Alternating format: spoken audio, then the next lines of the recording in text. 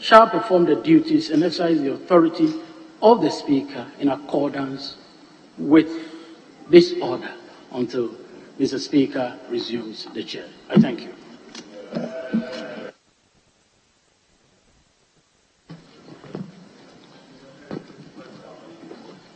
Thank you very much. On that note, shall we rise for prayers?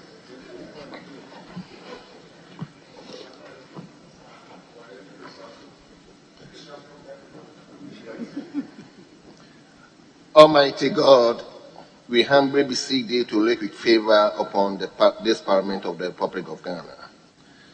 Grant that it may perform its high duty as in thy sight. Give divine guidance to the President of the Republic. Endow members of Parliament and Ministers of State with discernment and vision, integrity and courage, that through the labors of government this land and people may be well and truly served, and thy good purposes for the common human life be realized in our midst.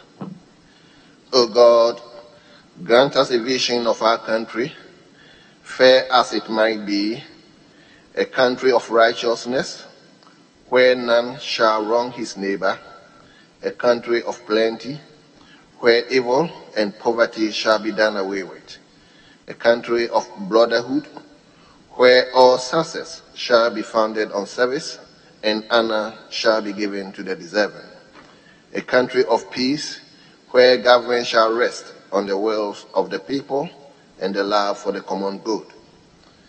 Bless the effort of those who struggle to make this vision a living reality.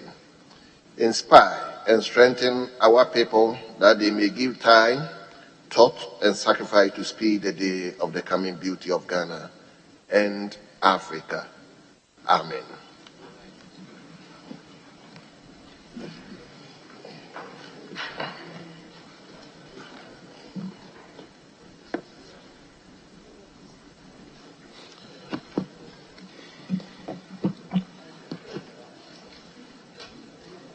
Honourable members, shall we turn to item number 4,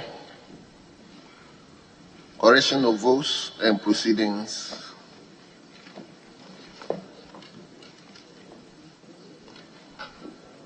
Item number 4, correction of votes and proceedings on official report. We begin with correction of votes and proceedings. Page 1.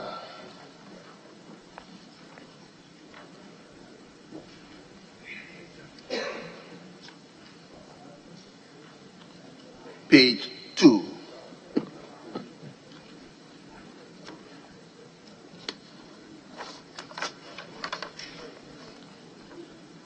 Page number 3.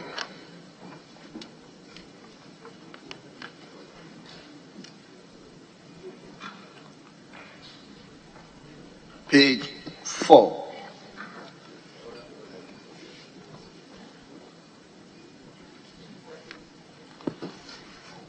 Page number 5.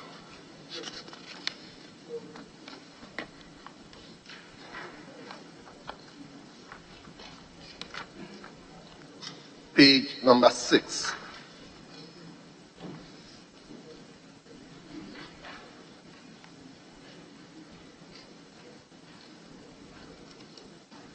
Page 7.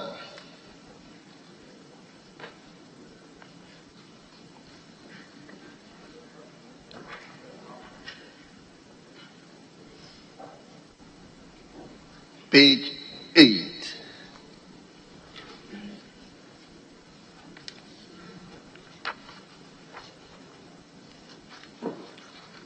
Page 9.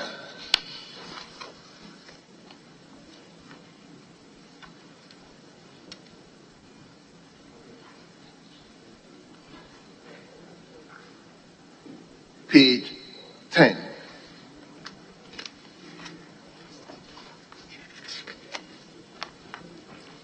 Page number 11.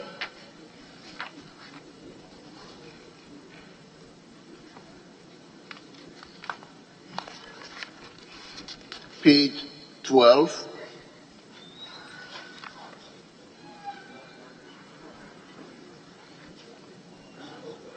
page 13,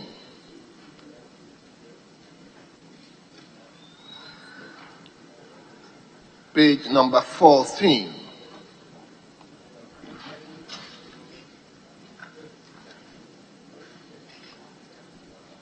page 15,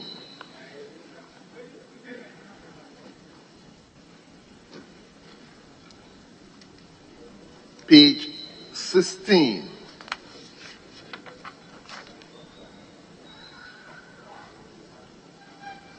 page 17,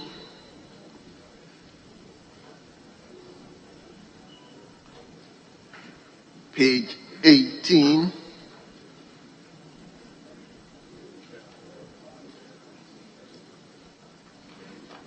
page 19,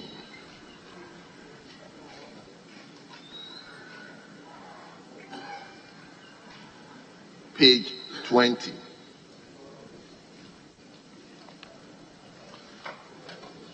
Page number 21. Yes. Honorable Member from Sawem.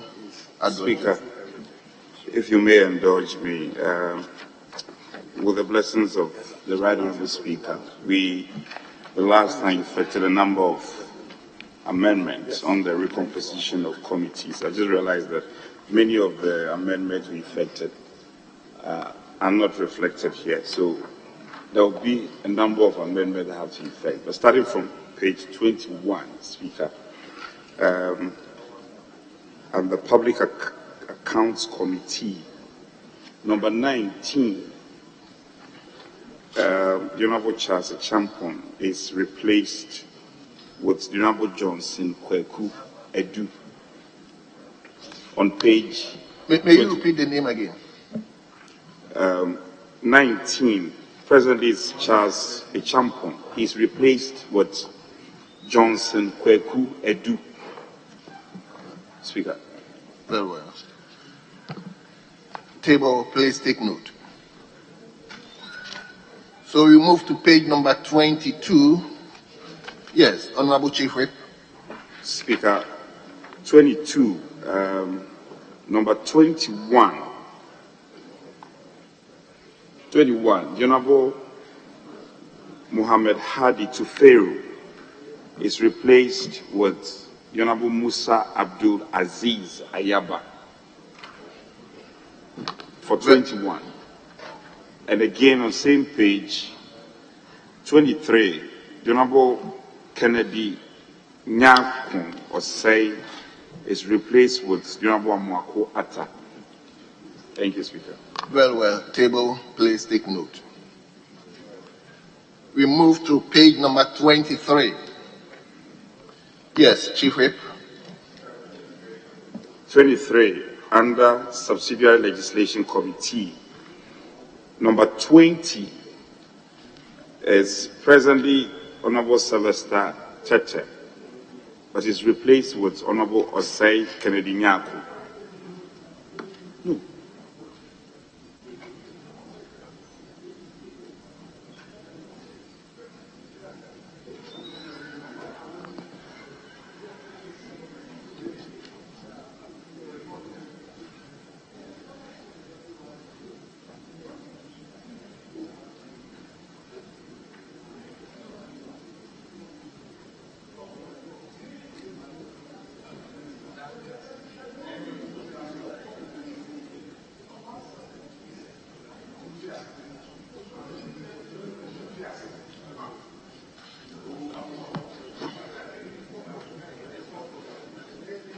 Honorable Leader. Thank you, Mr. Speaker. Mr. Speaker, please. The motion was moved, debated, and adopted. And that report, according to the Chief Whip, did not reflect the changes that they have made. So that is where the mistake is coming from. Now, if he's not making the changes, amending the motion, why the members that he's changing are not here? He's not being fair to them. He's not being fair to them.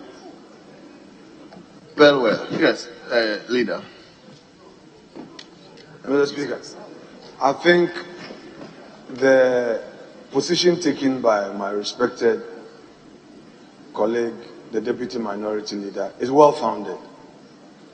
But I need to assure him on this occasion that the Majority Chief Whip is acting in good faith. The unavoidable absence of some members does not amount to surprises against them. Things have been discussed, as you know, as part of our parliamentary practice. So be assured that he is on his feet in good faith, and he is on his feet to ensure regularity on our side, and such presumption should be held as such. Mr. Speaker, I so submit, sir. Very well. So on that note, please, table, take note of the changes. Let's now turn to page number 24. Page 24.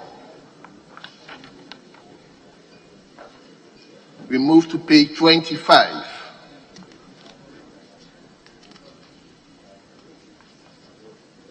Page 26.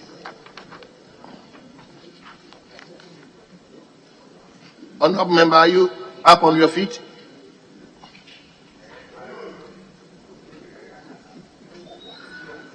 Let's turn to page number 27.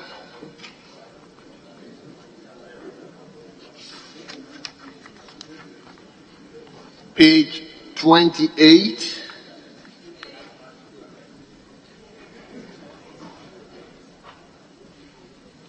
Page 29.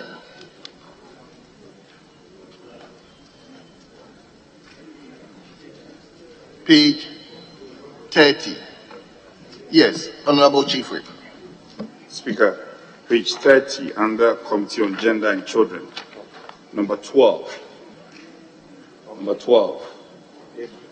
The Honorable Johnson Kweku Edu is replaced with the Honorable Charles Echampon on page 30. Well, table, please kindly take note. We turn to page number 31. Yes, Honorable Chief Whip. Speaker, still on the amendment, special budget 31, number 8. The Honorable Musa Abdul Aziz Ayaba is replaced with Honorable Muhammad Hadi Tuferi as page 31 under special budget number 8. Musa Abdul Aziz is replaced with Muhammad Hadi Tuferi. Thank you. Table, kindly take note. Honorable member, let's turn to page number 32.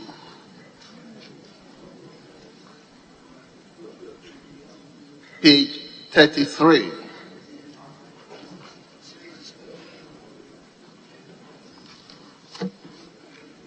Page 34.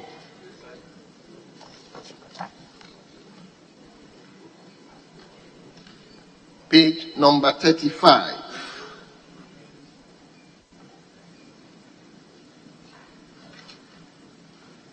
Page 36.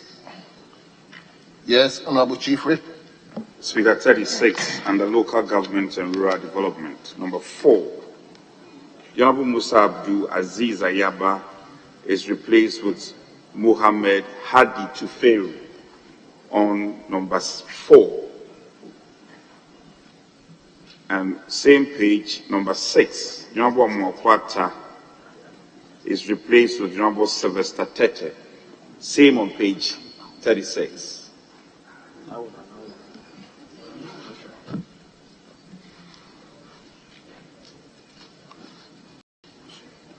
Page 37.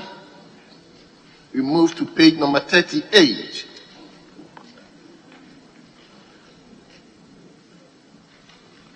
Page 39. Yes, Honorable. Speaker on Health, page 39, 7. Honorable Kweku Ajiman Kwatin is replaced with Honorable Akwesi Kunedu, and that is on number 7. Very well. Table, kindly take note of the change. We turn to page number 40.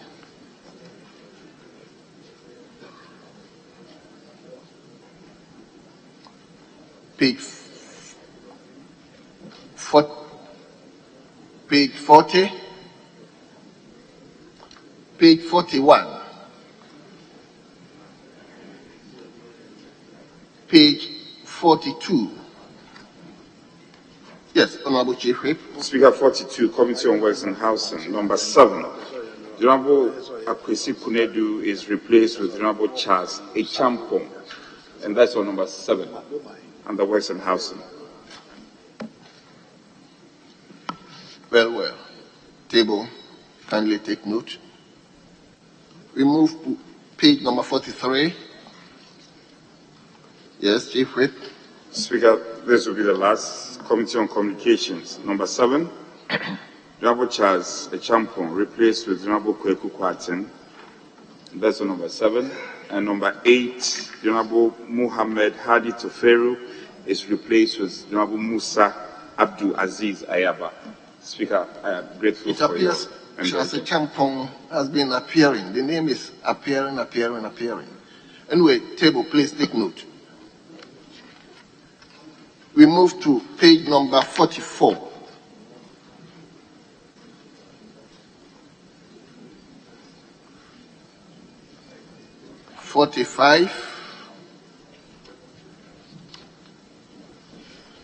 Page 46.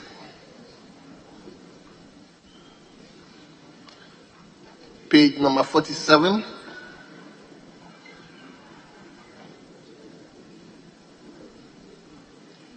Page number 48. Page 49.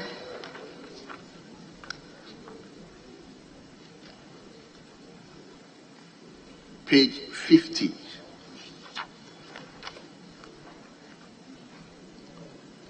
Page number 51.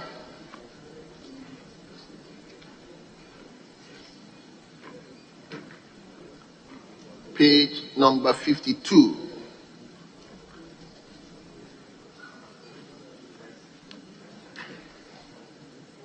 Page 53. Page 54.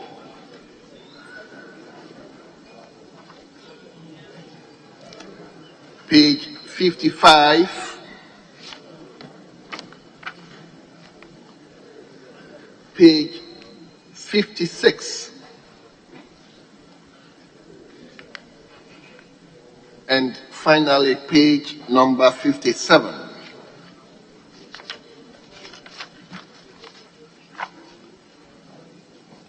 Honorable members, the votes and proceedings of the 7th sitting held on Thursday, 2nd June 2022, as corrected, are adopted as the true record of proceedings.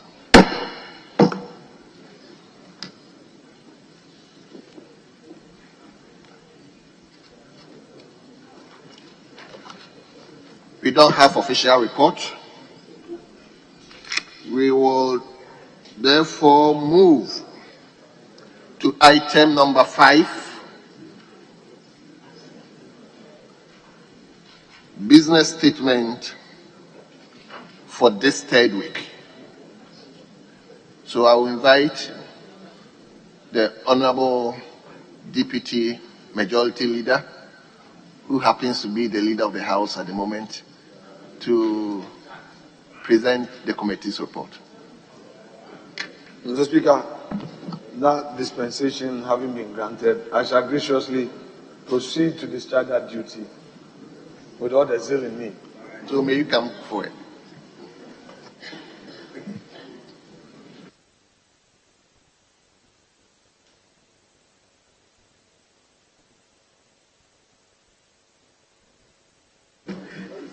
Mr. Speaker, for the purpose of education and our children who are watching us, it is important for me to say that we are in the second meeting of the second session of the 8th Parliament of the 4th Republic of Ghana.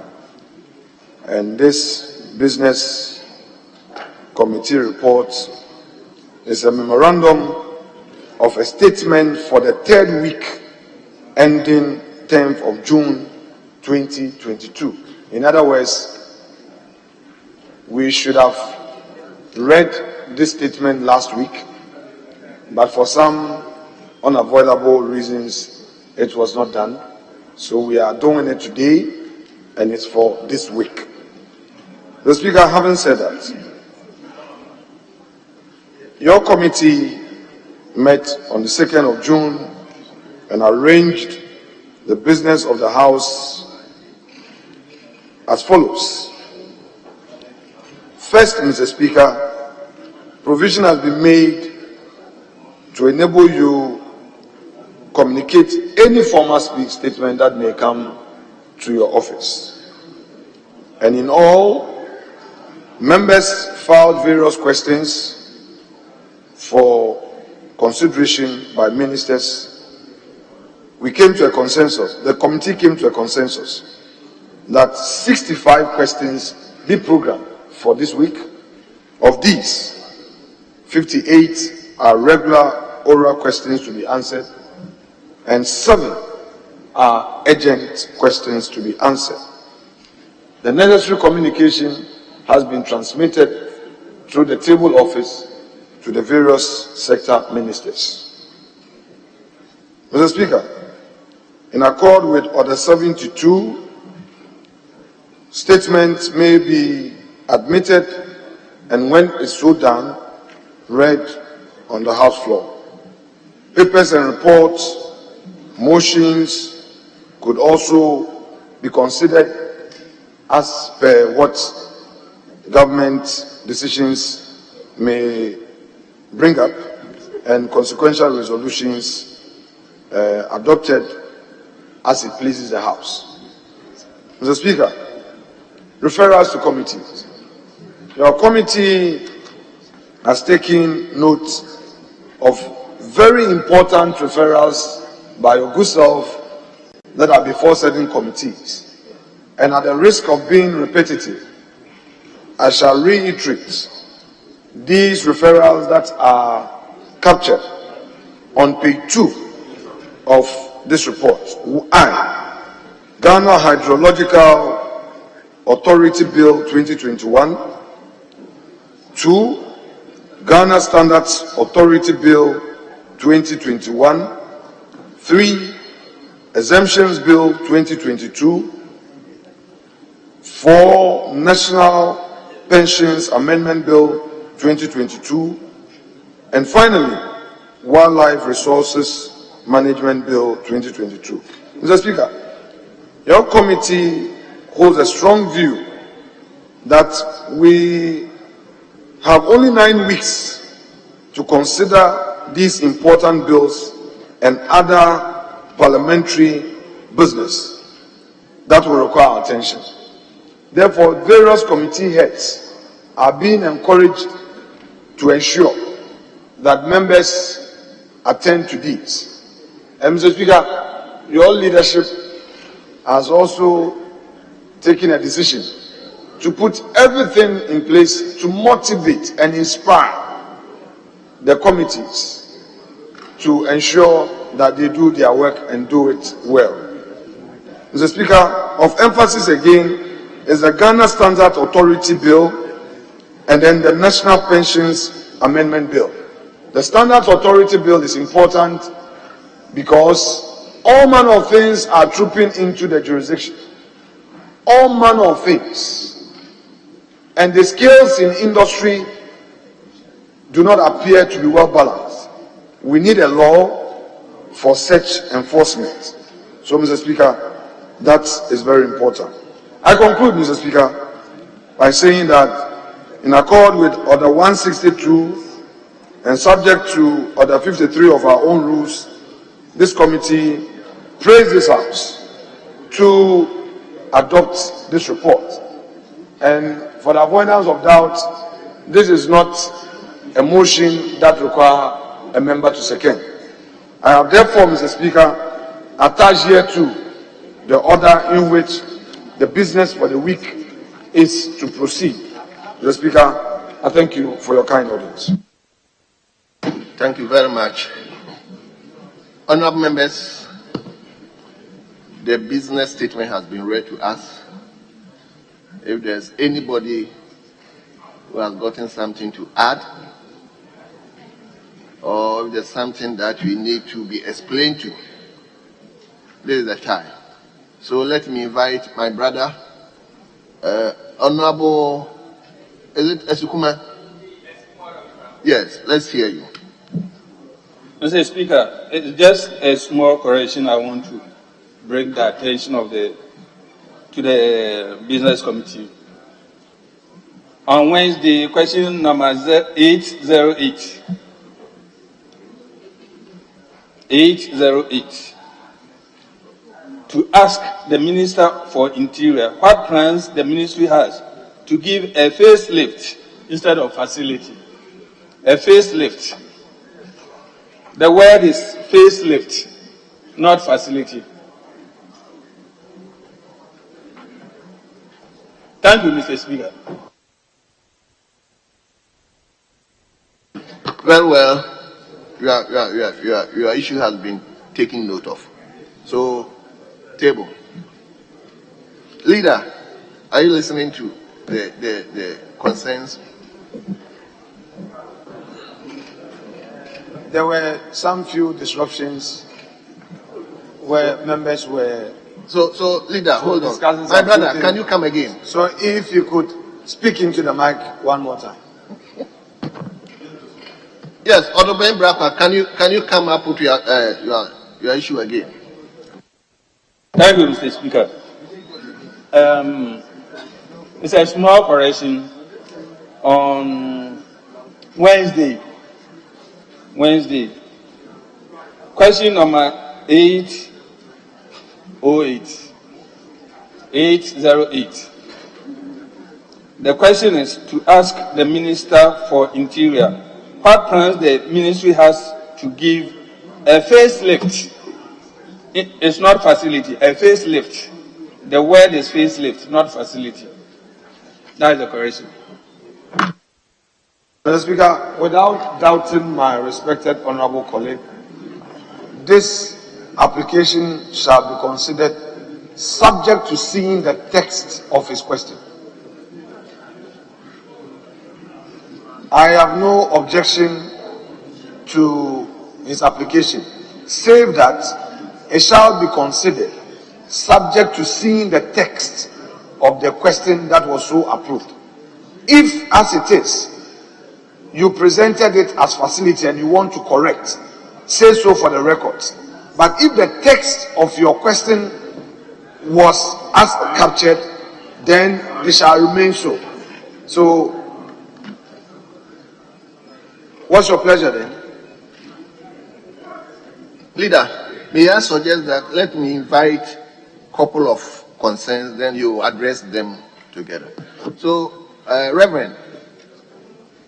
Thank you, Mr. Speaker. Mr. Speaker, this is a concern, and this is about the third time that I'm raising this concern. And my concern is that a number of times we filed urgent questions, and it takes about a year, 6 months or a year for urgent questions to be admitted. I remember I asked an urgent question about a project that was diverted from my constituency to another constituency. It took 1 year for the minister to be brought to this house. At that time, the project was already completed. When some of us ask urgent questions, it means that the questions are urgent and needed to be answered as a matter of urgency. But if we ask the questions or we submit and then they are not admitted, and what needs to be answered are not answered. For instance, I have filed a question for the Minister for Energy to come and tell this House why the VRA Trust Board has not been reconstituted as of today, Mr. Speaker. 6 months on the line, the question has not been admitted. And my concern is that if you look at the business statement, you realize that there are MPs who very often names appear, on our business statements to ask questions. There are other people who have 5 questions. How come that their questions have not been admitted? And repeatedly, a number of people are always answering questions. Our constituencies will also want to listen to us. They also want to listen to us. So, Mr. Speaker, we this suggest that the table office should have a database where when questions are asked, they will know the number of times members have asked questions, so that they will give the opportunity to other members to equally ask questions. These are the 2 concerns that I'm raising, Mr. Speaker, and I think that the table office should take notice of this. Thank you, Mr. Speaker. Very well.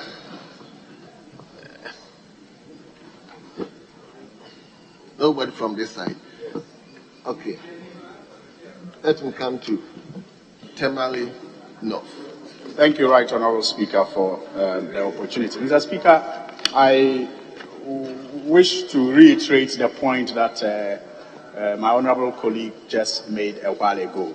And in so doing, I would want to find out from the Majority Deputy Leader what happens when questions are put on the order paper and for some reason the House doesn't sit or the questions are not taken on the day.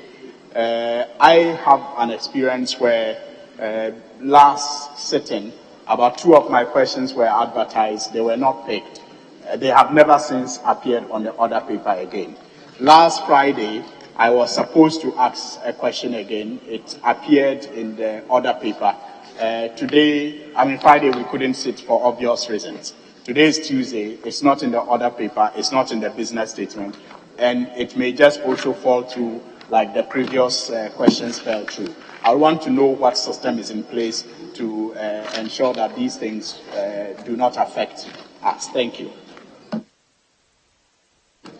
Well. Yes, Honourable Pong. Thank you, Honourable Speaker. I just want to identify myself with what my colleague said. I have a question that was advertised.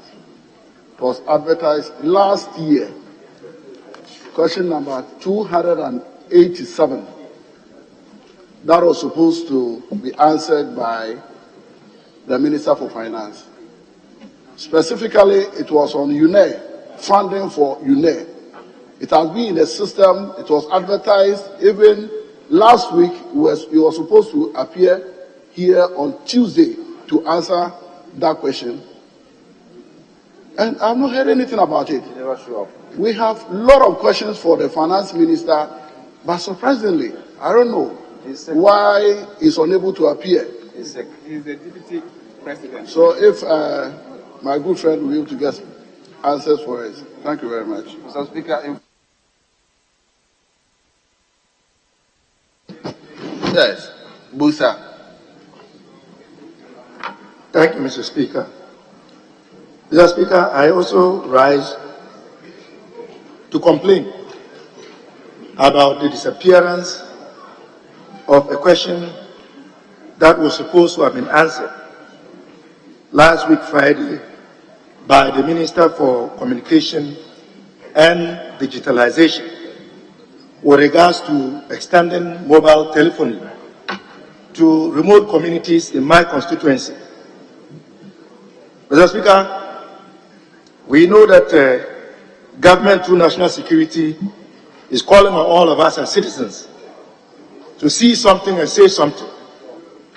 And if we are to be true to executing and giving this effect, it will require that Ghanaians in every part of this country should have access to mobile telephony. On that note, I would want to find out from the Business Committee why the question has not been primed for the minister to come to the House and respond as far as this week's business statement is concerned. Mr. Speaker, the Deputy Majority Leader has told us that leadership will do everything possible to motivate and inspire committees to give up their best. I want to know what nature this motivation and inspiration is going to take. Thank you, Mr. Speaker. Leader, may you respectfully respond to those? You are taking note of all of them. Okay. Let me come to Sylvia. Thank you very much, Honorable Speaker. Honorable Speaker, 8 of us from this House decided to come with a private member's bill somewhere last year, almost a year ago. And it was referred to a committee of Legal, Constitutional and Parliamentary Affairs. Since then, we've not heard anything. And Mr. Speaker, according to our standing orders. Okay. So, Mr. Speaker, 8 of us have brought a private member's bill to this House called the Ghanaian Family Rights Bill. And that bill has been with the committee since last year, and we've not heard anything. Mr. Speaker, since we resumed, we've not even seen any indication as to when this bill will be taken. And we all know that the standing orders clearly states that a bill with the committee should not go beyond 3 months. We want to find out from the leader when this bill will be taken at the second reading and the consideration for the bill to be passed. Thank you very much, Mr. Speaker. Very well. Okay, let me come to leader to respond to some of them.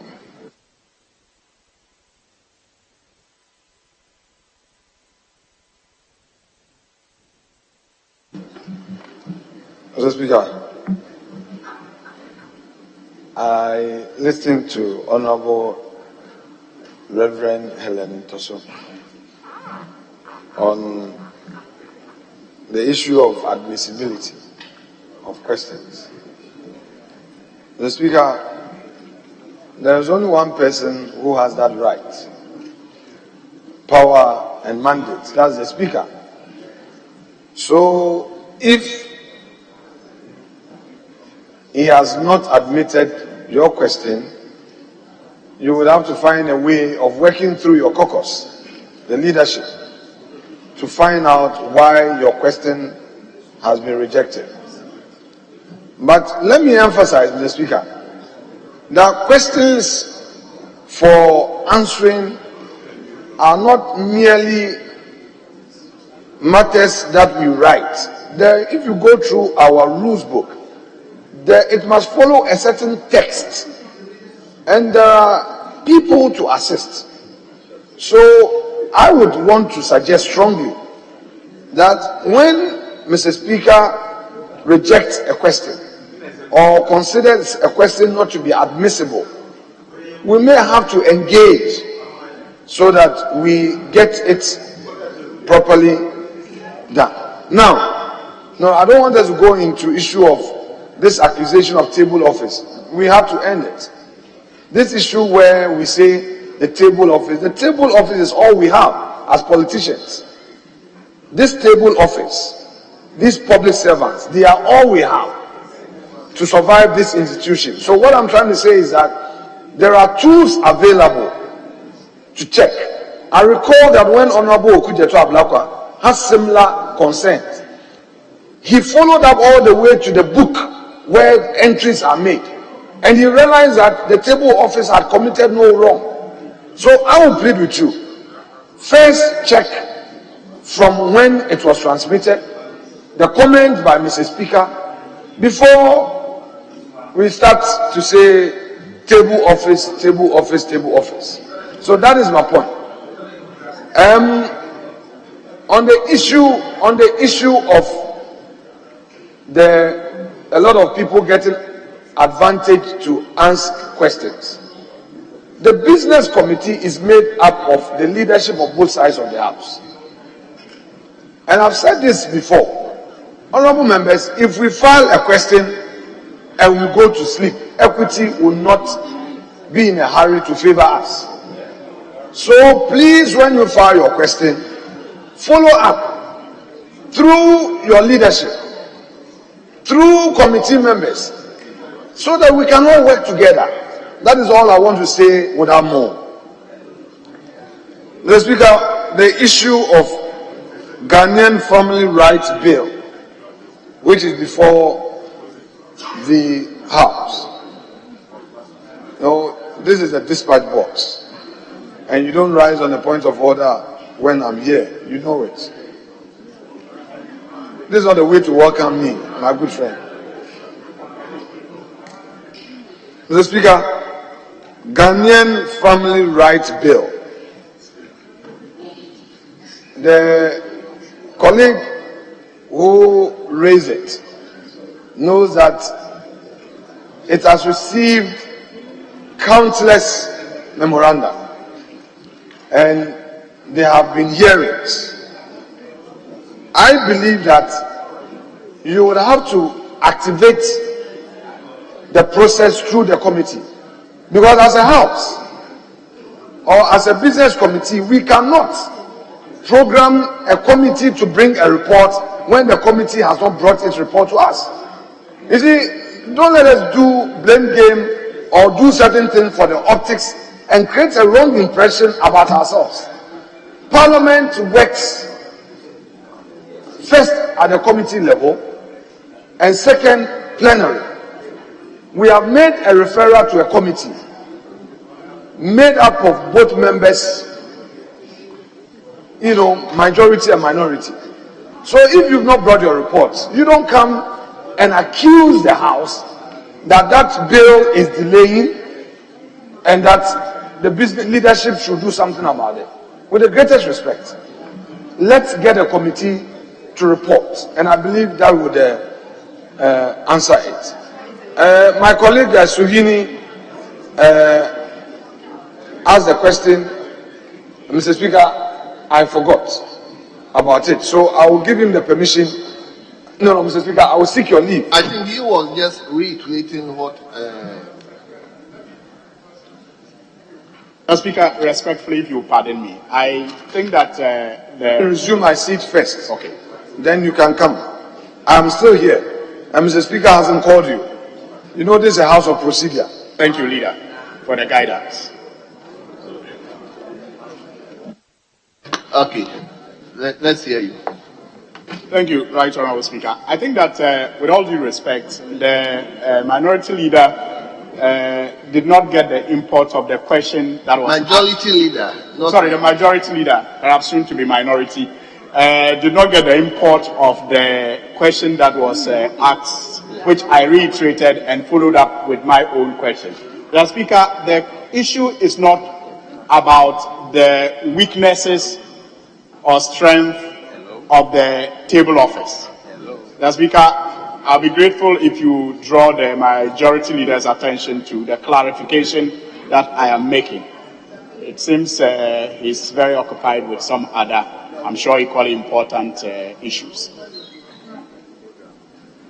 Yes, so the clarity is that, Mr. Speaker, the question is not about the competence of the table office. There's no doubt about their competence. But the issue is about the structures that are put in place. The issue is not about whether a question is admitted or not. But the issue is, after the question is admitted and advertised and not taken due to, circumstances beyond our control, what happens to that question? It doesn't seem like the table office have the answers to that. And that is why we are seeking leadership guidance on what we should do. Because when the question is advertised, but for some circumstances, for some reasons, it is not taken, and it is not advertise, then when you go to the table office, they are not able to help you. So that is why I'm saying that we need a clear-cut structure as to how to deal with such questions that are advertised but for some reason are not taken. Thank you. Leader, I hope you heard him. Well. Let me come to Honorable. So you take it. So I'm taking the last concern from Honorable. Right, Honorable Speaker, I thank you for the opportunity. And we warmly welcome you back. We miss you when you were not there. Mr. Speaker, my first issue is about a paper laid in the House, a document laid in the House by our good friend, the Agric Minister, about the report of the Cocoa Roads audit. But since then, just this morning, the Deputy Majority Leader has assured me that before the end of this week, I will be getting the document. So I want to step that particular one down. So because I trust his words, when he says he will get me the document. Mr. Speaker, if we take the business statement on page 4, motions, item number 9, it's about ratification of a charter establishing the Eastern and Southern African Trade and Development Bank. But that same motion is here on the order paper to be taken today. So I'm not sure why something that is being slated to be taken now is still in the order paper for Wednesday. So I want the leader to reconcile why we have this. And Mr. Speaker, I've looked through the questions for this week. I am totally unhappy as a member of Parliament when I've asked a question, and this question relates to something that the country is very interested in today, that I want to know. How many landed properties belonging to government have been transferred to private individuals since 2017? To date, that will answer questions. Mr. Speaker, that question has not been slated. Yet today, I've seen in the order paper, the question I've asked, same rendition, but this time around, the question is about since 2009 to 2016. Mr. Speaker, how did the business committee ignore mine and we are able to take this? Mr. Speaker, I am not happy. I feel somebody at the business committee or somewhere is deliberately deciding not to take my question. I don't care what transfer have been done in 1960. My interest is which landed properties have been transferred between 2017 and today. I don't care who is part of it. Mr. Speaker, I want the business committee to answer this question. How were they able to ignore my question and able to take the other question belonging to the chief whip? I want answers, Mr. Speaker. Why should that question go to the business committee? Probably the question was not admitted. I don't know. Probably the question was not admitted. So we have to look at the admissibility first. If it has been admitted and it has been transferred to the business committee, then you can talk about. Mr. Speaker, it will be a miracle when my question has been asked by another member verbatim, except the dates are different. It will be a miracle that there's something about my question which is not admissible. Maybe it's the dates that may not be admissible, but not the body of the text, Mr. Speaker. I agree with you. We need to look into it. But once again, I'm bringing this to your attention that we want fairness from every part when we're asking the questions. My question is not about any individual, but everybody in this country today wants to know why are politicians transferring state or landed properties to themselves. Don't we need answers, Mr. Speaker? We need answers. Very well. I thought I've given you the opportunity. Leader, I hope you remember his question. So let him give the last slot to the. Okay, then repeat the question. Just repeat the question. Okay, you've been heard. So let me come to you, leader. Mr. Speaker, seriously, we have a problem as a house. And I'm very surprised this morning. I heard the Deputy Majority Leader saying that if you file a question and go and sleep, you don't follow up. I was not happy when he made that statement. Then when Honorable Bejra asked the status of the LGBTQ bill, he said, we as leadership must address it.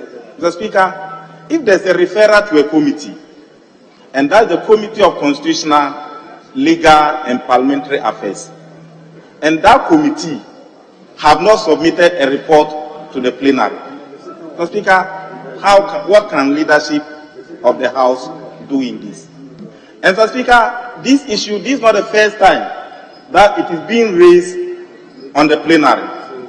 This question was asked during the last meeting in presentation of a business statement, just as we are doing today. The answer you gave, Honorable Deputy Majority Leader, was that the committee has been inundated with about 150 petitions, and that they were going to consider at least 10 petitions or so in a week, and that by estimation, by March this year, meaning from last year, by March this year, the committee will be able to exhaust the 150 petitions, because if they were to consider 10 a week, it means they needed 15 weeks. Mr. Speaker, we went on recess for about 2 months. And when the question was asked, that was at the beginning of the last sitting. So the 15 weeks excuse that was given by the Deputy Majority Leader who presented the business statement on that fateful day, the 15 weeks period were to elapse as at 30th or 31st March 2022. Mr. Speaker, as I speak today, we are in June. So if you gave an excuse and bought time for 15 weeks, the 15 weeks have elapsed. And as we are speaking today, the ranking member on Constitutional, Legal and Parliamentary Affairs, Honorable Bernard Anyafo, is here. But the chairman for Constitutional, Legal and Parliamentary Affairs, Honorable Enyimedu, I cannot see him here. So if you say leadership, I don't think this is a matter of leadership. If the committee is faced with, the chairman is facing challenges, so long as that bill is concerned, the Speaker, he must let the whole country know. But we can't keep the country at a suspense with a bill, which we gave excuse that by 31st March we'll be able to pass. Now we are in June, nothing is heard. In Parliament, this is the beginning of a meeting. At the beginning of a meeting like this, Speaker, business is light. Assuming the committee had presented a report to the plenary, the Speaker, I believe this House could have been able to use just 1 week or 2 weeks to be able to consider this bill. Many were those who were saying that they can swear heavy and earth that this Parliament was not going to consider this bill. So clearly, Mr. Speaker, we are proving them right when they said they swore heaven and earth that this Parliament of the Republic of Ghana could not have the will to be able to pass this property sexual human rights bill. The Speaker is getting more than 1 year now, and I'm totally surprised that the case will be, the leadership will be blamed on this.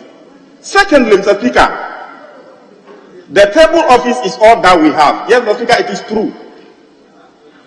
When members ask questions, we have question register.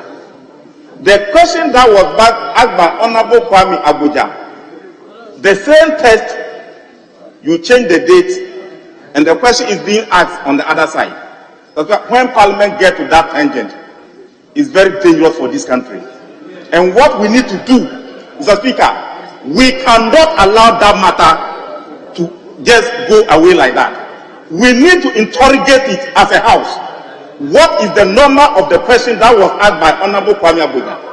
And what is the number of the question that is being asked by the majority chief whip? That is the best way to be able to interrogate this matter and bring the matter to finality. We know the table office may not have a voice here. But Mr. Speaker, how can this be a coincidence? I ask a question, the same text is being asked by the other side, then you change only the date.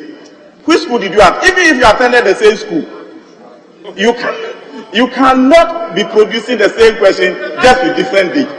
And Mr. Speaker, I'm very worried, and we should not take it lightly. Much to the point when the deputy majority leader said, if you ask a question and go and sleep.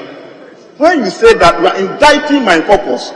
And as a leader, Mr. Speaker, I can't sit down for you to indict the caucus, then I will close my mouth. Then thirdly, Mr. Speaker, last 2 weeks, the majority leader was not here. The business statement was presented by the majority chief whip. Mr. Speaker, in the presentation of the business statement, members made input. And one of the input was that we must get the Minister for National Security to have a closed sitting to appear before us. Mr. Speaker, it was agreed, and we were to program him to appear before us within this week, so that the campaign that government is doing, if you see something, say something. Mr. Speaker, we are the privileged ones who can have a closed sitting and interrogate the matters with the Minister for National Security. When members made the input here, the House agreed that the minister should be prepared, programmed to appear before the House. The Speaker, secondly, the Speaker of the Right Honourable Speaker of the Parliament of the Republic of Ghana sat in his chair and gave a directive that the Minister for Finance must be programmed to appear before the House and brief the House on the COVID expenditures before we could consider the 75 million euros that the minister was going for. Mr. Speaker, these two major things, a directive from the chair. When we went to business committee, Mr. Speaker, I was there. I raised the matter at the business committee.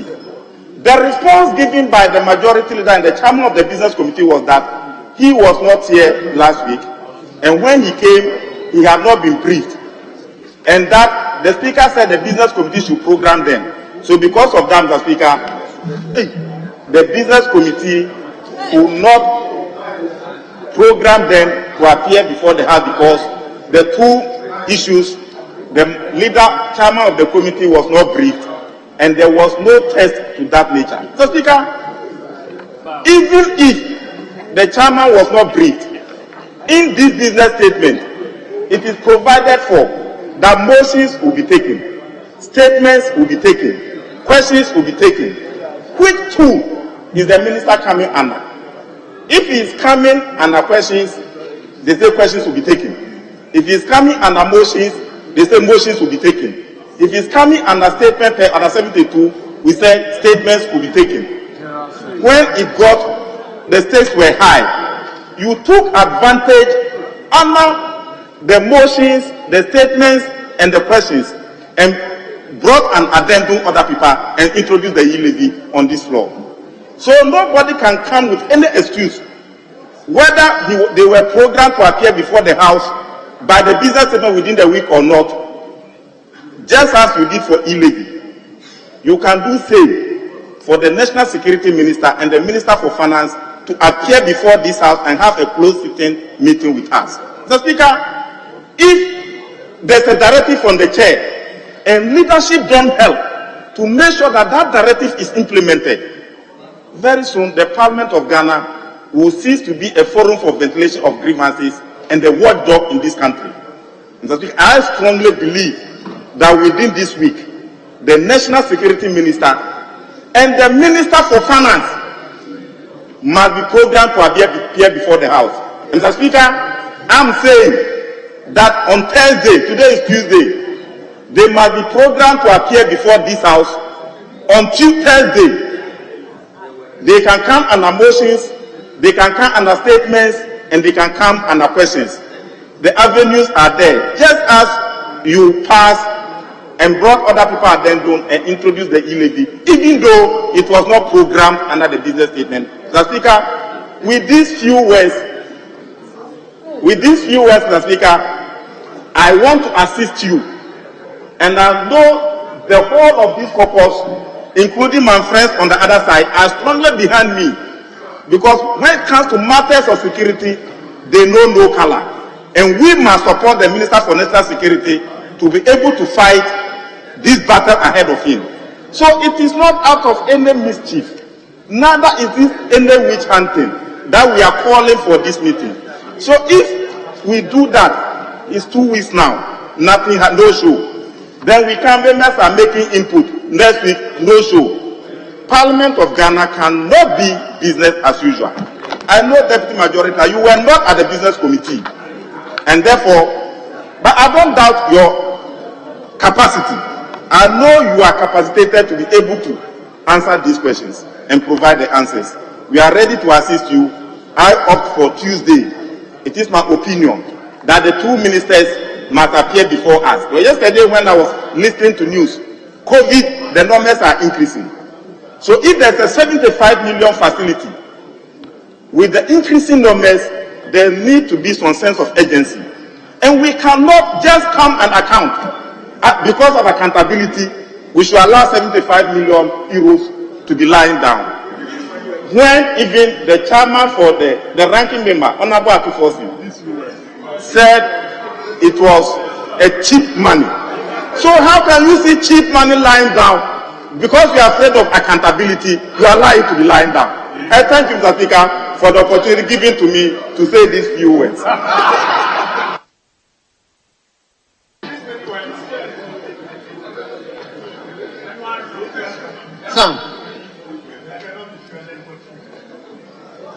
So, Leader, may you respond to?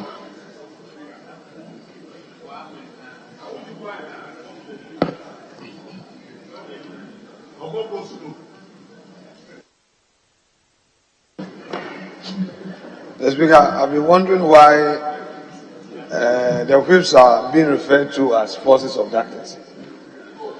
I've been wondering why. I still don't know, but I've been wondering.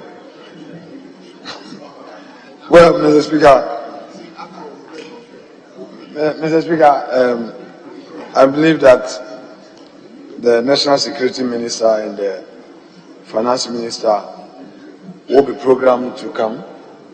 We will engage in them, and I believe that a suitable day within a week will be communicated for them to address the issue before us. But, Mr. Speaker, I think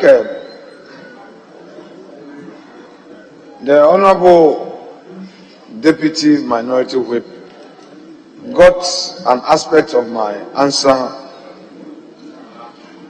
wrong.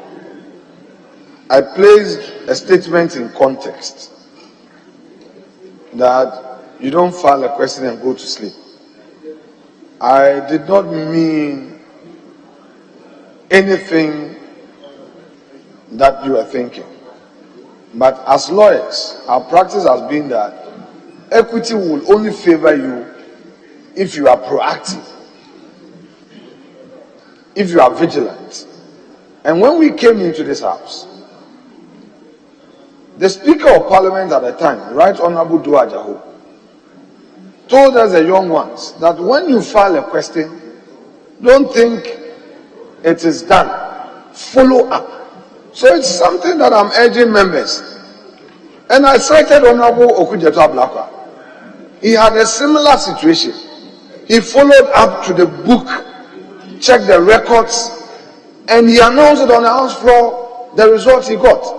So, Mr. Speaker, today, let us bring a finality to this accusation. When we file a question, let's follow up. Let's not be blaming the table office. Sometimes it has not even gotten to Speaker. If it has also gotten to the Speaker, and he has considered it inadmissible, it is your duty to know. And then even the text, we must encourage our young ones to see the seniors who know. Honorable former Deputy Majority Leader Honorable Purple is here. I'm sure he can assist a lot of the young ones in your back bench. Honorable Ahmed, I'm addressing your concerns. Honorable Ahmed, I'm addressing your concerns. Pay attention. I'm referring you to seniors at your backyard who can assist in helping with the text. Honorable Purple is here.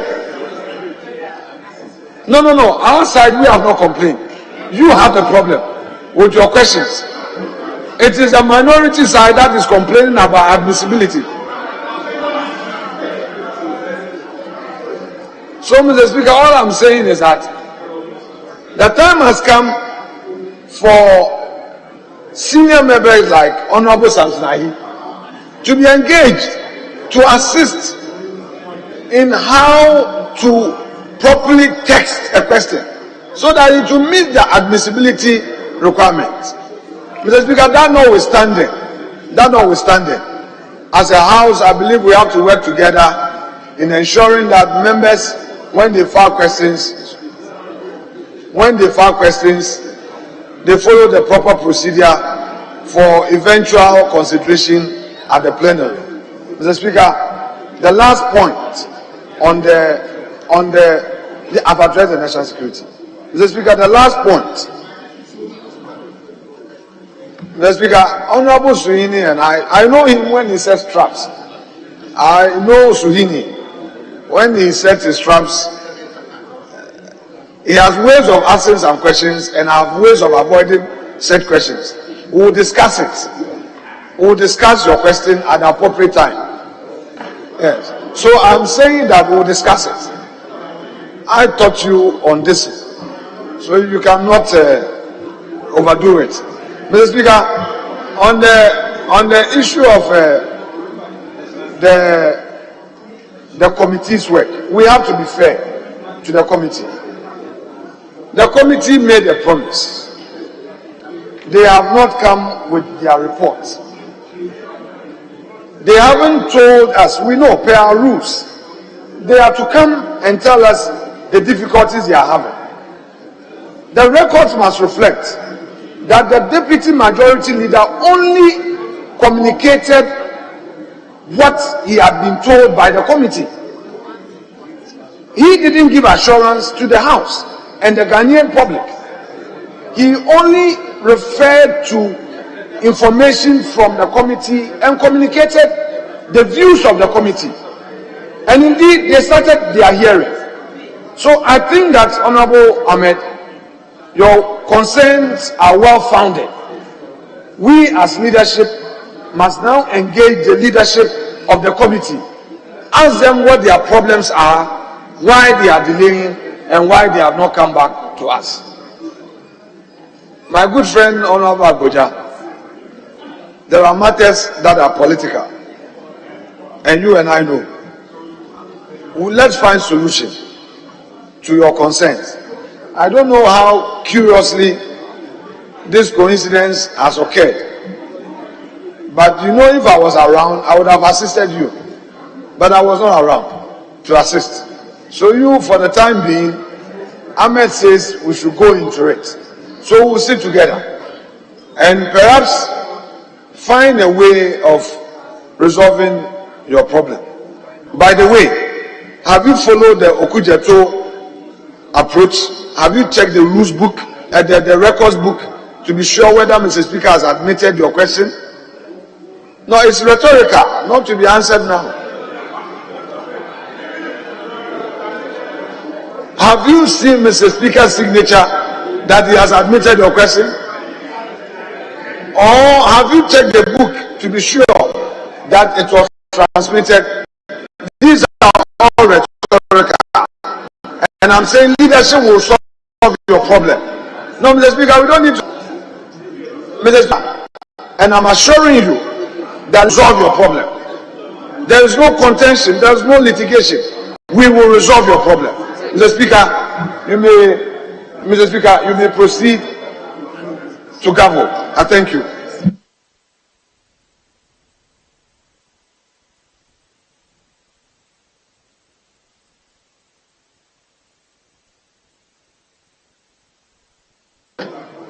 Thank you, Mr. Speaker. Mr. Speaker, The Deputy Majority Leader made a statement. We should not allow this to go into the Hansard without being corrected. Mr. Speaker, the issue raised by the First Deputy Minority Whip is not about the text of the questions, but he trying to impute wrong motive, trying to indict our side that we don't know how to ask questions. That is the implication of what you said. That members should consult a former leader on how to draft or couch the questions. No, we cannot accept that, and that should be corrected. That's a wrong motive. If your side don't have questions, so be it. We know how to, the rendition, how to ask questions, we know. So please, that should be taken from the answer. We should not go unattended. Mr. Speaker, it's only fair that when your brother misunderstands you, you correct it. I do not mean what he thinks I mean. It's just that there have been a lot of complaints from your side that their questions don't get admitted. So I was only encouraging members to consult senior members like Honorable Eriko Poku. He is someone who can assist with how to put your question in a manner that it can be admitted. But that notwithstanding, Mr. Speaker, I take his concerns in good faith, and I will urge members to follow up whenever they file questions and make sure that the context in which they put their questions and the text of their questions meets the admissibility clause under Order 66 of our rules. I thank you, Mr. Speaker. The Speaker may gavel to adopt the report. Honourable members, before we bring to a close,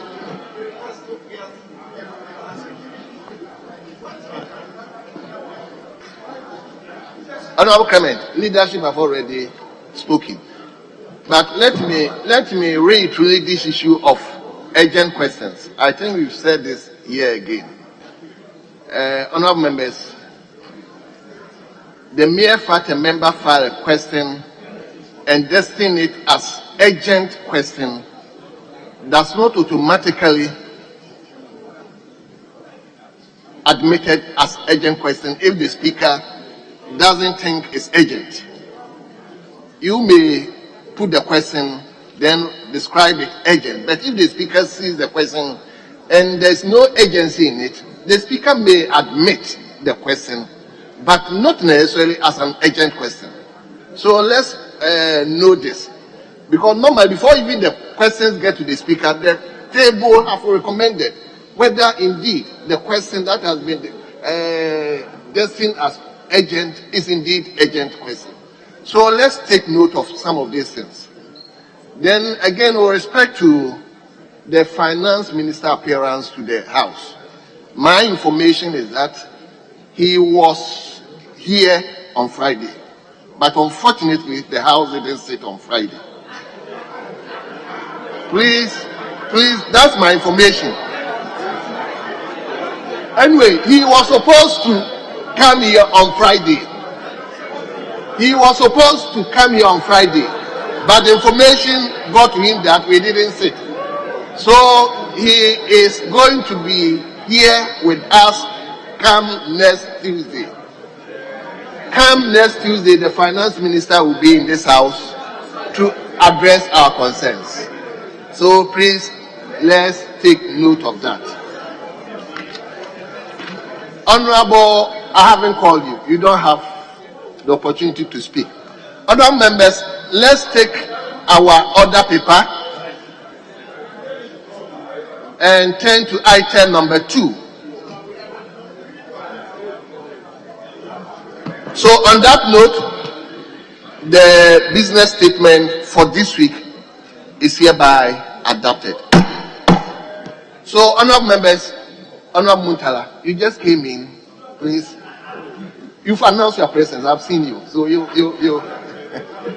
Honorable members, let's turn to item number 2 on today's order paper. Item number 2, message from the President. Honourable members, absence from Ghana.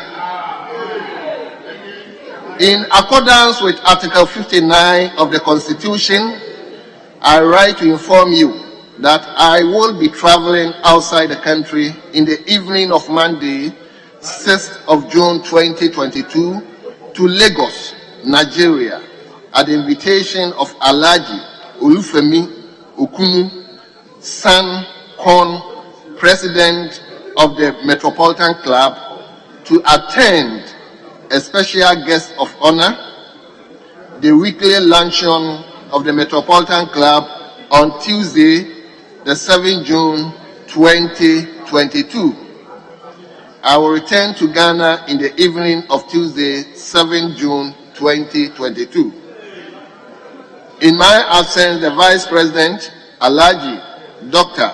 Baumia, shall, in accordance with Article 68 of the Constitution, act in my stead. Yours sincerely, from Jubilee House to the House and therefore to Ghana as a whole. So let me invite the Deputy Leader. Leaders, let's hear you. Mr. Speaker, if you'll be pleased, this is the House of Procedure, and we have the order in which we proceed with our business. But, Mr. Speaker, under some exceptional circumstances, I rise to apply, Mr. Speaker, for leave to vary the order of business to enable us to proceed. Honourable members, please. To enable us to proceed to item 7, and under item 7, to further grant leave to our respected Minister for Environment to proceed with a commemorative statement.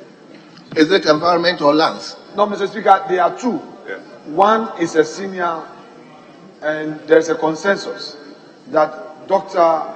Peku Efriye does his first, and after that, Honorable Abu Jinapo, our very proactive Minister for Natural Resources and Lands, does it after. The Speaker, that is the agreement by leadership. So if leave is granted, he may proceed to the dispatch box. Well. Take it. Yes, we are here from Mr. Speaker, I made a mistake. Mr. Speaker, you know, Honorable Abeji has missed me. I should have discussed something with him. Yes, so I concede. It is all right. It is all right. Mr. Speaker, this morning, I don't want to have a banter with anybody, including my tribesmen. So, Mr. Speaker, yes. It's okay. We have no objection to the leave being sought by the Deputy Majority Leader. Safe to say that just as the Speaker, we are pampering them today, ministers must avail themselves to the House whenever there are questions, motions, or business to do in the House without any excuse. The leave, Mr. Speaker, we have no objection. Mr. Speaker, Honorable Ahmed has my assurances. Thank you. Well, honourable members, leave granted.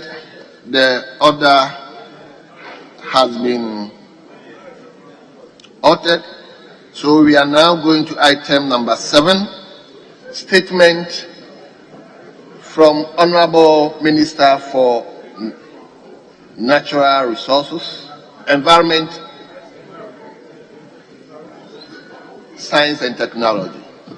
Yes, Minister, let's hear you.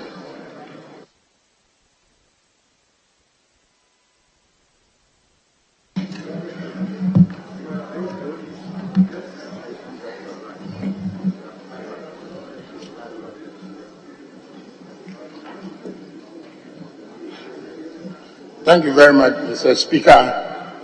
Mr. Speaker, I'm very grateful to be allowed to make this statement on the floor of Parliament for Environmental Days. Indeed, June can be labeled as World Environmental Month because we're going to commemorate 3 important events. First, World Environmental Day, which happened actually on the Sunday, 5th of June. World Oceans Day, which will happen on the 8th of June, and World Day to combat desertification and drought, which will happen on the 17th of June. Mr. Speaker, the Earth faces a triple planetary emergency, that is pollution, climate change, and biodiversity loss. The climate is heating up too quickly for people and nature to adapt. Habitat loss and other pressures mean an estimated 1 million species are threatened with extinction, and pollution continues to poison our air, land, and water. The climate crisis is adding to the pressures on nature as species and ecosystems struggle to adapt. Critical habitats, from rainforests to wetlands, continue to be lost to human expansion, including deforestation to make way for farming, logging, overfishing, and the illegal wildlife trade are all harrowing experiences that are happening out there excuse me, Mr. Speaker, I'll take it again, are all harrowing out populations of rare plants and animals. Air pollution, much of it from the burning of fossil fuel, causes around 7 million premature deaths a year. Nutrients from farming, sediments from soil erosion, and discarded plastic waste are polluting both fresh and coastal waters. The science shows that these interlinked crises are the results of unsustainable use of planet's resources and the irresponsible disposal of our waste. There is new evidence that households are associated with 2/3 of all greenhouse gas emissions, and the latest IPCC report shows that sustainable lifestyles and behaviors could reduce our emissions by as much as 40 to 70% by the year 2050. Mr. Speaker, transformative change, tackling Earth's interlinked environmental and social challenges requires holistic solutions. Piecemeal actions have failed to prevent the problems, and systemic transformative changes are needed to answer Earth's call for help. Mr. Speaker, the good news is that solutions and technology exist and are increasingly affordable. As laid out in the landmark UN Environment Programme report, transformative change involves shifts in the world views and values in addition to technological, economic, and social organization of our societies. It involves innovation, learning and cooperation, and the adaptation of governance structures, policies, business models, technologies, and diverse knowledge systems. It requires cross-sectorial planning and integrated approaches to find synergies and manage trade-offs in areas including food, mobility, construction, water, energy ecosystems, and human health. Making sustainable living the default option is the way to go. Truly, transformative options need to be available, affordable, and attractive to individuals so that they can make better decisions. For this year's environmental celebrations, these entities are urged to become agents of transformative change. Those already committed to set in motion new policies, planning, and investment. Where change has begun, it can be accelerated and scaled up. Individual and civil society actors are pivotal advocates, awareness raisers, and supporters. The more we raise our voices, emphasize what needs to be done, and point out who is responsible, the faster change will come. The Speaker, successful advocacy also involves accountability, calling our players who are moving too slowly or not living up to their commitments. And along with this is with energy production systems and the protection of biodiversity. Key areas for transformation include global trade, transport systems, and how we build and live in our homes, cities, and places of work and worship, and how and where our money is invested, food systems, and what we do for fun. Mr. Speaker, for us in Ghana, this inspiring agenda has already begun and is already gathering momentum. On the 5th of June, that is just last Sunday, Ghana joined the international community to celebrate the World Environmental Day, the biggest international day for the environment, led by the United Nations Environmental Programme, UNEP, and which is held annually since 1972 or 73.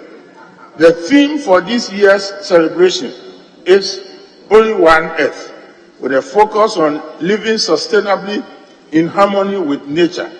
In Ghana, we are focusing on plastics. Mr. Speaker, Ghana has developed a national plastics policy which seeks to solve the challenges associated with comprehensive plastic management, thereby improving the state of the environment and public health. The National Plastic Management Policy is built on 4 focal areas, and when used together, we will achieve a comprehensive system for managing plastics and contribute positively to natural capital, environmental protection, and socio-economic development. And these 4 focal areas are 1. Behavioral change, 2. Strategic planning and cross-sectorial collaboration, 3. Resource mobilization towards a circular economy, and finally, good governance, inclusiveness, and shared accountability. Mr. Speaker, at the core of the principles of this policy are the internationally recognized priorities of waste reduction first, followed by reuse, recycling, recovering energy, and lastly, disposal to be avoided whenever possible. In this regard, government is developing a circular economy framework for plastics management, finding solutions to deal with plastics, especially single-use plastics and plastics under 20 microns. The government currently maintains that the top priority is in identifying and tailoring an extended producer responsibility scheme to provide dedicated and sufficient funding for dealing with this plastic menace. Mr. Speaker, on the 8th of June, that is tomorrow, Ghana will join the rest of the world to commemorate World Oceans Day. The theme for this year's celebration is Revitalization Collective Action for the Ocean. The objective of the celebrations is to protect and restore the world's oceans that connect us all by acting locally and on a global scale, inspiring change in our management and utilization of the world's oceans. The day is intended to provide an opportunity for people to reflect on the benefits that oceans provide and emphasize on our individual and collective duty to sustainably manage the oceans by meeting current needs without compromising those of future generations. Mr. Speaker, coming back on the back of the World Environmental Day, the focus in Ghana is for responsible institutions involved in the management of our oceans to promote the 5 R's in the plastic waste management. That is, refuse, reduce, reuse, repurpose, and recycle. Mr. Speaker, I beg to re-emphasize: refuse, reduce, reuse, repurpose, and recycle, especially with reference to single-use plastic bags and those under 20 microns that we have tagged in MESTI as orphan plastics. The other point is to implement the national plastic policy designate marine protected areas to protect marine ecosystem through the designation of ecologically and biologically significant marine areas. Adopt marine spatial planning as a tool for managing Ghana's marine space and environment. Encourage individuals to be innovative in converting waste into wealth. Encourage all new projects to be subjected to environment impact and safety assessment procedures. Encourage MMDAs to enforce their bylaws on waste management. Encourage regular cleaning of our beaches by coastal communities with various district assemblies providing logistics and support. Ensure all waste treatment facilities discharges meet the Ghana effluent standard for the sector. Ensure institutions manage their electronic waste in accordance with the Hazardous and Electronic Waste Management Act, Act 917, and which is implemented through Regulation LI 2250 of 2016. And finally, institute a take-back system to ensure reuse, recycling, to reduce the amount of waste that enter our oceans from land-based sources. Mr. Speaker, on June 17th, Ghana will commemorate the World Day to Combat Desertification and Drought, under the theme Drought, with a focus on early action to prevent disastrous outcomes, rising up from the drought together. Even though droughts have been with us, the recent droughts point to a precarious future for the world. We must note that drought is not just the absence of rain, but often fueled by land degradation and climate change. We therefore resolve to put our shoulders to the wheel and work together so that we can overcome the devastating effects on people and nature and prepare for drought-proof future. On this day, MESTI and its agencies will promote public awareness about desertification and drought. Let people know that desertification and drought can be effectively tackled through community participation, cooperation, and adoption of available solutions such as tree planting and conservation of our forests and greenscapes. Mr. Speaker, climate change, nature, and biodiversity loss, pollution, and waste are all evidence that the Earth is in a cold red mood and growing more threatening every day. The way out of this dilemma is to transform our economies and societies to make them inclusive, fair, and more connected. With nature. We must shift from planet healing. We must shift from harming the planet to healing it, to sustain our existence on Earth and to bequeath a viable Earth to generations down the line. Mr. Speaker, I thank you very much for your attention. Very well. Honourable Member, we have so many to do, so we will invite two contributors. And I understand there has been a standard now set for all of us, 3 minutes. So we invite two contributors, if one from each side. So let me first invite Honourable Ivenato to contribute to this statement. Thank you very much, Right Honourable Speaker, for the opportunity to contribute to the statement made by the Minister, and to add my voice by saying that indeed we are drowning in plastics, and the slogan for this year's celebration of the World Environment Day couldn't have been picked at a better time. Mr. Speaker, as we look at the issue of plastics, legislation is important. Countries like Congo, Gambia, Rwanda, and Kenya have instituted laws banning certain types of plastics. And unfortunately, Ghana seems to be lagging behind on the will to do this. Mr. Speaker, given the trauma and the devastation that occurs every time we have the rains and the floods, and the amount of solid waste and filth that's making its way into our waterways, communities, and into the sea, it would appear that this would be a perfect opportunity for this House to consider legislation regarding the banning of single-use plastics, especially the black plastic bags. Mr. Speaker, as we push towards a drive in change in behavior, it would be important for us to also look at viable alternatives, such as encouraging people to use fabric bags for shopping instead of plastic bags, encouraging people to take their containers when they want to buy food from vendors, as opposed to the rubber bags that are being used to wrap all the food, and encouraging food vendors to go back to selling in the leaves, for example, for wache, as opposed to the styrofoam containers that we're seeing, which cannot be recycled, unfortunately. And then, of course, the support of private individuals or companies who are making use of plastic waste to form housing blocks as well as the pavements, so that what has become a huge source of trash that we can't handle is also turned into something useful to perhaps increase the microeconomy around the use of plastics, as well as helping to solve the housing deficit.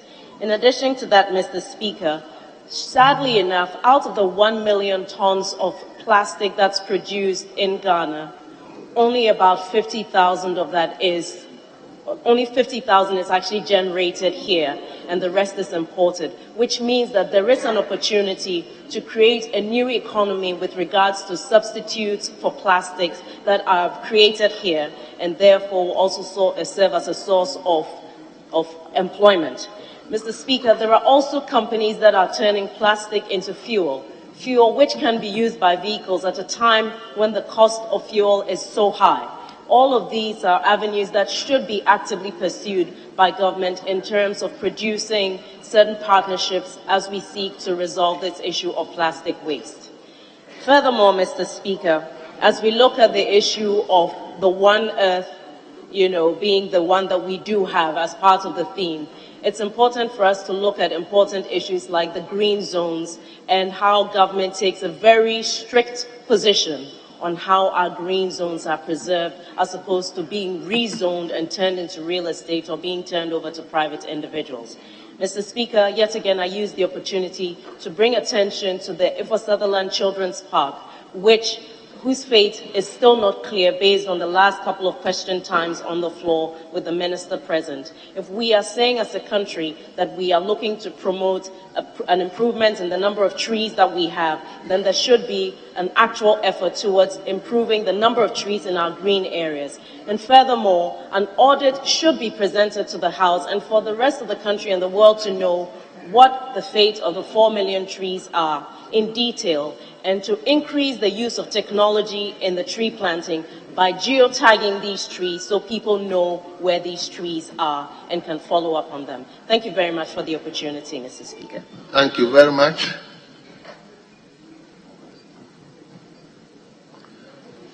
Yes, my brother.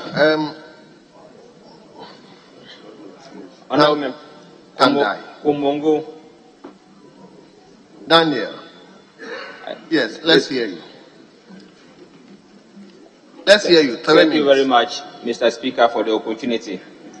I'm Hamza Adam, member for Kumongo. Member for? Kumbongo. Kumbugu. But whose seat are you sitting? Daniel. So I'm reading that you are a member for Bandai. All right. Thank you very much, Mr. Speaker, for the opportunity to associate myself with the presentation able made by the Minister for Environment. I think it's a very important statement that we all have to take very serious, because environmental issues continue to affect us on a daily basis. We continue to struggle with a lot of diseases because of poor environmental issues. You still can find in our communities mountains of solid waste in this 20th century, which is not too good enough. If you walk in a lot of communities, you find mountains of solid waste, and assembles are not able to deal with this solid waste. And I think that I expect that the ministry, together with the local government, will rather be more proactive in handling issues in more practical basis, instead of coming to the floor and then speaking big English. Because we have the issues on our nose. You go to the communities and assembles are not able to manage the waste. When you ask them, they will tell you that they don't have the resources. Why is government or the ministries not finding money for them to handle the issues? Then we have project upon project, organizing big workshops, symposia, seminar, whilst leaving the practical issues that are on our nose for us to handle. So I want to urge the minister to collaborate with the local government ministry so that we have practical approach to this. We should be able to clean our environment by making sure that the mountains of solid waste we find in our environment, we get them off. That will do us a lot of good. I also want to suggest that the Ministry of Environment and Ministry of Agriculture should collaborate, and we try to urge our farmers to go in for organic farming. They should step up the movement towards the organic farming, because the inorganic fertilizers we are using contain poisonous gases and poisonous chemicals. For example, you look at, we have the phosphorus, the nitrogen, the urea, and all that you find are chemicals. And when we apply it to our farms, through leaching, we wash these poisonous chemicals into our water bodies, which we use for consumption. I think this is not good enough. So if we can, as a nation, try to have a more proactive approach towards encouraging our farmers to move towards the use of the organic, for example, the compost and the likes, it will do us a lot of good. We should also try to plant more trees, because we all know that trees are so helpful in environmental management, because we generate a lot of carbons by day through the vehicles and other industrial processes. We generate a lot of carbons, and these carbons are absorbed by trees, and trees are able to, through photosynthesis, trees are able to generate oxygen, and this oxygen is what we breathe. And so if you look at that, it is important to plant more trees so that we can have these particular processes which help in cleaning the air that we breathe. I think that will do us a lot of good. So I will strongly recommend that we try as much as possible to intensify environmental education. Members of Parliament can take it up. We can organize workshops or organize seminars or organize to recruit people and then try to sensitize them on how they can extend environmental education to our communities. And I think that will be very, very helpful. We can also try as much as possible to recycle our waste, as already submitted by our dear sister. One thing I'm not also seeing, which I think is very important, is for us to find a way of separating our waste. Elsewhere, when you will find that we have different types of bins separating the waste. You will have bins that take plastics, bin that takes paper, and then general waste. And I think we should begin to do that. We can start it in our institutions, the ministries, parliament here, and some of the very important formal institutions that we have, we can try to institute that so that we have different types of beings collecting different type of waste. If we do that, that will do us a lot of good as a nation. So I think, finally, Mr. Speaker, the recycling plants, the compost and recycling plants that have been started by Zoom Lion, I think we should encourage him to do that. It looks like that is the future of being able to manage our environment. If we encourage and support him so that we can all try to go the path of trying to recycle, it will do us a lot of good. On this, with these few words, I thank you, Mr. Speaker, for the opportunity.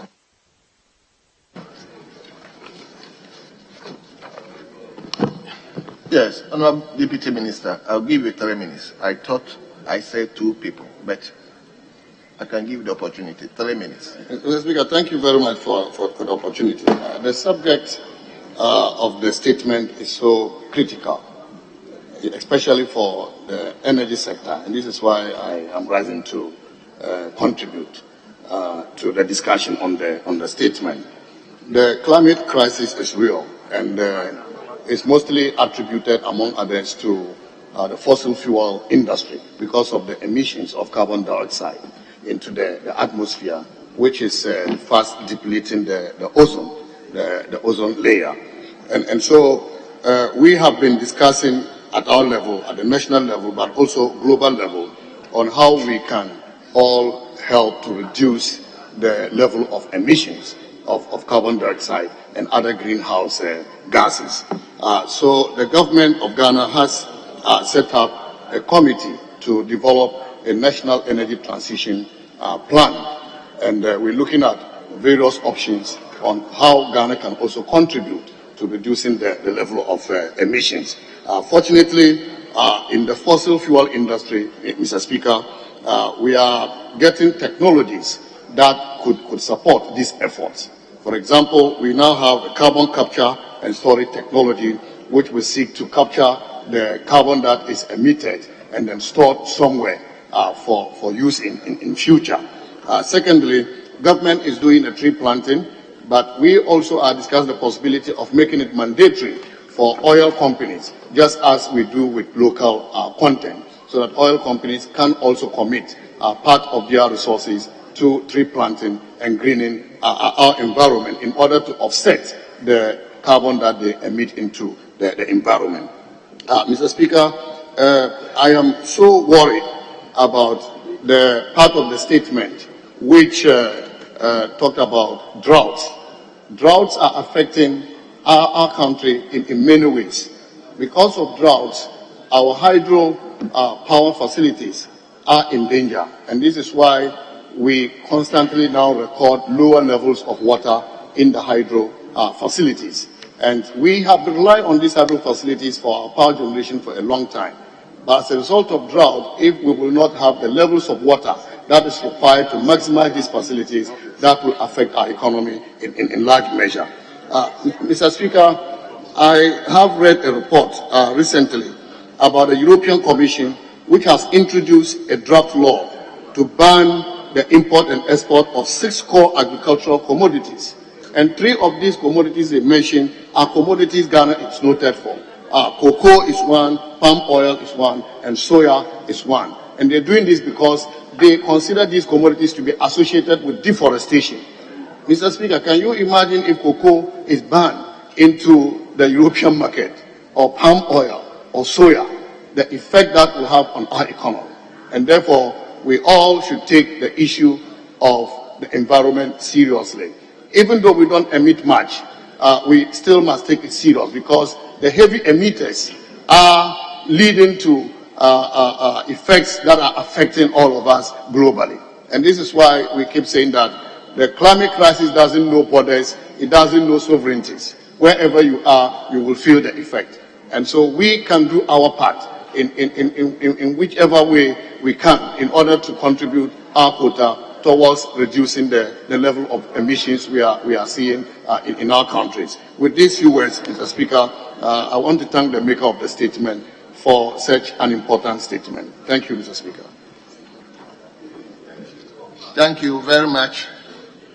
From World Environment Day, World Oceans Day, World Day to combat desertification and drought, from Honorable Dr. Okwefriye, we move to Africa Borders Day 2022. And the statement will be read by Honorable Minister for Lands and Natural Resources and Member of Parliament for Damango constituency, Honorable Samuel Ebujinapo. You may take the floor. I understand you came with lands ladies and other committee members for Ghana border. Look at the ladies. They all came with honorable, yes. And gentlemen, Mr. Speaker. And gentlemen. From the Ghana Boundaries Commission. Honorable, let's hear you. Thank you, Mr. Speaker, for the opportunity to make this important statement as we commemorate the 12th edition of African Border Day across the continent, which falls on today, Tuesday, 7th day of June. Mr. Speaker, as was once said by the Pan-Africanist and the first president of our country, Dr. Kwame Nkrumah, quote, Africa is one continent, one people, and one nation, end quote. Prior to the sailing around of Africa in the 6th century BC by the Phoenicians, and indeed the establishment of European posts on the coastal areas of the continent, most African communities lived as a homogeneous group of people without properly demarcated borders. Our forebears and kinsmen traded in major commodities on the trans-Saharan caravan trade through Morocco and Egypt to medieval and Renaissance Europe. Local communities largely acquired land through discovery or conquest, and each community owned as much as it could occupy. With the booming of trade and discovery of enormous raw materials such as gold, diamond, rubber, tin, ivory, among others, coupled with technological advancement and industrialization, which brought about improvement in transportation and communication, many Europeans began establishing trade posts along the coast, which eventually led to colonization, originally of the coastal parts of the continent, and later almost the entire continent, between the mid-19th and early 20th centuries. To avoid the risk of conflict among the then colonial powers, the then German Chancellor, Otto von Bismarck, convened the Berlin Conference between 1884 and 1885. After almost 3 months of deliberations, 13 European states, the United States of America, and the Ottoman Empire divided Africa among themselves. History has it that the map of Africa used for the deliberations was about 5 meters tall, showing rivers, lakes, and a few places with names. Without the involvement of the African people, the colonial powers divided up the continent using lines of longitudes and latitudes, rivers and mountains, and in some cases, rulers and quill pens were used to draw straight lines across the map. From this time to sometime in 1914, what became known as, quote, the scramble for Africa, end quote, was in full swing. The result was that the continent was divided and borders were created without regard to traditional boundaries, cultural heritage, and the bondages that existed between the people. It was not uncommon to see a group of people with the same history, language, and culture belonging to different colonies and eventually different countries. Mr. Speaker, this grim history of Africa has resulted in porous borders, which have been identified as the primary reason for the ease with which governance-related conflicts in individual states have trickled down the entire region, as has been the case in the Great Lakes region, West Africa, and the Horn of Africa. The political, social, and strategic significance of African borders cannot be overemphasized. Well-defined borders are not only fundamental elements for defining statehood, but their consolidation is one of three major factors essential for building stable states and societies. They are key instruments for the promotion of peace, security, and regional integration, as well as socio-economic development. The importance of border issues, Mr. Speaker, on our continent is further testimony in the number of declarations, resolutions, and agreements adopted on borders. Key among them are 1. Resolution 16.1 on border dispute among African states, adopted by the first ordinary session of the Assembly of Heads of State and Government in 1964. 2. Resolution 1069 on peace and security in Africa through negotiated settlement of border conflicts, adopted by the 44th Ordinary Session of Council of Ministers in 1986. And 3. Memorandum of Understanding on the Conference on Security, Stability, Development, and Cooperation in Africa, adopted by the 38th Ordinary Session of the Assembly of Heads of State and Government in 2002. Mr. Speaker, at its first conference held on 7th June 2007 in Addis Ababa, Ethiopia, African ministers in charge of borders also adopted the African Union Border Program to, among others, complete the delimitation and demarcation of African borders, encourage and facilitate cross-border cooperation, and build border management capacities of member states. This decision was adopted by the 11th Ordinary Session of African Union Executive Council here in Accra in June 2007.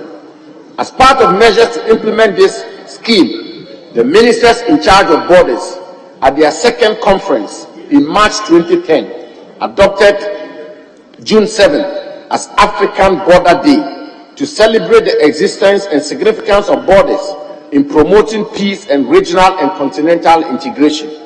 The commemoration of this day also aims at creating awareness on the elimination of all sources of conflict along international boundaries of member states and to make border communities peaceful, safe, and harmonious for socio-economic integration and cultural development.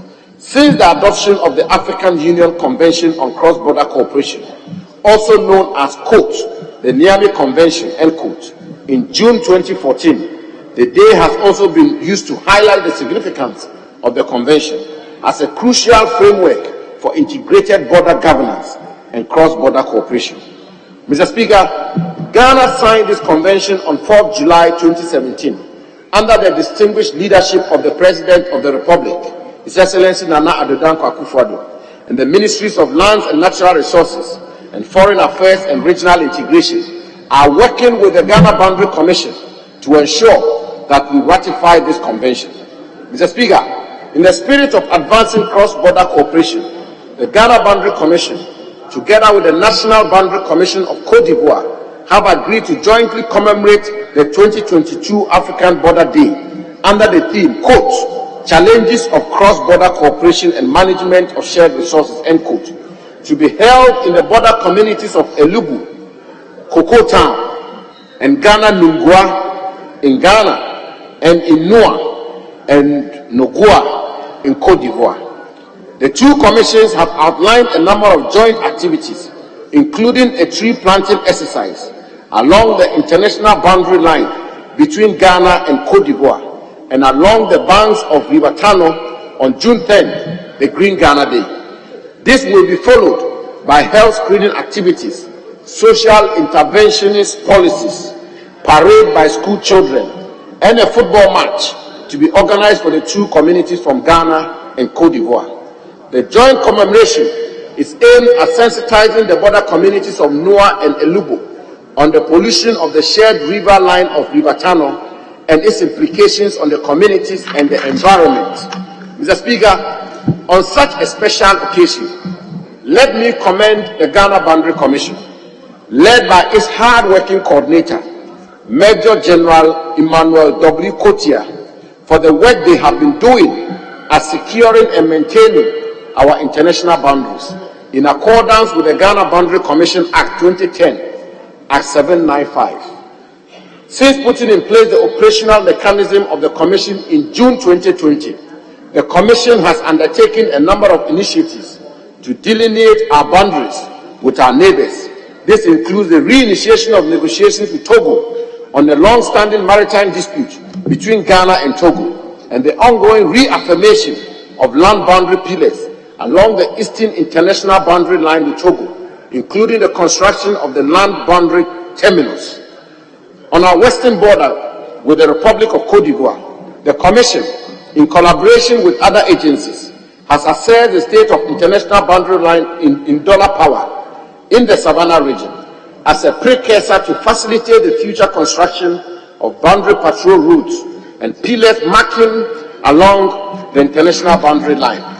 In the northern part, the Commission has held a number of engagements with their counterparts in Burkina Faso to deliberate on and address issues of boundary pillars and markers between the two countries. Mr. Speaker, the Commission plans to engage honorable members from border communities to be involved in these engagements, particularly in the education and sensitization of their constituents on border-related issues. And I am hopeful that when the time comes, honorable members of this august House will give them their full support. Mr. Speaker, border and boundary issues evoke a lot of sentiments and have the potential to threaten both internal and external security. The Bakassi Peninsula conflict and the Higley crisis between Sudan and South Sudan over oil-rich boundaries are just a few examples. As a respected member of the African Union, Ghana recognizes the positive contribution of proper border governance to peace, security, integration, resource sharing, trade facilitation, as well as inclusive growth and sustainable development. And government is fully committed through the Ghana Boundary Commission to ensure that Ghana's international boundaries are properly secured and maintained in accordance with the accepted principles of international law and best practices. Let me thank you, Mr. Speaker, for the opportunity to make this statement on this occasion. And I wish you, Mr. Speaker, colleague members, and our constituents, as well as all African peoples, a happy African Border Day. Let us use this occasion to recommit to peaceful resolution of all border disputes in the continent. We must recognize that we are one holistic and unitary people, separated by artificial boundaries, but with a common history, heritage, and contemporary challenges and aspirations.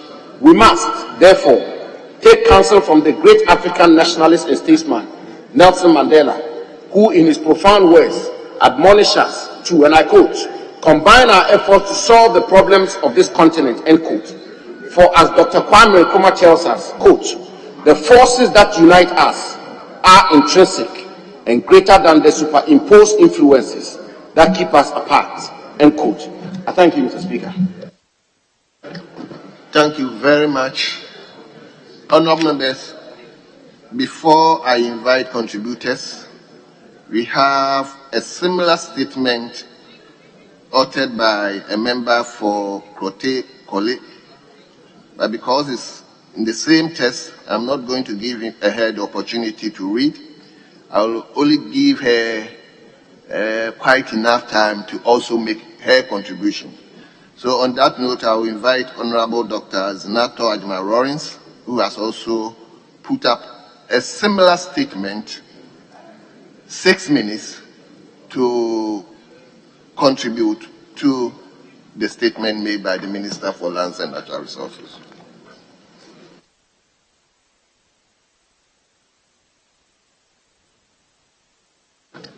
Yes. Sorry, Mr. Speaker. Mr. Speaker, obviously not to,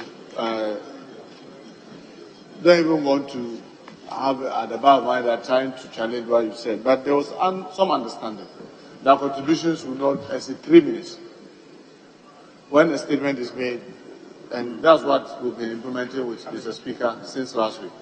their contributions to statement will not exceed 3 minutes, so that at least we'll be able to stay within 3 minutes. So that we'll be able to stay within the 1 hour for the statement. So I just wanted to draw your attention. Thank you, Mr. Speaker. Well, Honorable Minority Whip, I have been briefed with this standard set by the Speaker, but as I said, she has also put up a statement. So that's why I'm giving her special dispensation.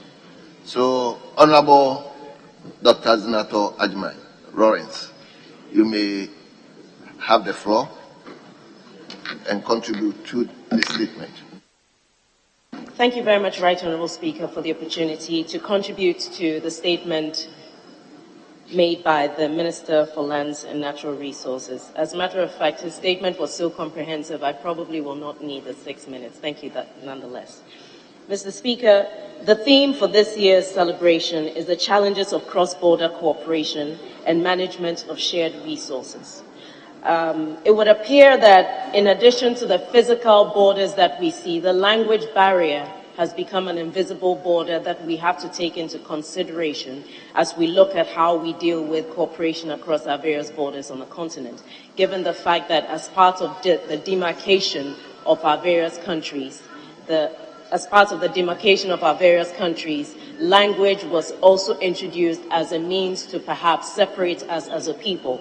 And so, Mr. Speaker, as we look at the issue of borders and how we manage communities, especially those living along the borders, that the issue of the language barrier is addressed in terms of the official language.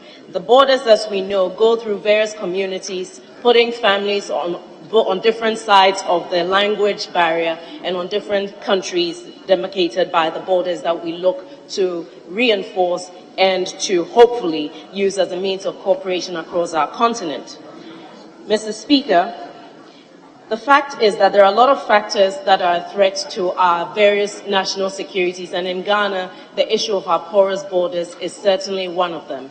And the transnational crime that we are observing more in recent times can be attributed to this. Mr. Speaker, the issue of how we man our borders goes beyond the hard, security with regards to having our security services in place and extends to how aware our various communities and populations are.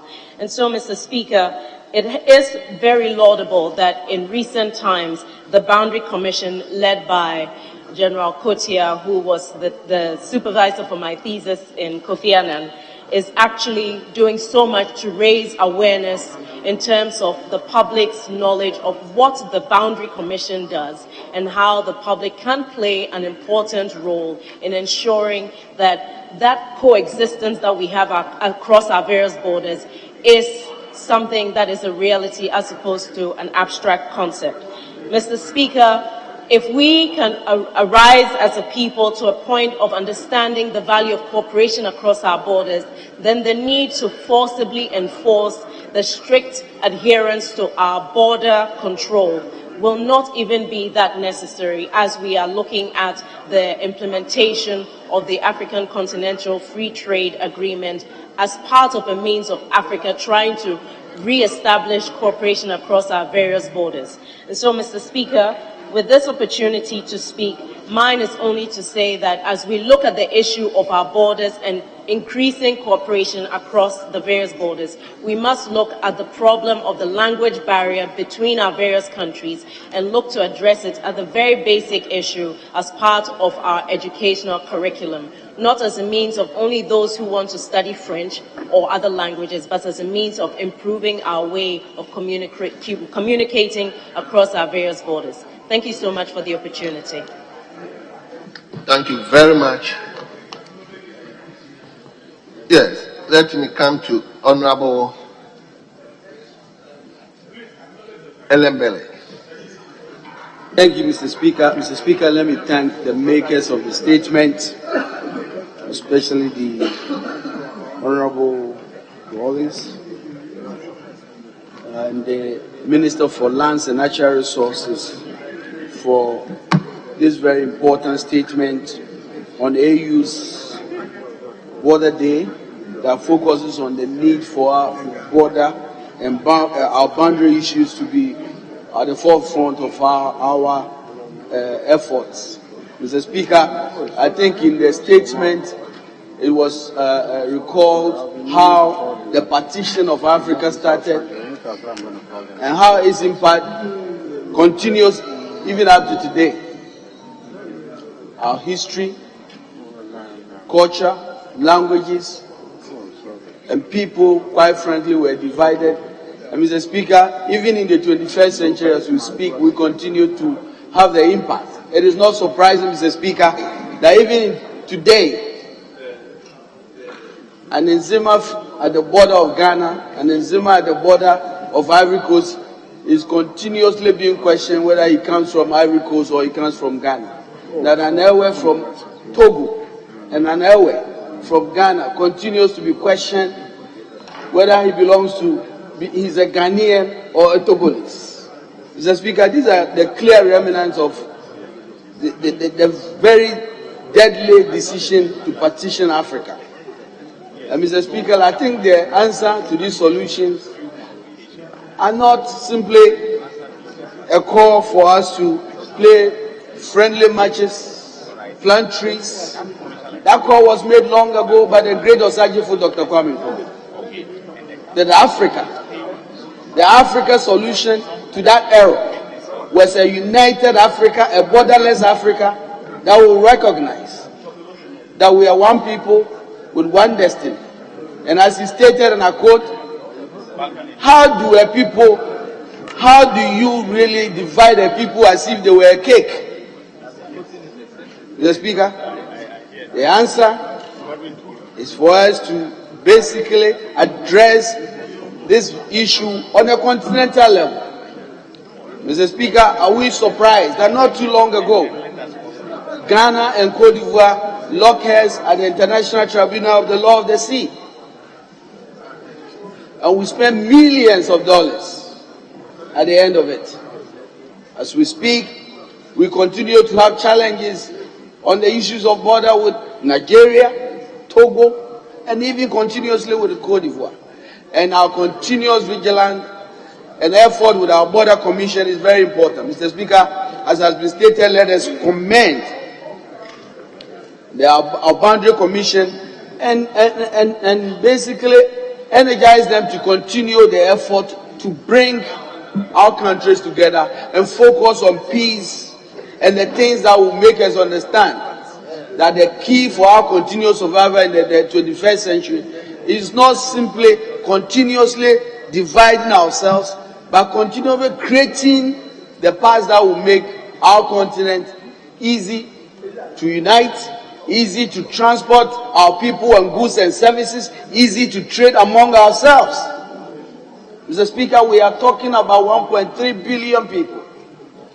And 80% of the things we consume, the things that we need, are all brought from outside the continent. It is the reason we are poor. Mr. Speaker, even as we talk about boundary issues, as I have stated, we must continue to do some of the things that have been proposed. Whether we continue to... Honourable Member, your time is getting up. My time is up. Yes. Mr. Speaker, this statement is very important. We must recognize that the only way we can survive going forward is to see ourselves as one people with one history. We were divided by foreigners who had no interest in our destiny. And what we have to leave for the next generation, in fact, Mr. Speaker, is a continental, a united Africa focused as one people. Thank you, Mr. Speaker. Thank you very much.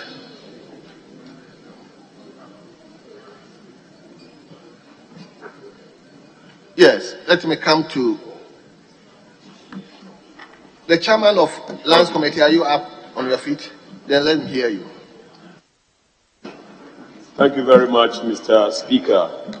I want to congratulate the two honorable members who made a statement about the anniversary of the Boundary Commission, and also to congratulate the Ghana Boundary Commission for this anniversary. Mr. Speaker, when I was working with Survey Department, I had a chance to represent my institution on the Ghana Boundary Commission.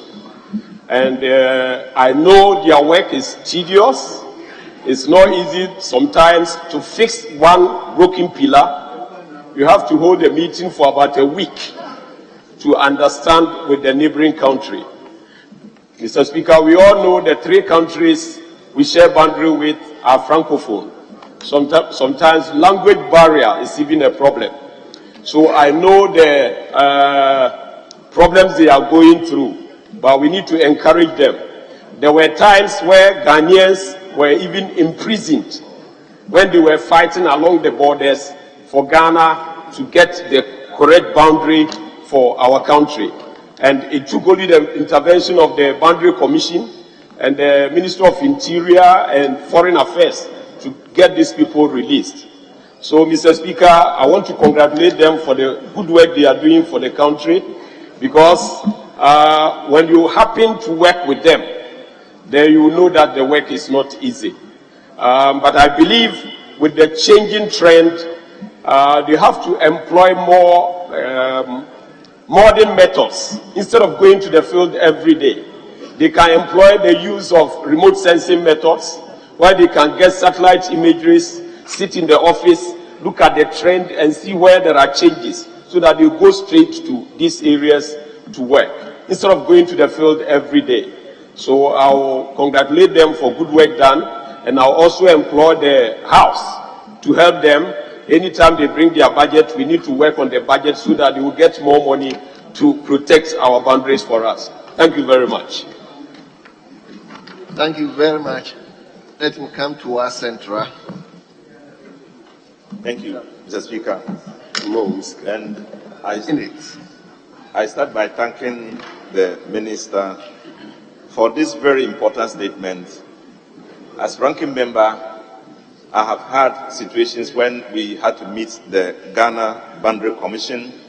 They have lamented a lot about inadequacy in the provision of services, the provision of equipment, the provision of funds to function as an organization.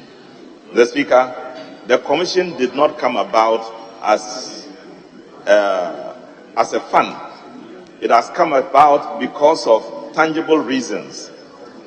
We all know the historical reasons why the fund, the Commission came into being. First of all, as a result of the security challenge to our national security and the conflicting situations all around because of land and port demarcations, there was a need for Africa to intervene in the establishment of the Africa Union border program and then the African Union Convention on cross-border cooperation. Ghana responded by setting up the Ghana Boundary Commission. And so it's a very important commission that works to ensure that all our borders are properly demarcated and that there's a focus in how we can defend those borders, and there's reason for us to look at them as key areas of our intervention in protecting the boundaries of Ghana. The Speaker, it is sad that this organization doesn't even have enough vehicles to operate, doesn't have funds for their day-to-day function, doesn't have the necessary satellite equipment that will enable them to demarcate the land. And so lands that are at our border areas are left as if they were not ours. And there are areas where, the Speaker, the Commission will lament the intervention by other countries, the intrusion by other countries. And you have Malians, people from Cote d'Ivoire and other places inhabiting areas in Ghana without proper control. Mr. Speaker, the general who is in charge of this commission is doing his best. The pain is that we are not responding to his cry. Mr. Speaker, let's use this day as a true reflection of exactly what is happening. Let's use this day as a commitment to turn our attention to the Ghana Boundary Commission to work very hard to make sure that it stands on its toes. It is lack of commitment to them simply means that we are jeopardizing the sovereignty of Ghana, and it is not in the best interest of our people. It's not in our best interest. Mr. Speaker, the statement cannot just go just because we want to speak about it. It should go because we want to reflect on it, we want to challenge ourselves to it, and the minister must work hard to make sure that the Boundary Commission stands up to its duty and respond to the many, many challenges facing them. If you look at the report they presented to the committee, you will realize that we are almost out of control in some areas, even though those areas are part of Ghana. So I would urge the minister to not just make the statement, but to make strategic commitment. There's already a strategic plan, 5-year strategic plan, that is going to address our boundary areas.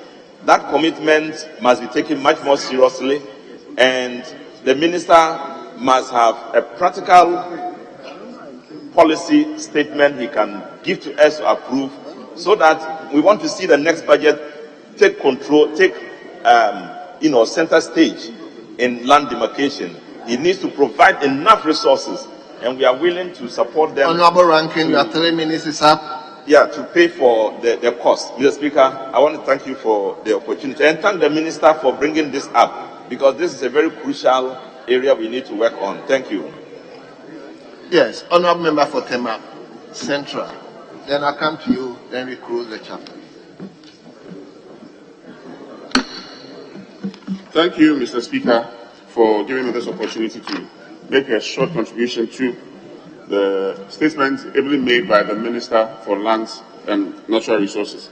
Mr. Speaker, the boundaries of Africa, as reiterated by the Minister, were artificially constructed about 400 years ago by some people for themselves. Mr. Speaker, these artificial boundaries are the source and bane of Africa's problems. We have 54 artificial states superimposed on over 3,000 tribal and national identities. One of them being the good people of the Western region, notably the Nzima people of the Western region, where my maternal roots come from. Mr. Speaker, many border towns and communities or tribal groups have been split because of these artificial boundaries. If you take the Nzima, for example, we have our brothers on the Ivory Coast side all the way to Grand Bassam, who are part and parcel of the people we call the Jomoro district today. We are the same people, one tribe, one group of people. But yet, because of these artificial boundaries, we are not even able to visit our cousins on the other side, or visit or attend their funerals, or attend family gatherings. Mr. Speaker, what is Africa trying to achieve? We are trying to achieve a borderless Africa. Institutions like the Ghana Boundary Commission are rather perpetuating the artificial boundaries that were set by our colonial masters. Mr. Speaker, their focus should not just be that. Their focus should also include aligning our traditional boundaries internally, so that people that have been marginalized along our border towns would be able to feel part and parcel of State A or State B. The sources of conflict within Africa, in the Maghreb region, if you take the Tuaregs, for example, Mr. Speaker, there's been split between 3 countries. And the transnational crime that my colleague, Ms. Rawlings, was speaking about emanates from some of these artificial constructions that have been imposed on us. So, Mr. Speaker, not to take too much of your time, we need to align the focus of the Boundary Commission to include harmonizing or integrating our traditional political boundaries into these new modern structures that we have created, so that these tribal groupings will feel part and parcel of the bigger Ghana and then the bigger Africa as well. Mr. Speaker, on that note, I want to say a very big thank you to you. Thank you. Yes. Thank you very much, Mr. Speaker. Mr. Speaker, when you are sitting on the truth and looking for it,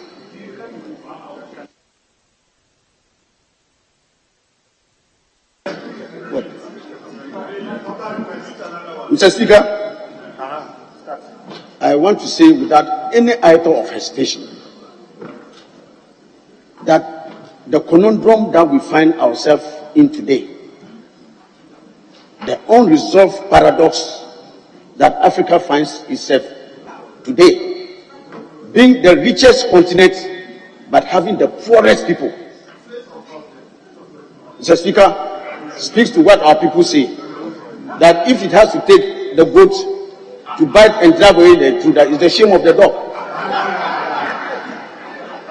Why should Africa have the greatest quantum of resources, yet parade the poorest people on earth? It should be sufficient food for thought for us. Mr. Speaker, when the landlord has told you the story of his house, you don't ask the caretaker for confirmation. The founder of this nation, Osajefu Dr. Kwame Nkrumah, more than 6 decades ago, spoke eloquently on this matter. When at the dawn of our independence, he said the independence of Ghana is meaningless unless it is linked up with the total liberation of Africa and the continental union of Africa.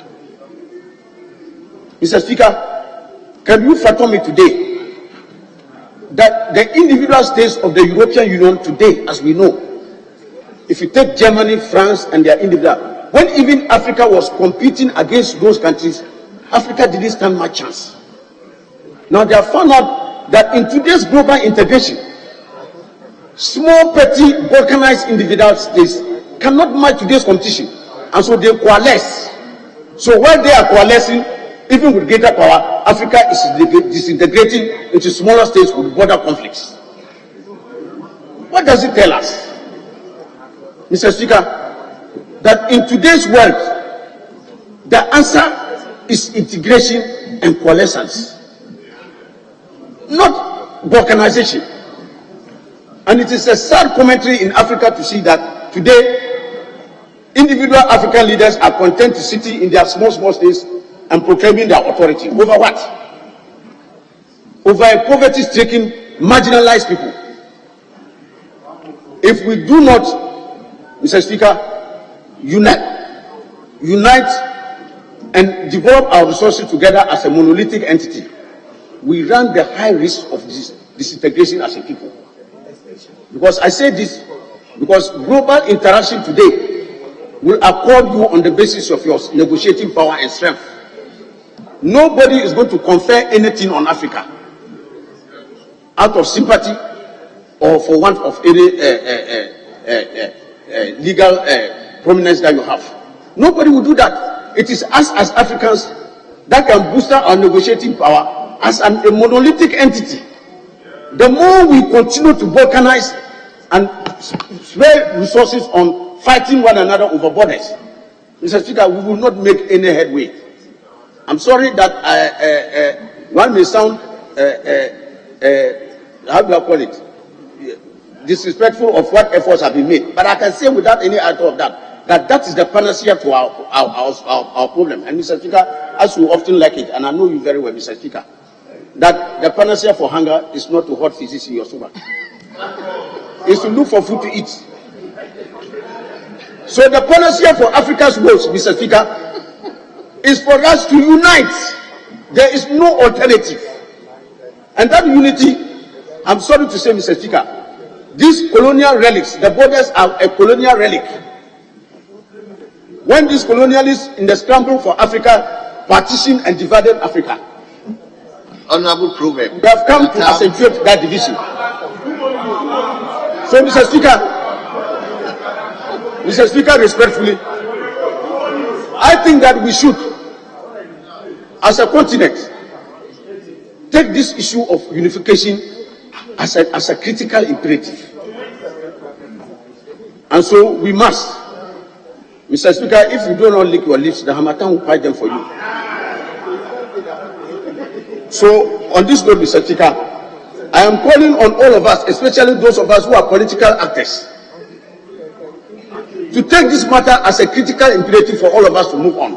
Otherwise, Mr. Speaker, posterity will not forgive us. We will continue to remain at the periphery of global interaction, where powers will always give pittance to Africa on the basis of what they think we deserve, and not what we rightly deserve as the richest continent on the face of this earth, whose people have a right and a bounding right to live better than they are living today. Thank you very much, Mr. Speaker. Thank you very much. Honorable members, Honorable Sweeney, I beg you. We have brought statement time to a close. Let me thank the makers, Honorable Dr. Kokwe Friye and Honorable Samuel Bujinapo, and all the contributors. We thank you very much. Let me come to leadership.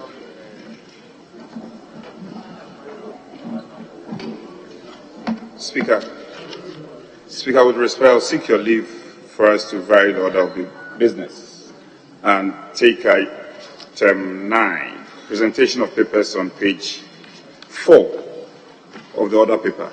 Speaker, with your leave.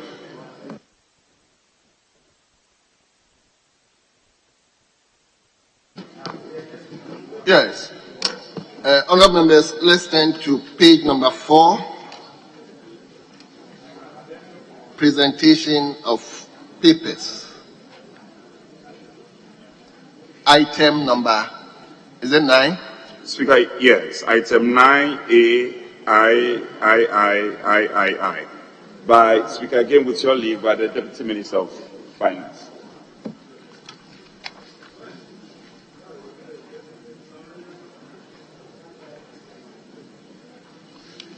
Very well.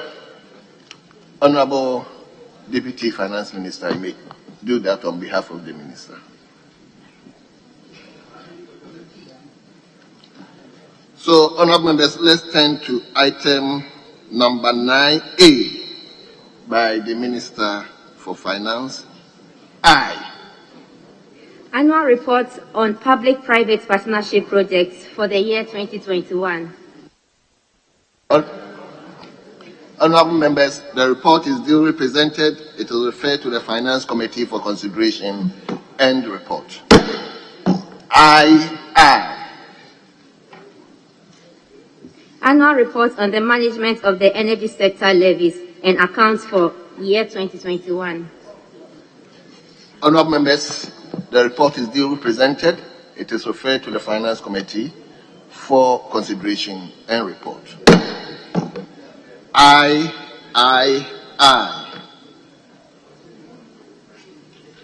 Annual public debt report for the year 2021. Honorable members, the report is duly presented. It will refer to the Finance Committee for consideration and report. 9B by the Minister for Local Government, Decentralization and Rural Development. Annual statement by the Audit Committee of the Ashanti Regional Coordinating Council for the year 2020. Honorable members, the statement has been duly presented.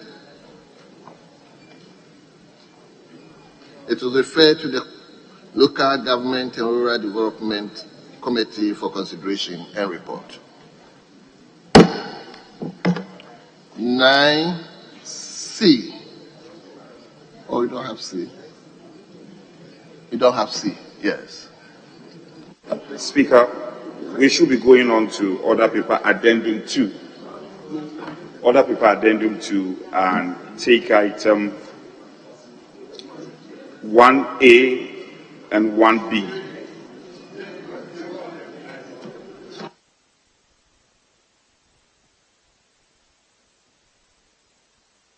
Well. Honorable members, let's take the addendum paper.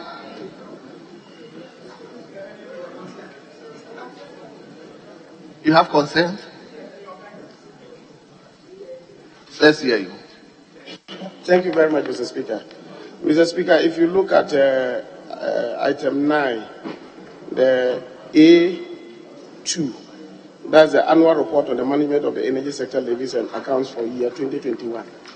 I need your guidance on this. I have a strong feeling that this should be it should be a joint committee activity, in that even though finance will deal with the finance and other things, most often than not, these issues really come up when it is at the energy sector, the energy committee, in terms of the indebtedness, the level of indebtedness, how much has been paid, and things like that. And I think that we should have a situation where the two committees are brought together to really look at this report.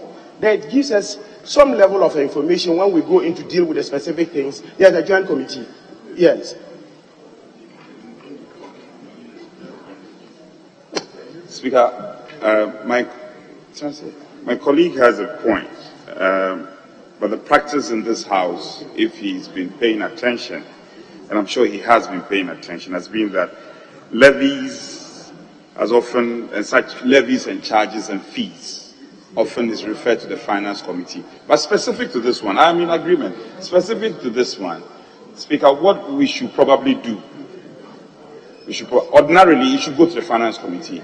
But he has a point when he brings in the energy sector, and looking at the unique nature of that item, probably, Speaker, with your leave, we could just involve the leadership of the energy committee, the Mines and Energy Committee, to do it together with the Finance Committee. I think that would be appropriate, Speaker. I don't know what my colleagues think, but I think that should be it. Very well. I so direct that the leadership of Energy Committee joins the Finance Committee in the consideration of this particular referral. So let's move to the addendum paper. Addendum paper. We are continuing with the presentation of papers. This addendum 2. Very well. So the chairman of the Works and Housing Committee. Report of the Committee on Works and Housing on the Ghana Hydrological Authority Bill 2021. Honourable members, the report is duly presented, is for distribution to honourable members. B, by the chairman of the Mines and Energy Committee. Report of the Committee on Mines and Energy on the request for parliamentary ratification for Ghana's membership to the African Petroleum Producers Organization, APPO. Honourable members, the report is duly presented for distribution to honourable members.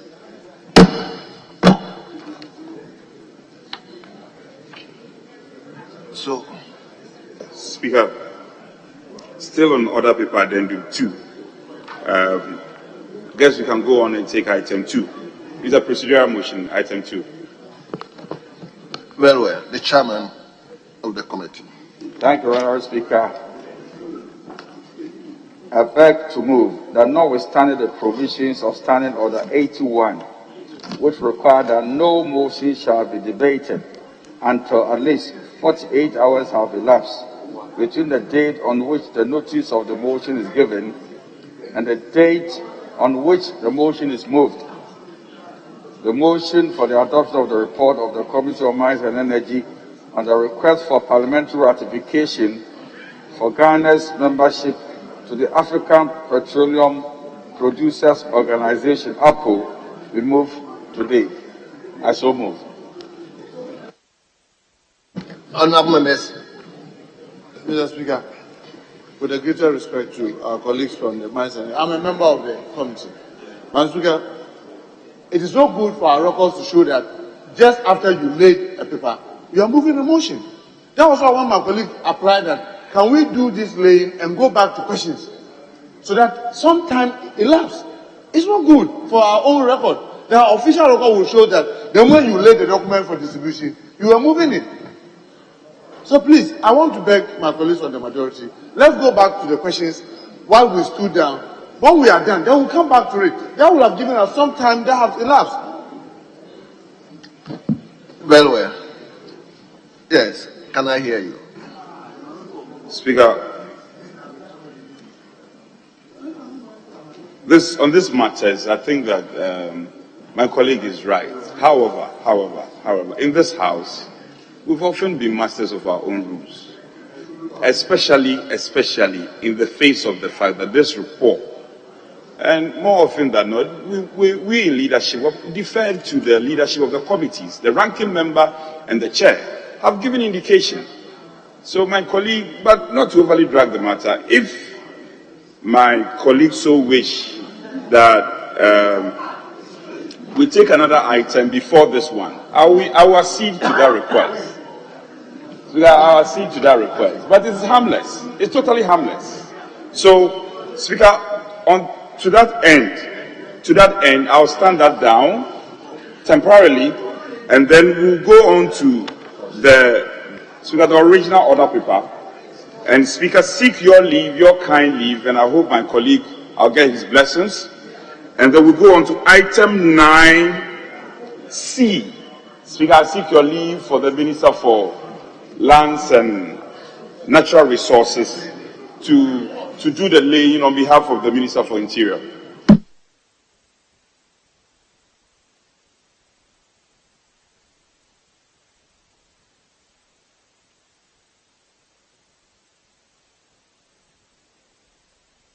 Very well. Yes. Honorable Minister for Lands and Natural Resources, you do that on behalf of the Minister Budget for Interior. performance report in respect of the Ministry of Interior for the period January to December 2021. Honorable members, the report has been duly presented. It will refer to the Committee on Defense and Interior for consideration and report.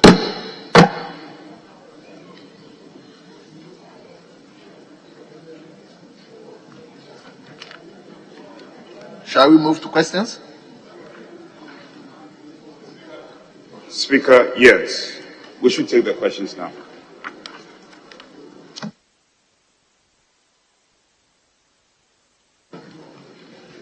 Honorable members, let's turn to page number 2. Item number 6. Agent questions. I will invite the Minister for Lands and Natural Resources to take his seat and ask Honorable Robert Wisdom Kujo, member for Prisia Huni Valley, to ask his agent question.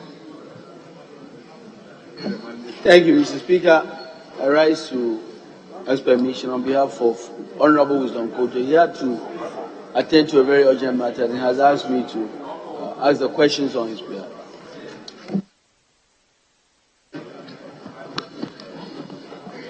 Well, let's hear you. Thank you. Mr. Speaker, I rise to ask the Minister for Lands and Natural Resources to update the good people of this country the balance sheet of their PSC funds. Yes, Honorable Minister.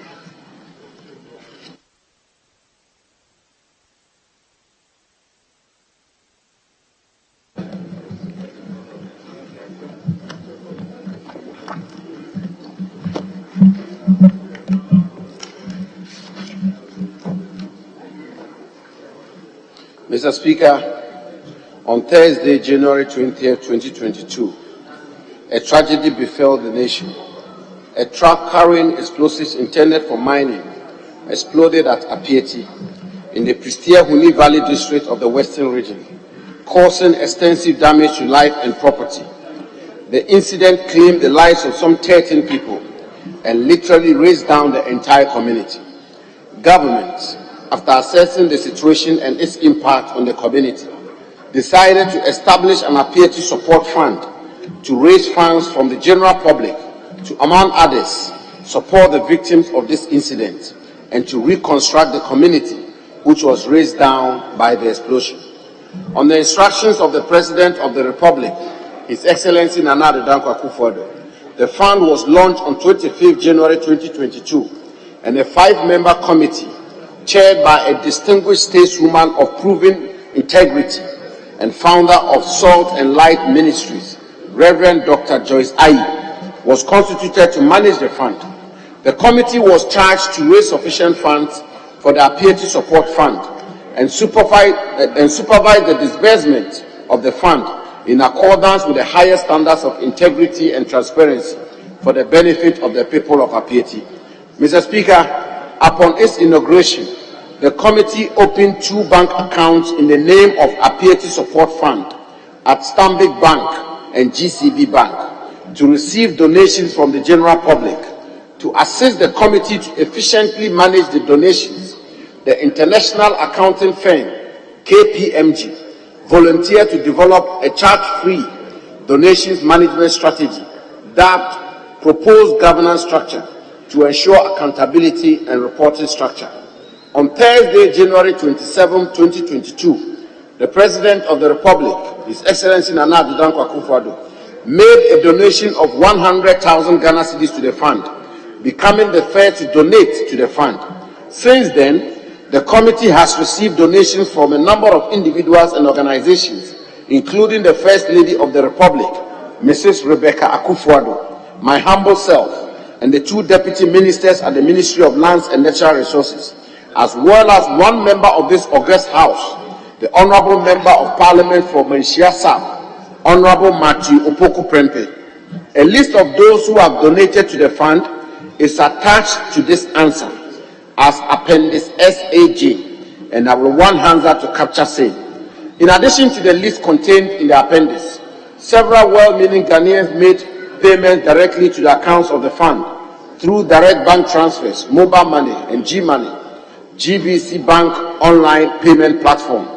Mr. Speaker, you will recall that in addition to the $1 million United States administrative fine imposed on Maxam Ghana Limited, the company at the center of the explosion, the company agreed to pay an additional $5 million United States to government in 18 equal monthly installments, beginning from March 2022.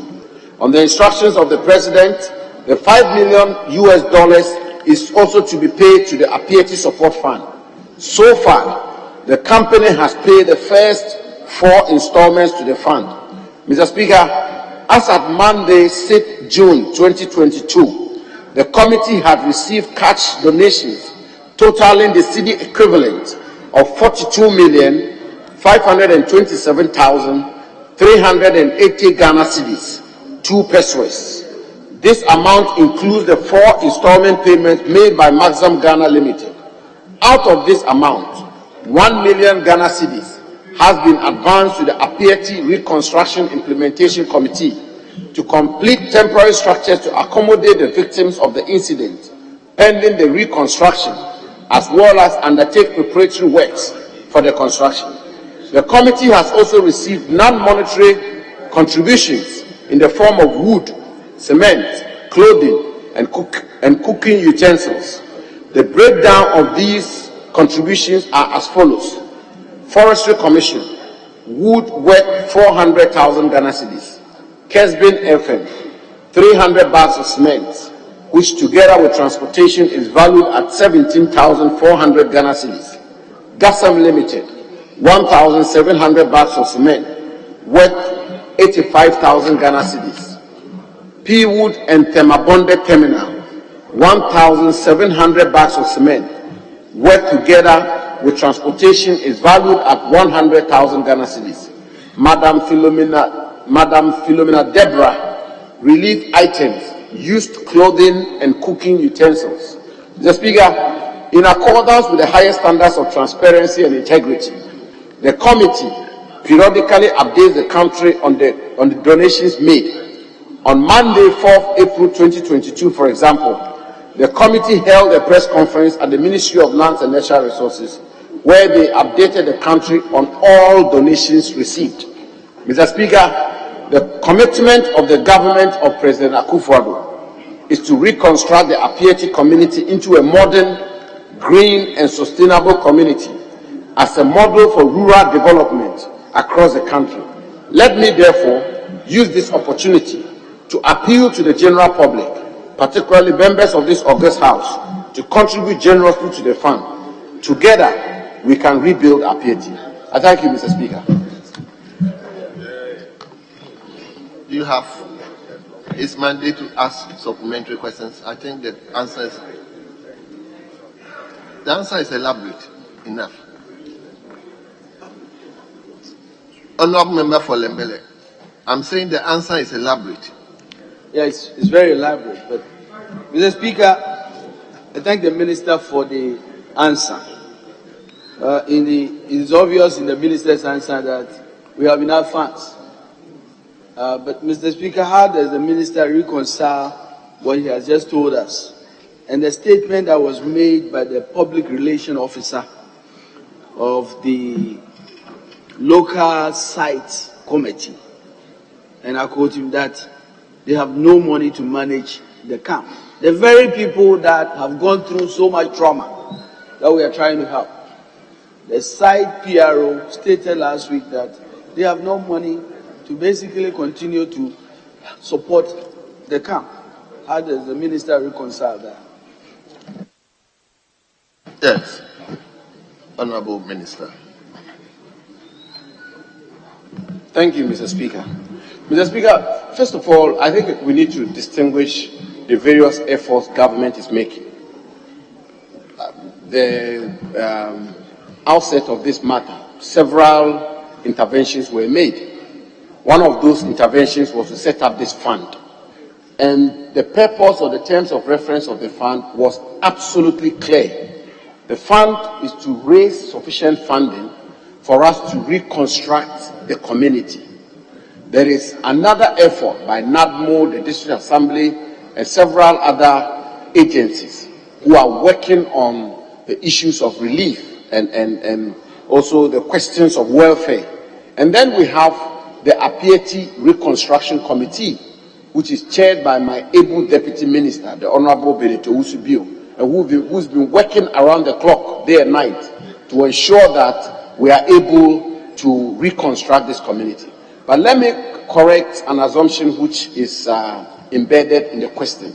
Honorable Member, my senior colleague, we don't have sufficient funding. We don't have sufficient funds. In fact, the budget which has been presented to me as the budget required to rebuild Apieti, what we have raised so far is just a fraction of it, which is why we continue to call on Ghanaians to contribute to the fund for us to be able to reconstruct the community. Significantly, Mr. Speaker, the Member of Parliament for Prestia Hunibali, who is asked this question, and who is the Member of Parliament of the community, and who enjoys the mandate of his constituents, has not contributed to this fund.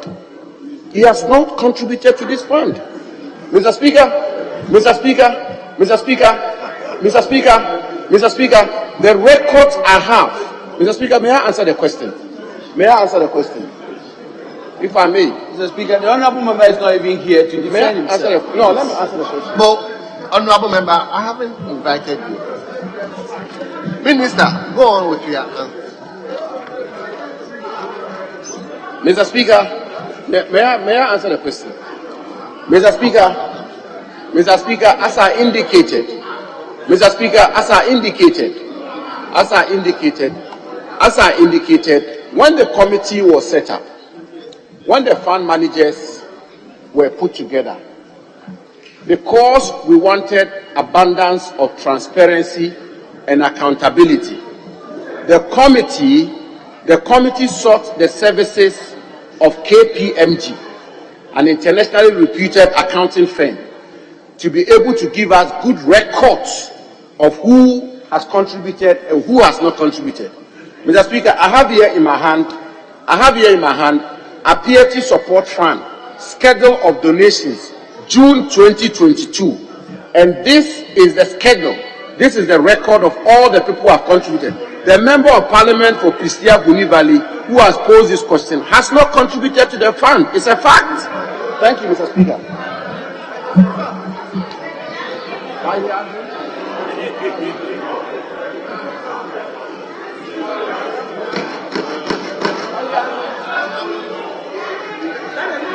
Honorable members, honorable members, honorable members, hold on. Please allow me to handle the house. Please allow me to handle the house. Just get on your seat.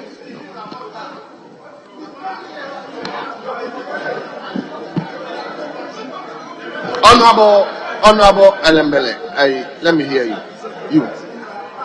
Did you come up on? I want you to finish yours.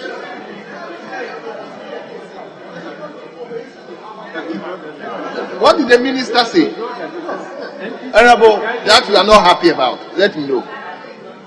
Yes, honorable leader. Thank you, Mr. Speaker. Mr. Speaker, colleagues, I think, Mr. Speaker, the minister was to answer a question. And unfortunately, he deviated. Yes, you did deviate to call your colleague and say that your colleague hasn't contributed anything. That's not a fact. Because you know that he controls the common fund and he has visited the place. He made a lot of donations. That because you were not there doesn't mean the minister hasn't done. Mr. Speaker, we expect the minister to do the honorable thing. Because this is his own colleague that is trying to denigrate on the floor of the House by trying to impugn wrong motives that the colleague did not contribute a dime.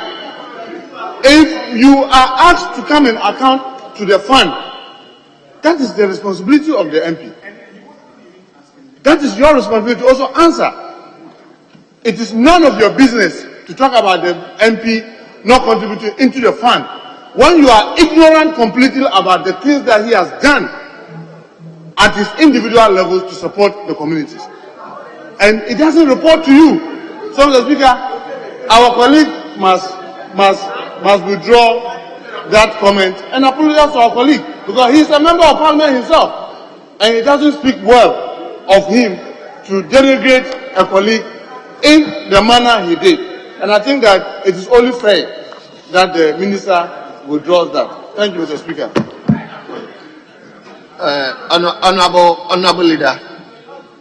Honorable leader, we need to handle this house. Honorable Minister, when you talk of contribution may be varied. You are talking about your fund, a financial fund. So please, if the members are not happy about it, please just withdraw that aspect of it. No. But this, Speaker. This is a case that Mr. Speaker, the contribution by the Honorable Minority Chief Whip is taken in good faith, and let me put on record that I will never deliberately denigrate any member of this House. I'm a member of the House myself, but Mr. Speaker, this is a House of record. There is a world of, if I may be heard, there is a world of record between making contributions to the community, supporting the community, using your common fund to support the community. The member asked me a specific question about the Apiety Support Fund, and I've come here with the records of the Apiety Support Fund. The honorable senior colleague asked a question about whether or not we have sufficient funding, and I said I'm calling on Ghanaians to contribute, including members of this House, and that significantly, the member of Parliament for Pistia Huni Valley, who posed the question and who has a mandate from his constituents, did not contribute to the fund. That is a fact. Honorable Minister, please, no. Please allow me to handle the House, please. No. Honorable Minister,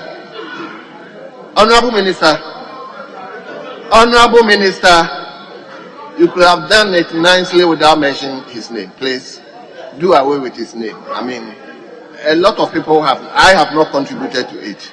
The mere fact he is a member of parliament for that area, please do me that honest. Just withdraw that portion. Do it for me. please do it for me. Just withdraw that portion which includes his name. Mr. Speaker, am I to withdraw the fact that he hasn't contributed to the fund? What am I to withdraw? What am I to withdraw? That he has not contributed to the fund? I am here, Mr. Speaker. Minister, what I'm saying is that you were responding to the colleague question. He didn't specifically ask you who has contributed.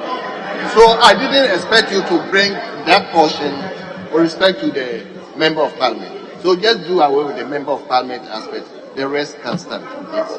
I don't know whether you get my position.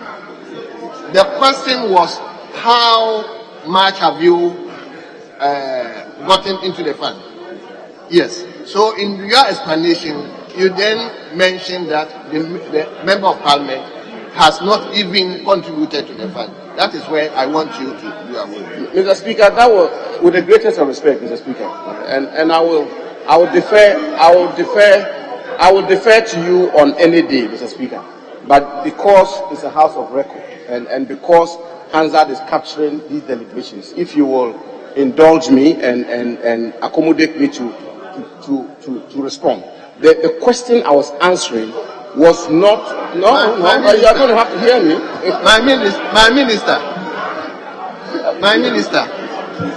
Mr. Speaker, I won't you know how. Mr. Speaker, please do away with that particular portion.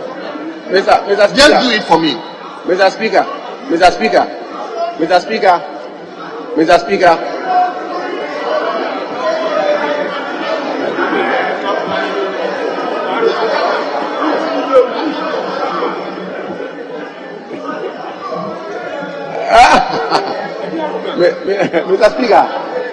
Speaker, I will defer to you on any day. I just want guidance.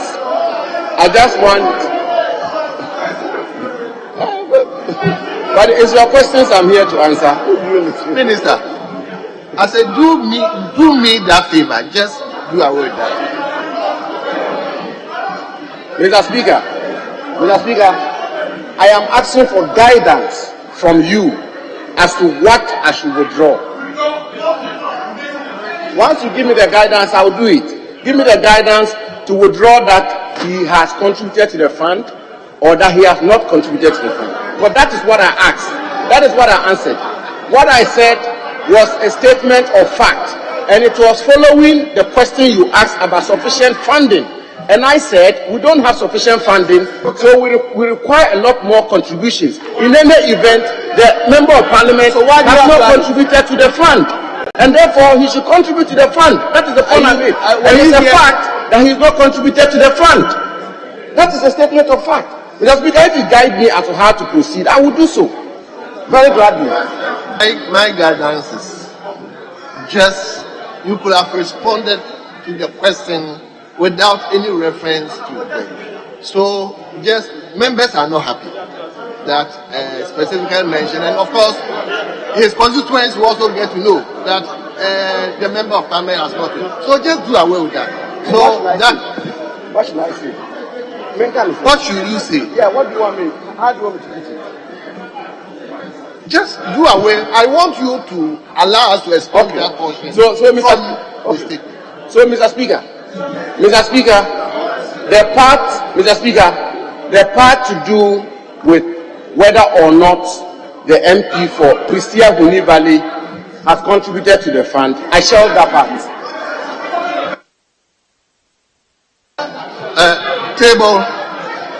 Table, I direct that you expunge that particular portion from. Thank you, Mr. Speaker.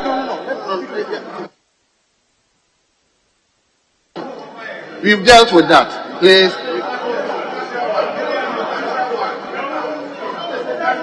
We've dealt with that. We are on supplementary questions. Please. Have you finished with your supplementary questions? Thank you, Mr. Speaker. Mr. Speaker, let the record be very clear. The Honorable Wisdom Kujo, the MP for Christia Huni Valley, was the first to lead a full load of items with funds. Honorable member, ask your question. This weekend he is there supporting them. Honorable member, and we are proud of his support to his people. Honorable member, Mr. Speaker, let me continue. You've exhausted your questions. If there's anybody who has other questions, from the minister's answer, it is very, very clear to me that the minister was making a distinction between the support for the people in the camp, the people in the camp, and the funds that he's raising. Is the minister trying to tell us that the funds that he's raising is specifically for the construction of a permanent site, and not for the day-to-day support of the people? Hold on. Let me hear the Chief Whip. Speaker, I've been trying to catch your attention, and I commend my colleague, the minister, for providing the good information and also doing the needful, Speaker, as you directed. Now, I want my colleague to revert his mind to Order 68.5 in his follow-ups. Speaker, he cannot abuse the rules, and you must stick to that rule. Read that order clearly. It tells you what you are supposed to do. Speaker, you cannot be addressing us. If he has follow-ups, go specifically to the follow-ups and ask your follow-up questions. You can't be dancing around and be addressing us. We are not interested in your address. Go ahead and ask your follow-ups. That is what the rule says.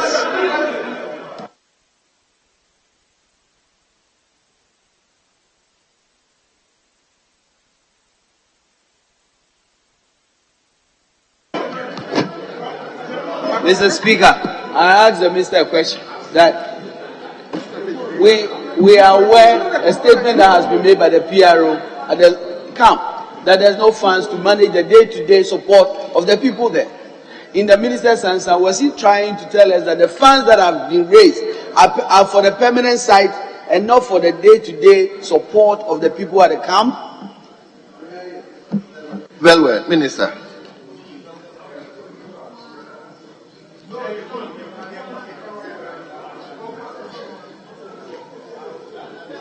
Minister, give me 1 minute. Honorable Governor, what is it? Mr. Speaker, I draw your attention to Order 48 and Article 102 of the 1992 Constitution. In my view, we do not have enough to proceed with works or business in the chamber. Mr. Speaker, I'm calling upon you to avert your mind to Order 48 and Article 102 and take the necessary action. Mr. Speaker, I sent.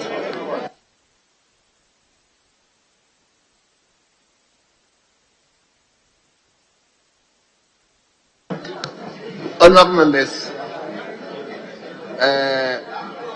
we should be mindful of the fact that this is the time that we members are bringing the issues on our constituencies to the fore. The minister is here to answer questions, and you are raising the issue of quorum. Yes, Mr. Speaker, rightly so, because the framers of the Constitution and the standing orders expect that a certain critical number of members must be in the House for the House to be effective. As far as I'm concerned, we do not have that number, and I'm calling upon you to exercise your powers under this to determine whether we have quorum to continue business in the House. Mr. Speaker, I so move again. Honourable members, again, this is a private time. It's not a public duty that we are doing. This is a private time. It's your own duty, your own question time. So you are insisting that your question time, you should abandon that. Mr. Speaker, I don't make the rules. I am only referring to what the Constitution and the standing order says. I'm unable to determine whether I am right or wrong. So I'm making that application to you. And in my view, I look around the room. We do not have the necessary 1/3 to continue to do business today. We can continue to do that tomorrow if you make that determination, Mr. Speaker. You see, I don't have problem. My problem is we have about 10 questions from ourselves. And you want us to abandon it? Once you abandon the question, it means we are not going to reschedule these questions again. You know that? Very well. Anyway, so let's ring the bell. Give me 10 minutes. Let's ring the bell.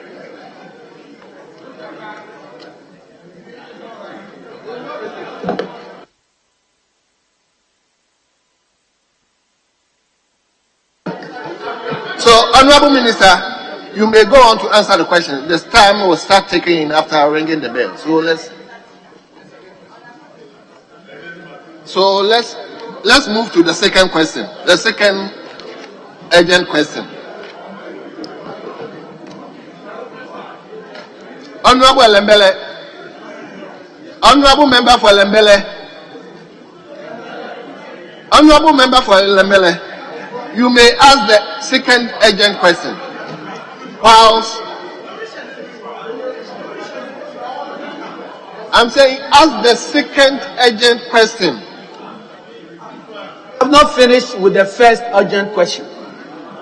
This is my second follow-up. And he was about to answer when there was interruption. So let him answer. The Right Honourable Speaker, please.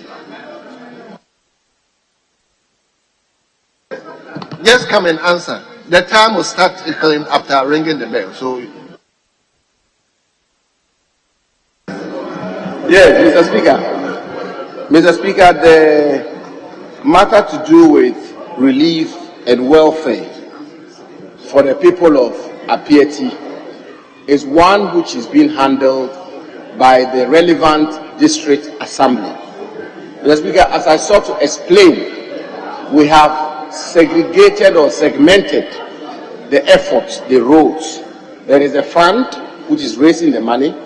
There is the reconstruction committee which is chaired by Honorable Benito, and then the district assembly is responsible for the issues of welfare.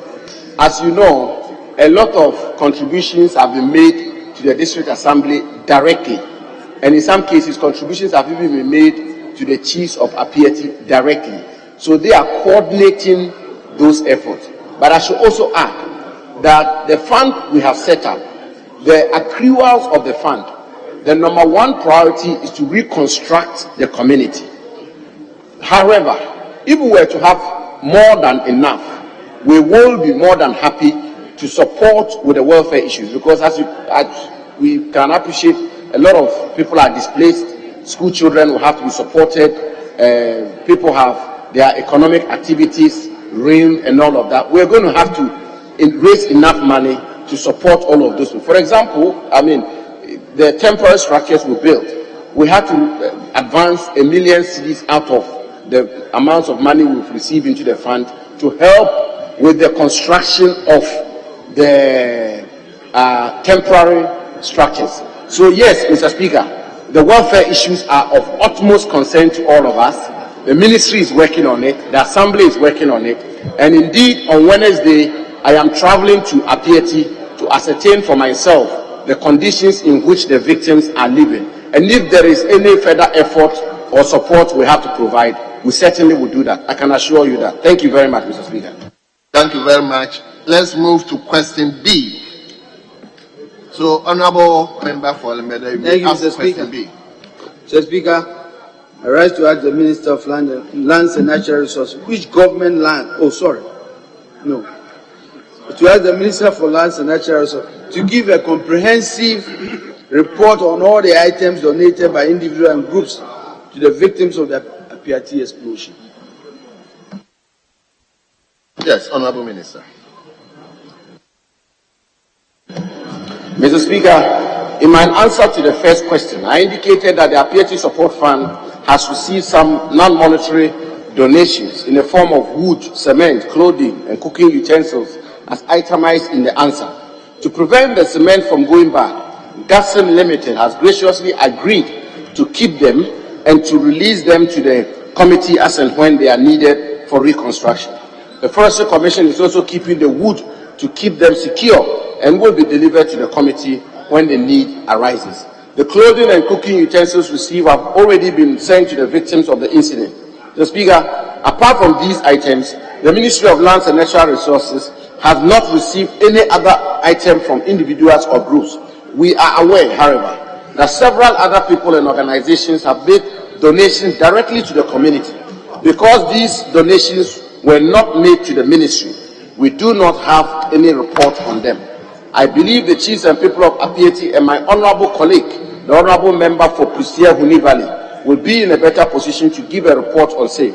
That said, Mr. Speaker, I want to repeat my plea to members, corporate Ghana, and indeed the general public, to continue to donate to the Apieti Support Fund so that we can raise enough funds to rebuild the community. Let us join hands together to build a modern, green, and sustainable Apieti. I thank you, Mr. Speaker. Very well. Thank you, Mr. Speaker. Mr. Speaker, the follow-up question is, has the minister been made aware of any reports of misappropriation of some of the donations at all? Has you been aware of any misappropriation or stealing of some of the items? Have you been aware?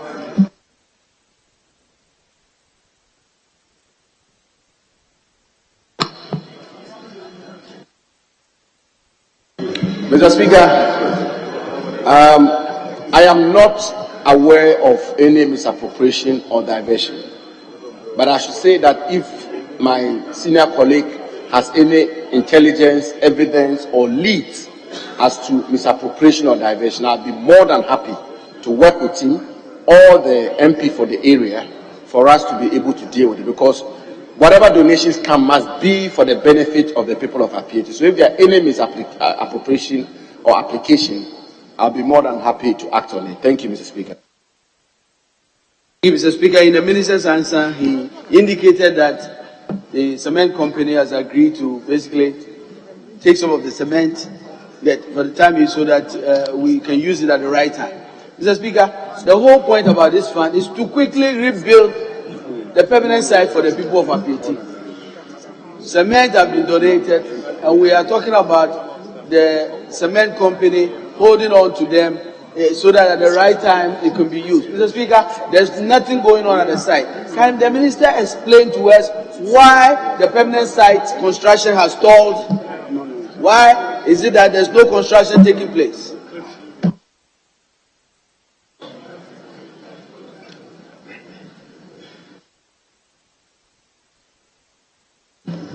Mr. Speaker, I want to thank my colleague, the MP for Elembele, for asking this very important question, because it gives me the opportunity to give information to the House as to the work which has been done so far and the work we have to do in future.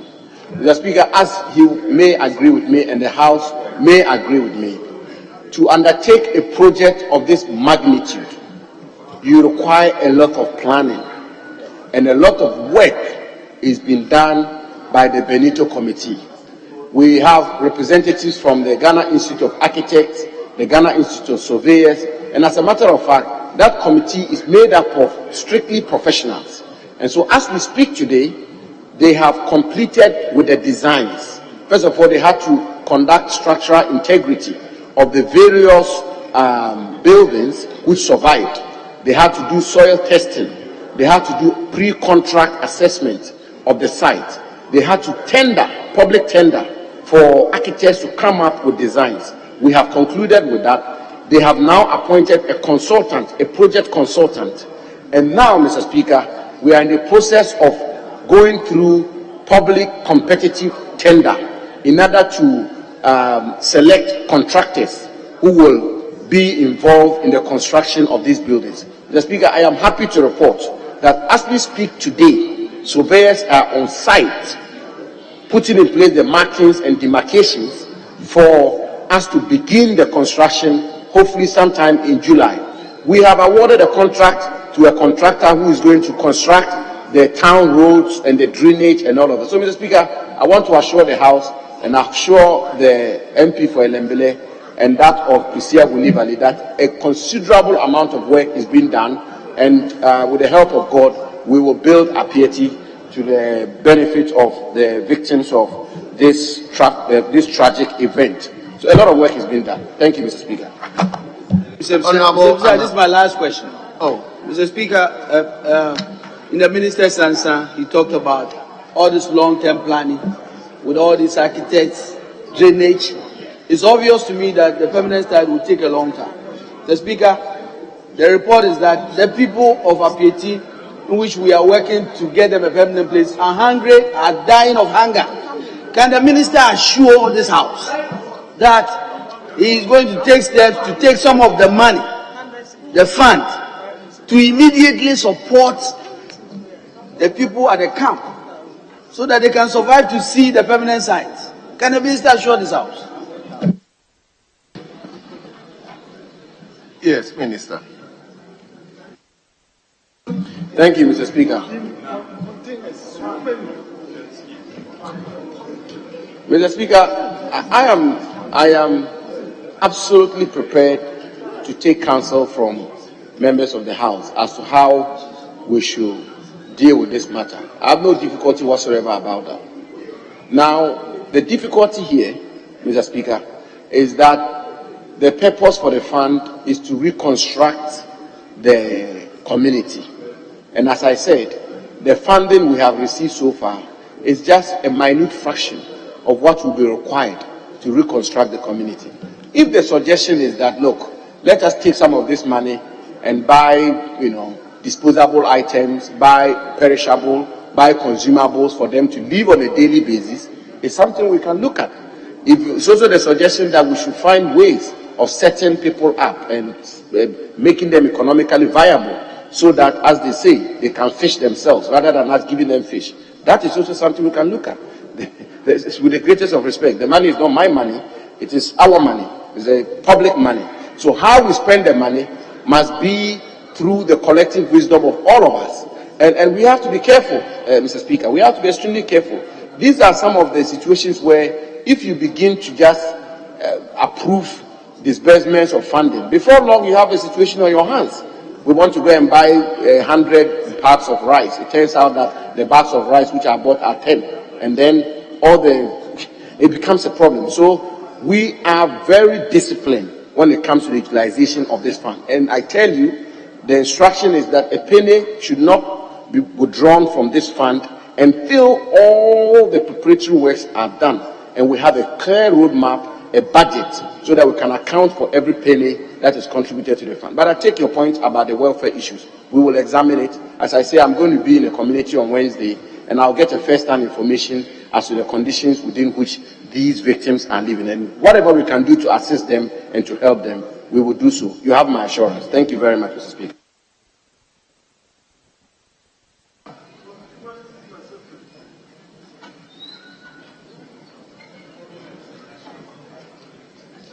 You want to ask question? You want to ask question? Yeah. And I want to ask question. You all want to ask question. And you were urging your member to.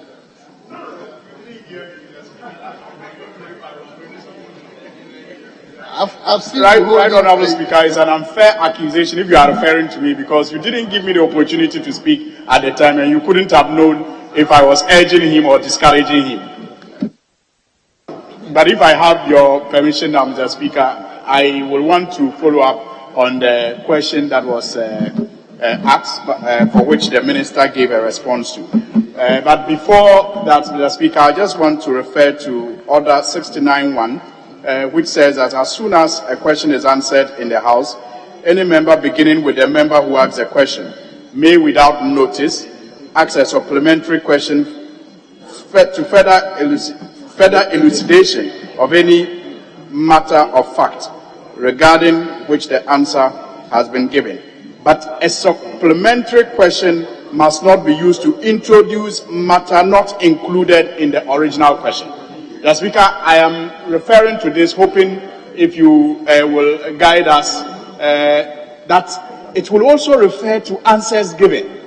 Questions introduced should not include, it should include the original matter. So if you are asked a question, if you are not asked a question, you don't answer, you don't provide an answer to it. But Mr. Speaker, my follow-up is related to the answer that he gave. My follow-up is related to the answer that he gave about the products that he says are stored with the Forestry Commission and also with the GASEP. Mr. Speaker, I want to find out from the minister if he has explored the option of using the state institution responsible for managing disaster in this country, NADMO, because the Forestry Commission is not, mandated to store disaster items. But I believe that NADMO may be in a position to store such relief items better than any of these institutions. So I want to know if the minister has considered working with NADMO to store some of these donations and to release them when necessary to respond to this disaster. Thank you. Yes, Honorable Minister.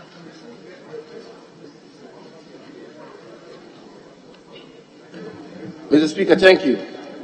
Mr. Speaker, my colleague, the Honorable Suini, is very right when he says that NADMO should store relief items.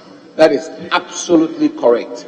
And as he may recall, NADMO was very much involved and still is involved in the relief efforts. And indeed, NADMO is storing a good number of relief items, perishable goods and the rest. But Mr. Speaker, with the greatest of respect, I'm not too sure that wood species constitutes relief items. I'm not too sure about that. Neither am I sure that cement constitutes relief items. Wood species, obviously, the body that should have the mandate to store them should be the Forestry Commission, because that is their mandate and that is what they do. Unless we are being told that huge logs of wood, timber and the rest should be stored in the warehouses of NADMO. I'm not too sure about that. But nonetheless, Mr. Speaker, I take his suggestion on board. We'll examine it. I'm just not too sure how we will come to the conclusion that timber should be stored with NADMO when we have a Forestry Commission. Thank you, Mr. Speaker.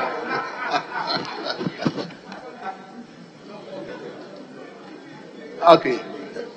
Honorable. Thank you, Mr. Speaker. Mr. Speaker, I would like to know from the minister if he is aware, through the committee that you set to represent you at Apiat, that Honorable Robert Wisdom Kujo, the MP for Pisahuni Valley, has donated items in the form of toiletries, water, clothes, food items, medicine, that worth more than 100,000 Ghana cedis.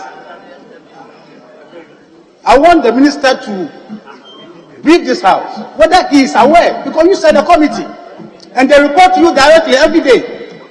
So having come here to say that the member of parliament has not contributed a time. Honorable member. I want him to know. Honorable member. To brief this house. Honorable member, your question will not be allowed to be answered. Let me hear you, Honorable member. Mr. Speaker, I want to find out from the minister if he's able to tell us the amount required to undertake the reconstruction of Apiati, since he's been referring to the amount contributed so far as a very small fraction of what we need to do the whole reconstruction. Thank you. Yes, Honorable Minister.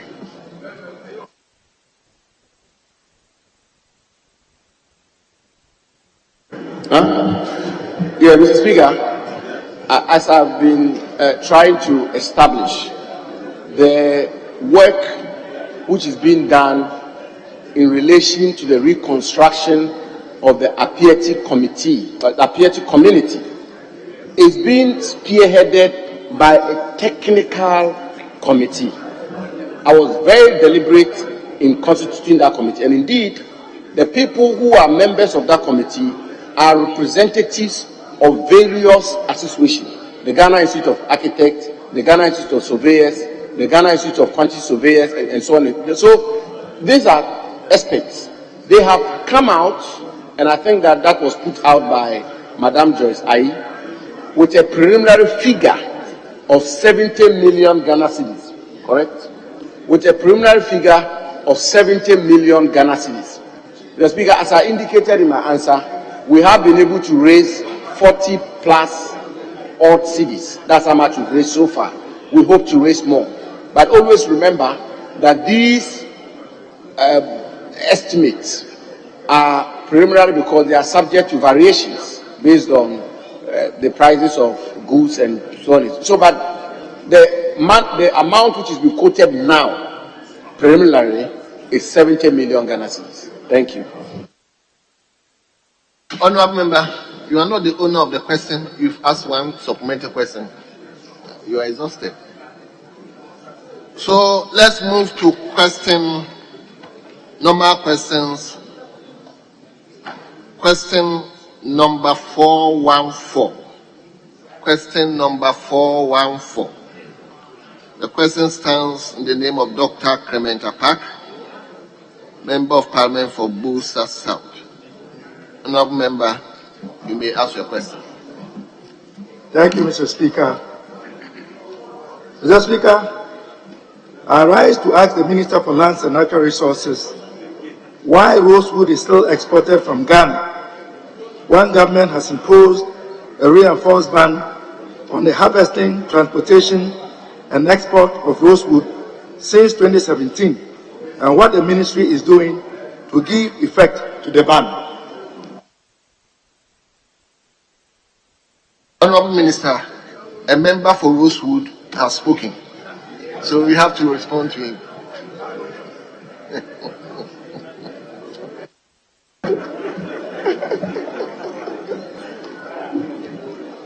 Mr. Speaker, let me begin by commending the senior colleague of the House, the Honourable Apak, for his passion in the fight against the illicit trade in the rosewood business.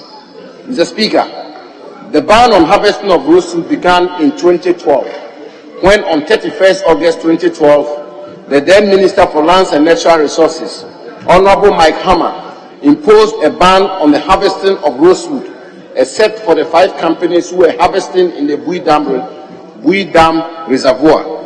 This ban, however, lasted for only a little over 1 month and was lifted on 5th October 2012.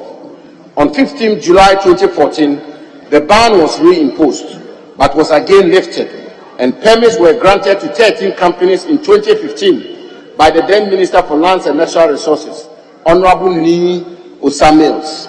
In February 2017, government, realizing the unsustainable nature of the industry and minded to preserve our forest cover, reimposed the ban on the harvesting and exporting of rosewood.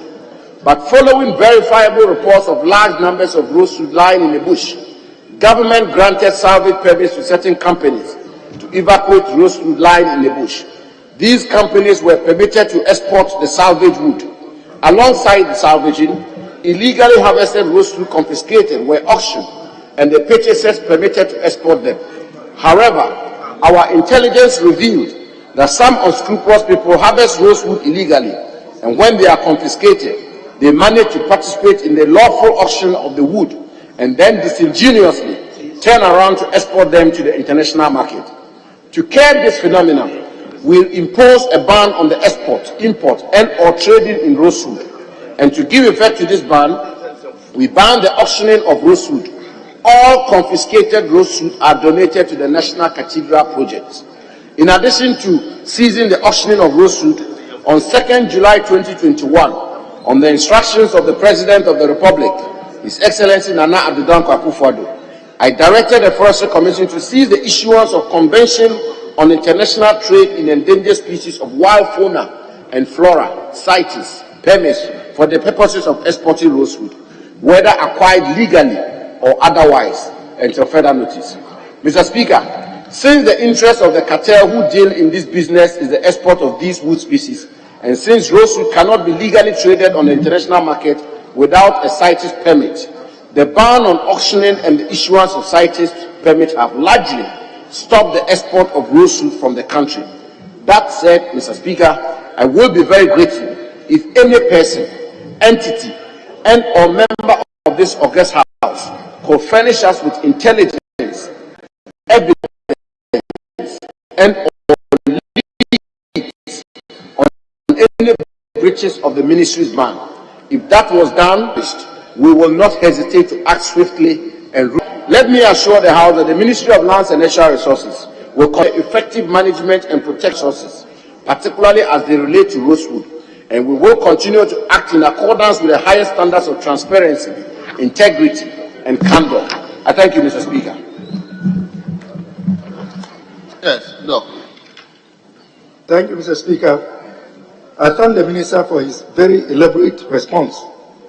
Mr. Speaker, in the Minister's response, paragraph 6, he indicates very boldly that, quote, all confiscated rosewood are donated to the National Cathedral Project. Can the Minister apprise the House of the quantity of rosewood currently confiscated and handed over to the National Cathedral Project and where the wood is currently housed?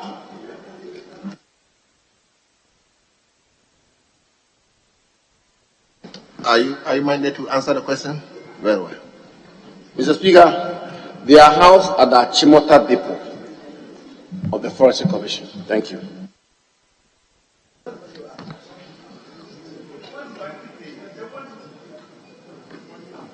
Mr. Speaker, it was a two-pronged question. The Minister has answered one.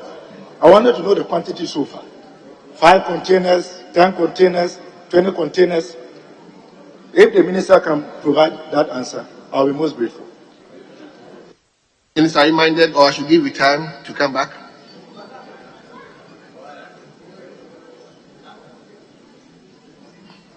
Mr. Speaker, the question the honourable member asked is far from quantities. He asked the question whether a rosewood is still being exported out of Ghana. If he did ask that question, I would have solved the So that is why I asked you whether I should give you time to come back, because it's not part of the original question. At times, if you are minded to answer, fine, you give you the opportunity. I don't but have if that you information think you here. need time, you ask him to file a proper question. So, honourable member, if you want, Mr. Speaker, you can file. Mr. Speaker, my follow-up question was based on the Minister's response. He spoke about rosewood that was confiscated being donated towards the National Cathedral Project. So my question was, what quantity so far has been confiscated and handed over towards the National Cathedral Project? So if he doesn't have the answer now, fair and good. Exactly. But it is not out of place. It's a consequential question based on his own response. It's as simple as that. It's not direct consequential question. He said those that has been confiscated, but you can't just out of a moment ask him to give you a quantity. So, but Mr. Speaker, how can you not know what we have confiscated? You should know the quantity you've confiscated. Now you are talking about cubic meters, how many number of containers, whatever it is. Please file a separate question if you want him to come. This house is a house of records. Very well. Very well. The minister to come and guess. I move to my final question, and I'll file a specific question on that. Mr. Speaker, in the last paragraph of the minister's response, he states that he would assure the House that the Ministry of Lands and Natural Resources will continue to ensure the effective management and protection of our natural resources, particularly as it relates to rosewood, and we will continue to act in accordance with the highest standards of transparency, integrity, and candor. On the basis of this, can the Minister update the House on what has happened to 5 containers of rosewood impounded on the 17th of June 2021, and what action has been taken against the owners of the said impounded 5 containers?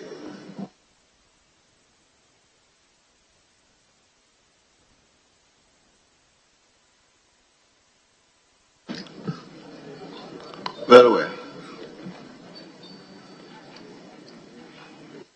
Mr. Speaker, yes, in my last paragraph, I did indicate that the management of the lands and natural resources of our country will be done in accordance with the highest standards of integrity, transparency, and candor. And indeed, Mr. Speaker, in all modesty, that is exactly how these lands and natural resources are being managed. There's absolutely no doubt about that. The matter relating to the 5 containers, Mr. Speaker, I did visit Tema Port when the containers were confiscated, and I went to ascertain for myself the state of the wood species which had been confiscated. We had to satisfy ourselves that indeed and in fact these wood species were rosewood and that they did not have permits for export or that they were being exported illegally. So that was done. And Mr. Speaker, national security officials escorted these containers to the depot, the Achimota depot of the Forestry Commission.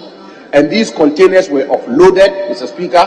I can say without a shred of equivocation that these rosewood species are in safe custody and they are going to be used for the National Cathedral project. So, Speaker, let me conclude by assuring my colleague that this business of rosewood, we are dealing with it with integrity and transparency. And whatever we have said, we nail it. And if you were to provide us with any evidence of any illicit trade in rosewood, we will deal with it and deal with it swiftly. So the 5 containers are in safe custody with the Forestry Commission. They are verifiable. I can make arrangements for you to go and examine them yourself. Not a single log of those 5 containers is unaccountable for. Each one of them is accountable for. And so the transparency commitment I made is a firm commitment. Thank you, Mr. Speaker. Thank you very much. Honorable Minister, may I find out rosewood? Is there a way we can propagate the production of rosewood? Is there a scientific way of propagating rosewood production? So, Mr. Speaker, the ministry has actually began a massive project of rosewood plantation. Because as you know, rosewood is a very valuable wood species. And so the whole concept even that we ban rosewood and that we don't want to have any exploitation of rosewood in our country, in itself, policy-wise, is not the right way to go. The situation we found ourselves, as I articulated in my answer, is that the exploitation of these wood species have been done unsustainably. And therefore, if we do not ban them as we speak now, it will get to a point where they will become extinct. And so a direct answer to your question is that we have a short to medium to long-term program of engaging in massive planting of rosewood so that eventually we will be in a position to exploit these wood species for the benefit of the country. Thank you very much. We now move to question number 1061. 1061. The question stands in the name of a member for Nsawam Aduajiri, Honorable Frank Anodompre. Speaker, Honorable, you may ask your question now. Speaker, with respect and with your kind leave, I've reached out to my colleagues. We wish to vary the order of business. That will respect. We wish to vary the order of business. And because, Speaker, this ratification is time-bound and as a country we are lagging behind, it's something we have to do. It's a matter of urgency. So I'll appeal to my colleague to just hold his fire and revise the order of business and go on to order paper addendum 2 and take item 2. So we have quickly, then we come back to questions. Very well. Please, let's take the addendum paper 2, motion 2, Chairman of Mines and Energy Committee. Right, Honorable Speaker, I've moved the motion already, and I'm supposed to. Honorable Montaka interjected, so just take the motion again. Thank you. All right. Honorable Speaker, I beg to move that, notwithstanding the provisions of Standing Order 81, which require that no motion shall be debated until at least 48 hours have elapsed between the date on which notice of the motion is given and the date on which the motion is moved. The motion for the adoption of the report of the Committee on Mines and Energy on the request for the parliamentary ratification for Ghana's membership to the African Petroleum Producers Organization, APO, may be moved today. I so move. Honorable Speaker. The motion has been moved. Honorable Ibrahim Bawa, please second the motion. You have to be attentive. Thank you very much, Mr. Speaker. I rise to second the motion, and in doing that, no, this is procedural motion. Oh.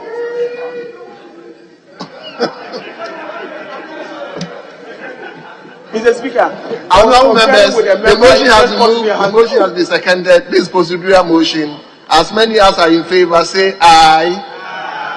Those against, say no. The ayes have it. The motion is carried. Let's now get to item number 3, the motion itself. But meanwhile, Honorable Minister for Lands and Natural Resources, you may take your seat for a while. Yes. Yes, Honorable. Thank you, Honorable Speaker.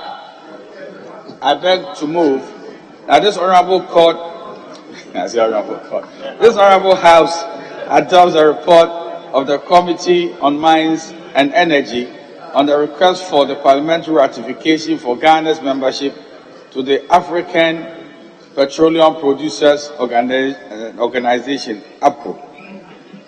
Honorable Speaker, and in so moving, I want to present your committee's report. Honorable Speaker, the record is that Ghana applied for membership of the African Petroleum Producers Organization, APO, on the 16th day of February 2021. The application was unanimously endorsed by the Committee on Experts at this 41st meeting held on the 23rd June 2011.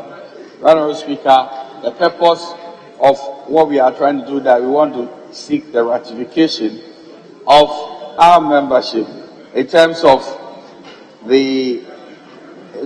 Article 75(2)(b) of the 1992 Constitution.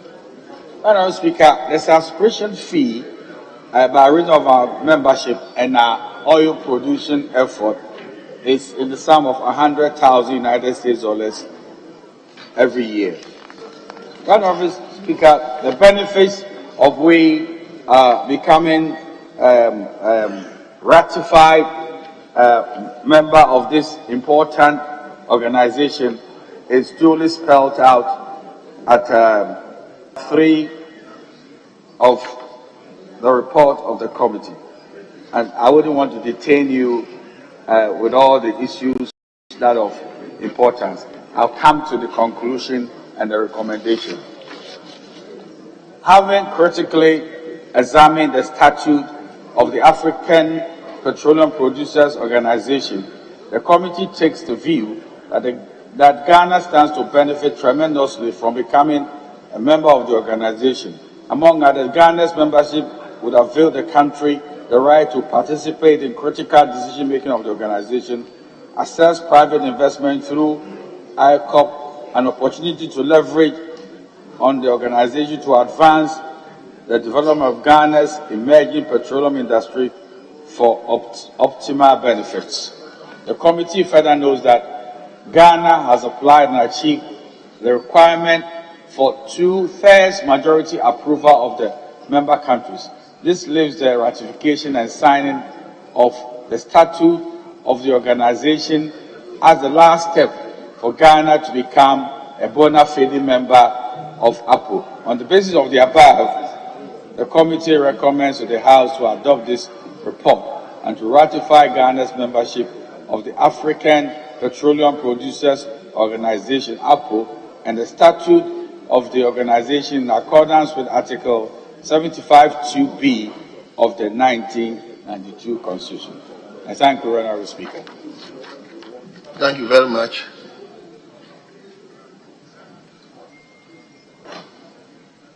Okay. Now, Honorable Bawa is now attentive, so you may second the motion. Thank you very much, Mr. Speaker, and thanks very much for allowing me to contribute to the report that is suggesting to this House that we should ratify Ghana's membership to the African Petroleum Producers Organization. Mr. Speaker, in recent years, you realize that the issue of stranded assets has become one of key interests for the global arena. And this is because of the fact that there has been this drive to move away from the usage of fossil fuel to renewables in order to be able to lower in terms of our carbon emissions into the environment. Mr. Speaker, when we specifically talk about stranded assets, we are talking about our fossil fuels. And in Ghana, obviously, since 2010, we have started producing petroleum products, hydrocarbons. Indeed, if you look at globally, about 185 countries have all agreed that we should find a way of ensuring that we de-emphasize the usage of fossil fuel and then go more with the renewables. And so you realize that about 2/3 of approving, hydrocarbons are obviously going to be left stranded underground. And Ghana, and for that matter, Africa, we are still at the infant stage in trying to, as it were, exploit our hydrocarbons. And so to have a situation like this, and particularly with the fact that our economies depend on this, it is important to look at other ways of ensuring that these assets are not stranded. Mr. Speaker, you will know that most of these projects, hydrocarbon projects, are capital intensive. And most of the monies and other things we get them from the Western world. And these are the people who are really championing the transition from fossil fuel to renewable energy. That is why I'm so excited that Ghana has decided to join the African Petroleum Producers Organization, because one of the organs of this particular organization is what they call the African Energy Investment Corporation. It's supposed to be a wing of this organization that will provide capital for the development of these particular hydrocarbons. And so I think that Ghana's decision to really join this, even though we are late, in my opinion, countries that are not even producing as high as ours, like Benin, have been members even before us. So for us to have taken the decision to join this, I think that is a very good move. And I will urge the House that we approve this report and then allow Ghana to become a member of the APO. On this note, I thank you very much, Mr. Speaker, for the opportunity. Thank you very much. Yes, honourable member for... is it Karaga? Yes. Yes, sir. Let's hear you.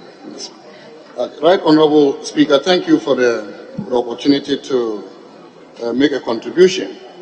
The Africa Petroleum Producers Organization is a pan-African organization.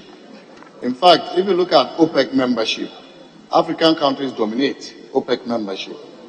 But we still have oil producers in Africa who are not members of OPEC. And so, given the fact that we need to work together as a continent to develop our hydrocarbon resources and also to maximize benefits for our people, the APO, as constituted currently, will help our country, Ghana, in so many ways. APO has been discussing the energy transition and has been making efforts to ensure that the funds that we need, the investment that we need to develop our hydrocarbon resources come into the continent. At the moment, as was said by my honorable colleague, Honorable Edward Bawa, funding is declining for oil and gas projects because of the energy transition. Just last week, G7 member countries agreed that their public funded banks will no longer invest in oil and gas projects. The European Bank for Investment has also come out with a policy to stop funding oil and gas projects. The World Bank has said since 2019 that they will not fund oil and gas projects. And therefore, if we don't have a mechanism to mobilize resources as a continent to support the development of our oil and gas resources, even though energy poverty is so high within our continent, we will suffer the consequences. And so APO has been working towards the establishment of an African energy bank, an energy bank that will mobilize the resources to support the development of our hydrocarbon resources. And so if Ghana joins APO, Ghana will also have the opportunity to leverage the resources that will be mobilized by the African Energy Bank, if it is so established, in order to support our industry. This is why we support APO's call for a just, equitable, and fair transition, so that we can harness the potential of our resources to reduce the levels of poverty in our continent. Mr. Speaker, APO is also promoting the development of joint infrastructure. We all know the contribution of the West African Gas Pipeline to Ghana in particular, and the members of the pipeline. APO is of the view that we should develop more of such joint infrastructure so that we can bring our economies closer to each other. For example, whilst the Western countries are moving away from oil and gas, we need to create a market in Africa so that we can trade between ourselves. Currently, trade between African countries as far as oil and gas is concerned is just about 5.2%. But through the development of joint infrastructure, which APO is promoting, we will be able to create the market for our own resources in order to grow our economies. Mr. Speaker, APO also has a center of excellence, which they will avail to its members. And if Ghana joins APO, Ghana will take advantage of this center of excellence to grow our capacity, to build the technical capacity, not just of our national oil company, but also our state agencies, the regulator and staff of the Ministry of Energy. They also promote exchange of visits, and Ghana will have the opportunity to learn from the experiences of mature producers like Nigeria, like Angola, like Equatorial Guinea. And therefore, I want to encourage honorable members to approve the report of this committee in order for Ghana to join APO and take advantage of all the benefits. Thank you, Right Honorable Speaker. Yes, Honorable Honorable Amakofi-Boa. Thank you, Mr. Speaker, for the opportunity. Mr. Speaker, I rise to add my voice to the call for the ratification of Ghana's membership of APO. Mr. Speaker, this has been a long term coming. As the report has clearly stated, it was in 2011 that we applied to become members of APO.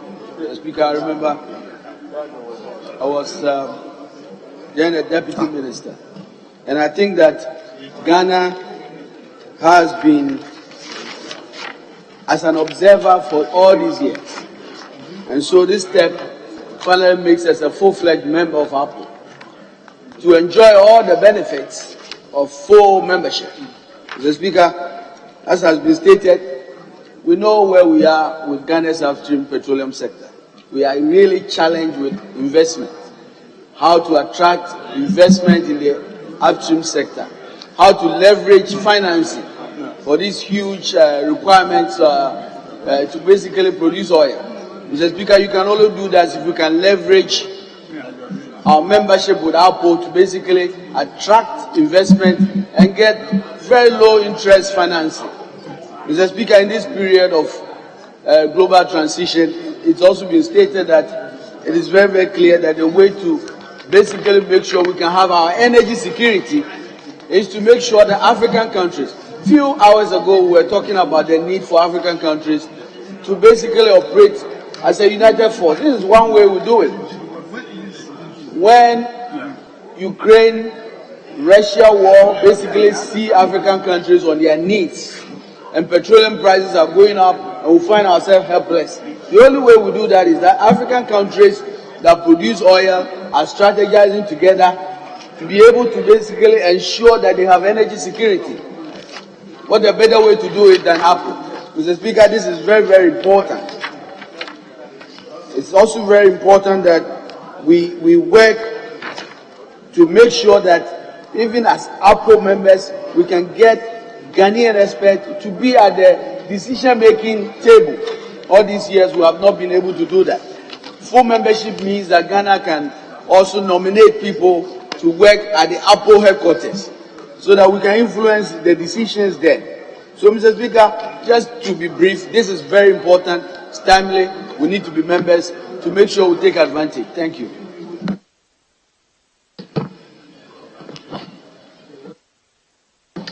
Honourable members, at the conclusion of the debate, the question is as many as are in favour, say aye.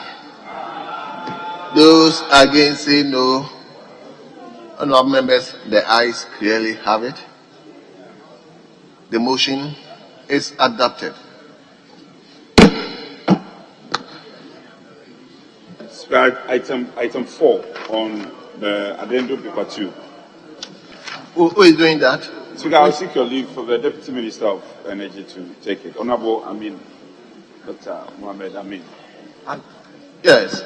Honourable, let's hear you. Thank you, Right Honourable Speaker.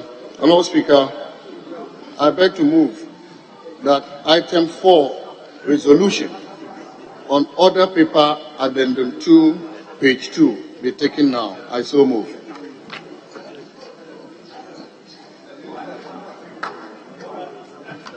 Any seconder? Speaker, I rise to second the motion. Honourable members, the question is as many as are in favour of the ratification, say aye. Those against say no. Honourable, the ayes have it. The Speaker may want to take a post-trade break. The ratification is hereby adopted.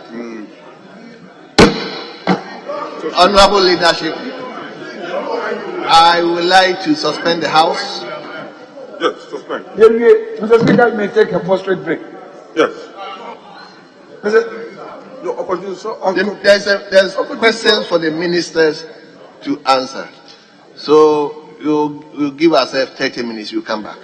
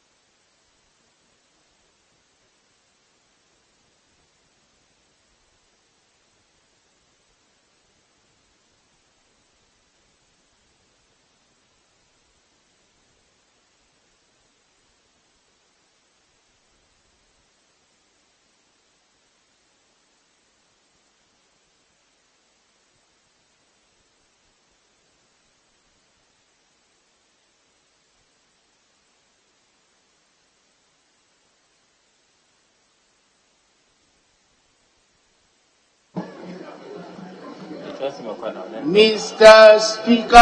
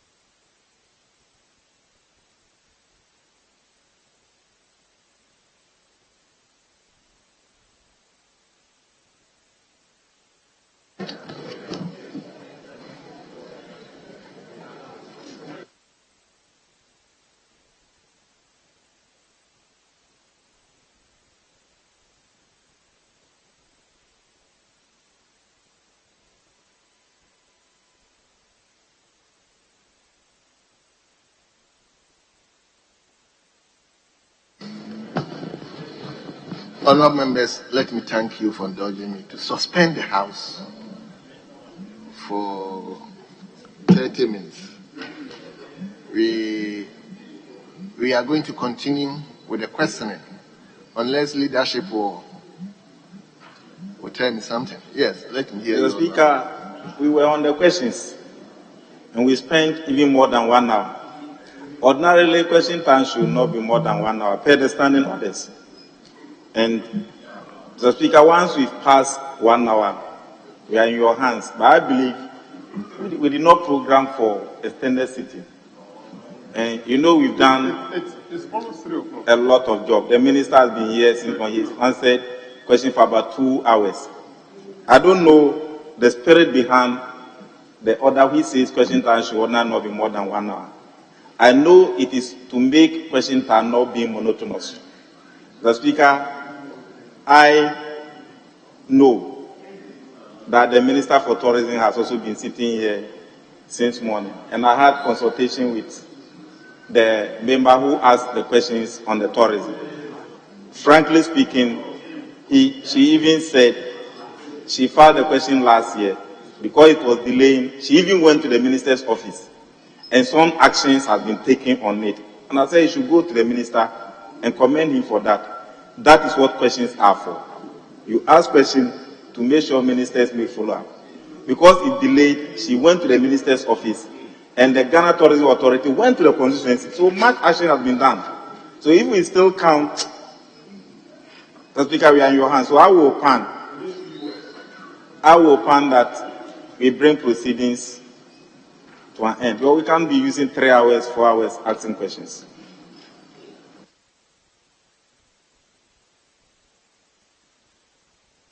Yes, honourable members, one major problem I personally have observed in this House is members not getting their questions answered. When I was in charge of admitting questions, I mean, how like this? So, personally, I wouldn't be in good position when the minister is here to answer questions, and we say we are, for want of time, we are abandoning the minister, or we are. For me, I want us to go on. We've just suspended. We've come back. Let's assume the 1 hour is starting from now. Let's do 1 hour more. Mr. Speaker, you are right. We can do the 1 hour, but just that we may limit the supplementary questions. No problem. No problem. In such a way that once you start, it means we must end. Everybody's question must be catered for, so that members will get more. I share your view.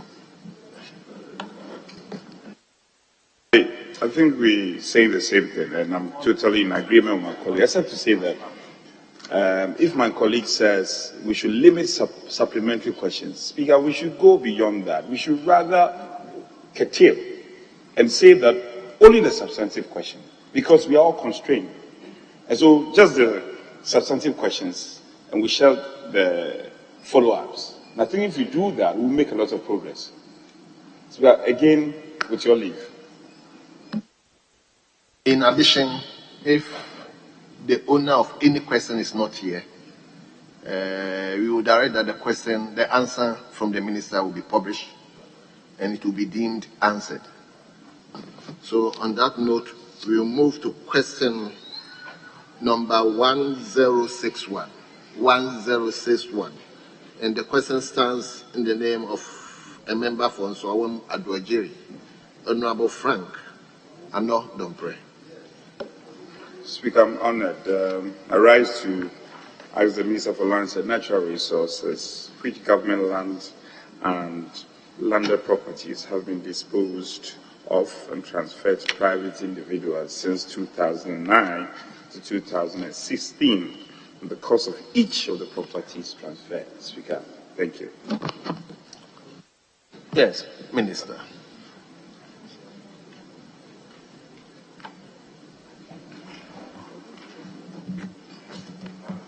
Mr. Speaker, on 3rd February 2022, as captured in a Hansard for the day, I appeared before this august House and answered the same question in respect of the period between 2017 and 2021. I did indicate in my answer that these transactions are handled by the Regional Lands Commissions, established under Article 2601 of our National Constitution, to perform the functions of the Commission in the regions. I added that in the spirit of transparency and accountability, I was prepared to provide the data from 1993, when we ushered in the Fourth Republic, till date. Since my last answer, Mr. Speaker, I have received several notices of questions in relation to the same matter, but for different periods, including this one from 2009 to 2016, and another by the Honourable Member for Ashamai, Honourable Ernest Henry Nogwe, for the 20-year period between 2001 and 2021. Mr. Speaker, I have instructed the Lands Commission to coordinate with the 16 regional lands commissions and collect the information for the House. Mr. Speaker, I have been advised by the Lands Commission, the repository of this information, that the data involved is voluminous and requires substantial amount of time to put them together. This is because the Commission currently operates a manual system, and the officers will have to dig through the files to manually put this data together. As we speak, Mr. Speaker, only 10% of data in the Greater Accra region has been scanned and digitized. The remaining 90% in Accra and the rest of the 15 regions across the country are manually generated and processed. Mr. Speaker, this is why government has prioritized the digitization and digitalization of land administration in the country. We are in the process of engaging the private sector to raise the needed capital and technical expertise to undertake a massive transformation in the land sector through digitization and digitalization. When this is done, all this information will be available and will be accessible to any person from the comfort of their homes. It will not require a parliamentary question for this information to be made available. We are also in the process of taking an inventory of all government lands, including those that have been granted to others and those that have been encroached upon. This information will also be made available to the House when it is ready. In the meantime, Mr. Speaker, the Lands Commission will continue with the manual collation of the data, and I'll make this available to the House as and when they are ready. Let me, however, assure the House, Mr. Speaker, that the government of President Akufo-Addo understands its duty as a trustee of public lands for and on behalf of the Ghanaian people, and will continue to administer public lands with the highest standards of transparency, integrity, and candor for the benefit of the Ghanaian people. I thank you for your attention, Mr. Speaker. Thank you very much. Any supplementary question? No supplementary question. Speaker, we've agreed that we won't take supplementary questions. Very well. With your blessings. Good. So we move to question number 1062, and it appears the owner of the question is not available, and therefore, Honorable Minister will make the answer public. The answer is already here, so we'll publish it and we deem it as if the question has been answered. So we move to question number 1063. 1063 is a member for Shama here. a member for Shaman is not here. You want to say something? Yeah, Mr. Speaker, the member for Ashama, they are in the caucus meeting, he's coming, but before he comes, there's some clarity I need to throw here. You know, before then, I rose on my feet and I made some observation when the Honorable Kwame Abuja commented on these matters of question. The same question, Mr. Speaker, has been asked by the three of them. Honorable Frank Anudompre, Honorable Kwame Abuja, and Honorable Ernest Nogbe. Mr. Speaker, apparently the question is the same. The test is the same, but the dates differ. And it was Honorable Frank Anudompre, for the question papers I have here. He was the first to ask. His question is 1061. The next person to ask was Honorable Ernest Nogbe. His question is 1063. Then the next question, the last person who asked the question was Honorable Kwame Abuja, and his question is 1068. Mr. Speaker, one would be wondering why Honorable Kwame Abuja's question has not been admitted to appear before the other people. Mr. Speaker, if you read Honorable Ernest Nogbe's question very well, his date was from 2001 to 2021. And Honorable Kwame Abuja's question, the date is from 2017 to 2021. So if both of you are asking the same question, and one date is within, is a subset of the other one, if you are the Speaker, definitely you admit Honorable Ernest Nogbe's one, and you leave Honorable Kwame Abuja's one. Is the main reason why the Speaker admitted that of Honorable Anudompre and Honorable Ernest, and Kwame's one is not on the other people. I'm clearing this simply because, the Speaker, when it was raised, the way we address it, one would think that the clerks at table didn't submit that of Honorable Kwame Abuja to the Speaker. In fact, we followed up, and these are the text of the questions that were submitted. So the clerk at table didn't do anything wrong.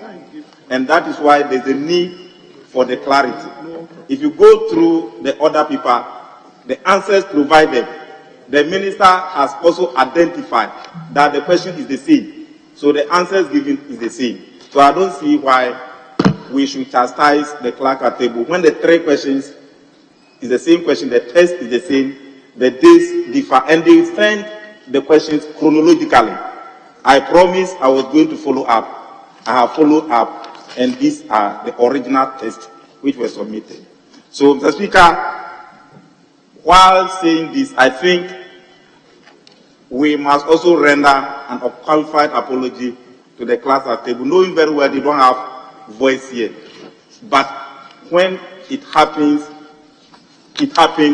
we spoke seriously against it. I believe the error has been cured per the test that we have.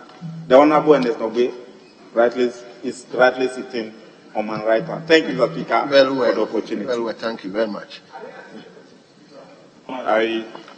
Let me commend my colleague for the extent of transparency and honesty shown. And it's admirable. I am particularly touched, especially where the matter had almost been dealt with, and yet he revisited, got the details, and set the record right. This is how we want to build institutions and build on trust. And my colleague knows, he has been in leadership before I joined. At the business committee, when we meet, the clerks have been extremely supportive. Instances where minds don't meet, and we have a difficulty in appreciating things that come out, they've always been at our aid to support us. So on this occasion, I want to speak in support, and particularly also apologize for and behalf of leadership, just speaking in support of what my colleagues said. But essentially to add that if you and an important statement the minister made, which I think we cannot gloss over, Speaker, with your leave, was that in the spirit of transparency and accountability, I was prepared to provide the data from 1993, when I ushered in the Fourth Republic, to date. I think for me that is very encompassing, and it also exposes the extent of transparency that the minister is attaching to this particular question. So it settles the matter. But again, we cannot leave this matter by cautioning all of us. We should all be cautioned. At the snap of the finger, we tend to direct the gun at the clerks at table. It cannot be the situation. Especially where we have no basis, especially making sweeping statements and making sweeping arguments. It doesn't help. We will not build trust. So let this go down well as a lesson, not only to the member involved, specific member involved, but to the entire House. That when we are speaking, let's add a bit of moderation in our criticisms. And I think if we do that, we'll add on to the trust between the table office and our good sir.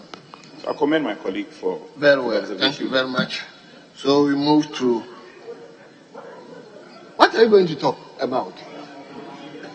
Yes, Honorable Member for Shaman. Thank you, Right Honorable Speaker. Mr. Speaker, my question has been taken by events, but I'll still ask. No, we were interested in the question. So, Mr. Speaker, I rise to ask the Minister for Lands and Natural Resources, which government land and landed properties have been disposed of and transferred to private persons between the year 2001 to 2021, and the cost of each parcel of land or landed property. Thank you, Mr. Speaker. Yes, respectfully, Honorable Minister.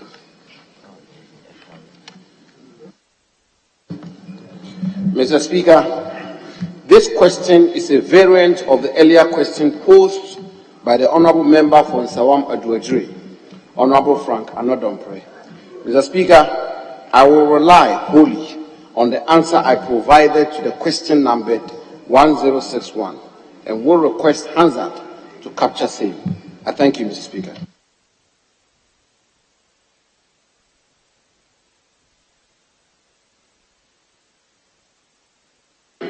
My brother Edward Bauer.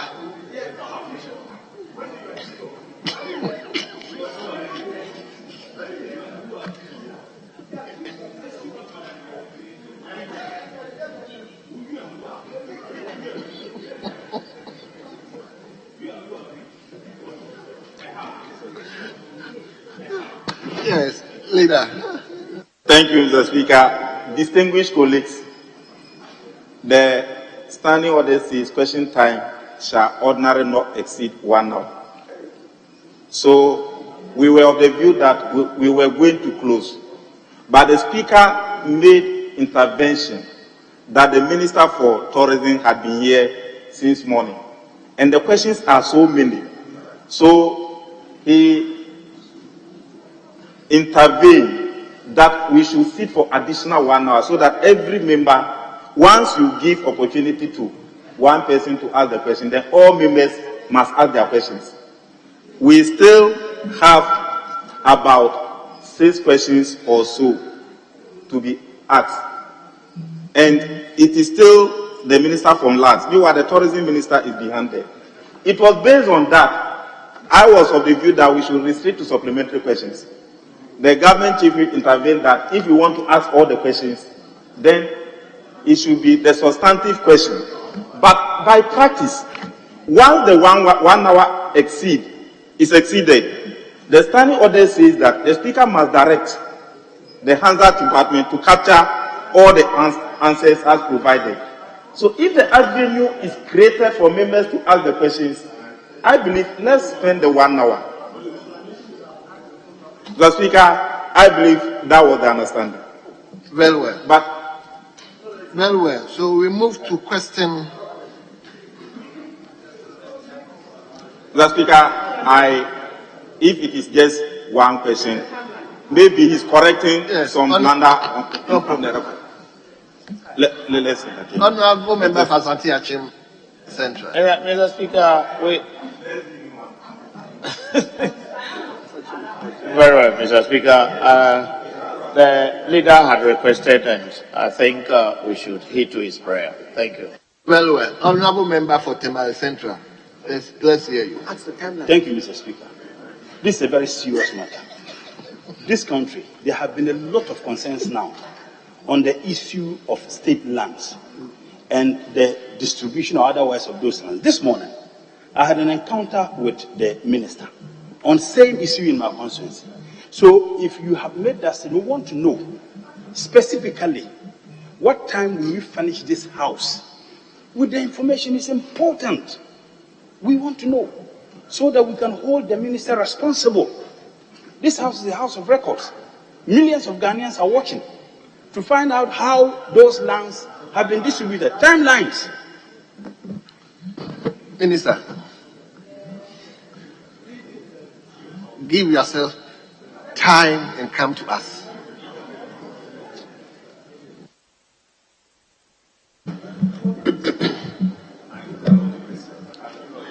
Mr. Speaker,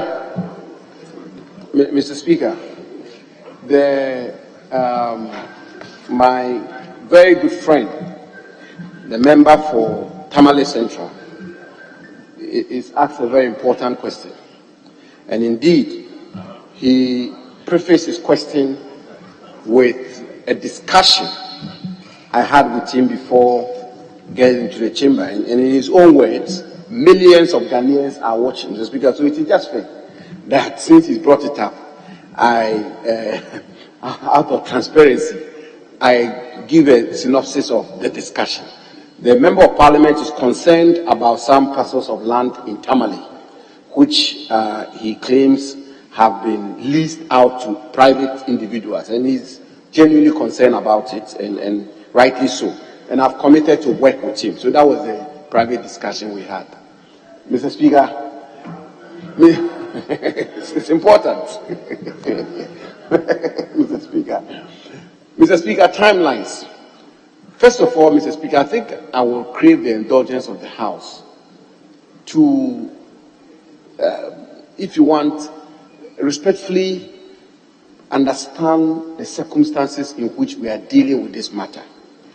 It is never the case that I have difficulty, or the President has difficulty, or the government has difficulty in putting out this information. It is not the case. And I say this with all the candor I can marshal. Now, I am supposed to provide all land transactions from 1993 to date. So really, I cannot be anxious about any fallout out of that kind of information, because that is going to cover President Rawlings' time, that is going to cover President Kufuor's time, that is going to cover President Mills' time, that is going to cover President Mohammed's time, that is going to cover President Akufo-Addo's time. Mr. Speaker, for example, as I speak to you, for the records, I have series of EIs, and I won't have the time to go through them. EI 72 of 1994, which EI 16 of 2019 released lands to pre-acquisition owners. I have EI 17 of 1978, which EI 8 of 204 released lands to pre-acquisition owners. Mr. Speaker, I have EI 113 of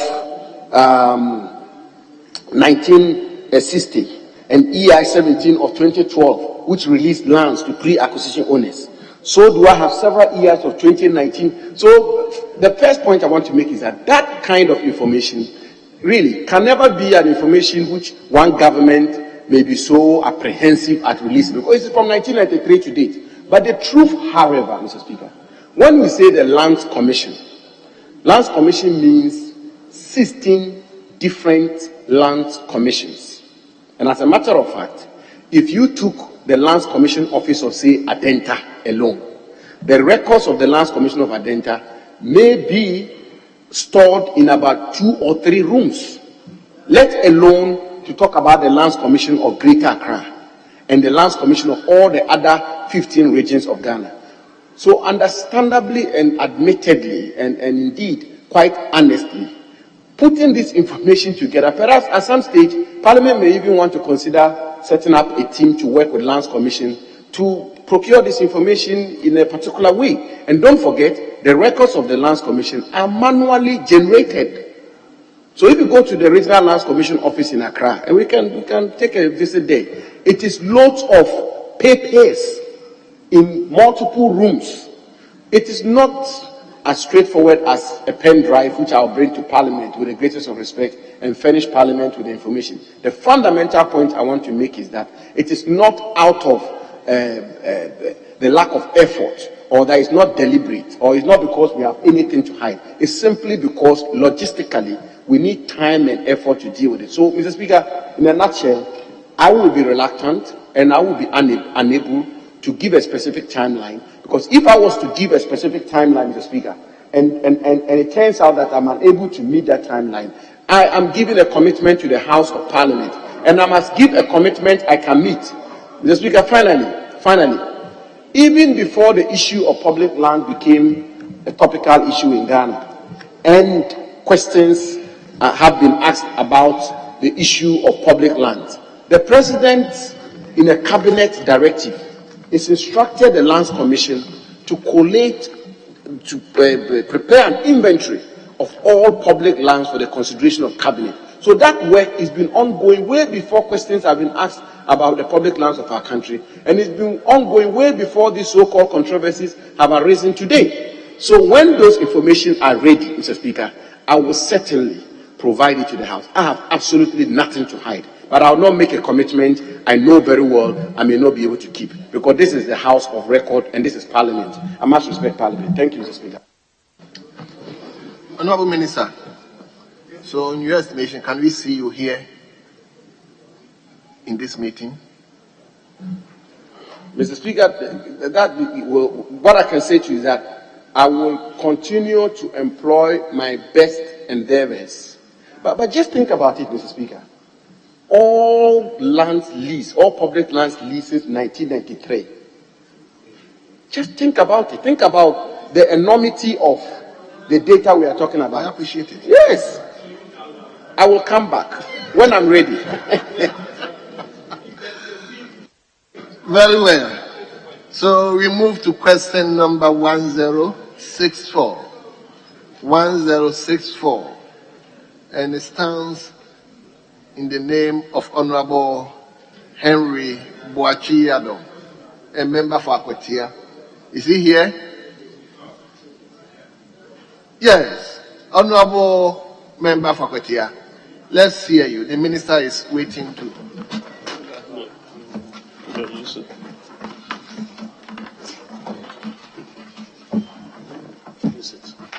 Thank you, Mr. Speaker.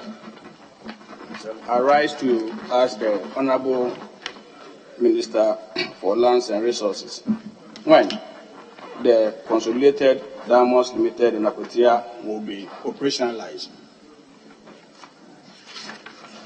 Yes, Minister. Now you know.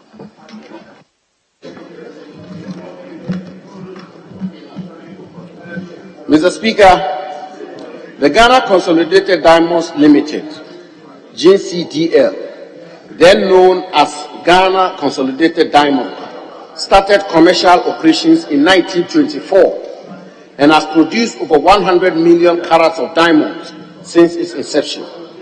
The mine has gone through different phases, but was eventually shut down sometime in 2009 when Sapa and associates, who had won the rights to the mine, failed to inject the needed capital to operate the mine.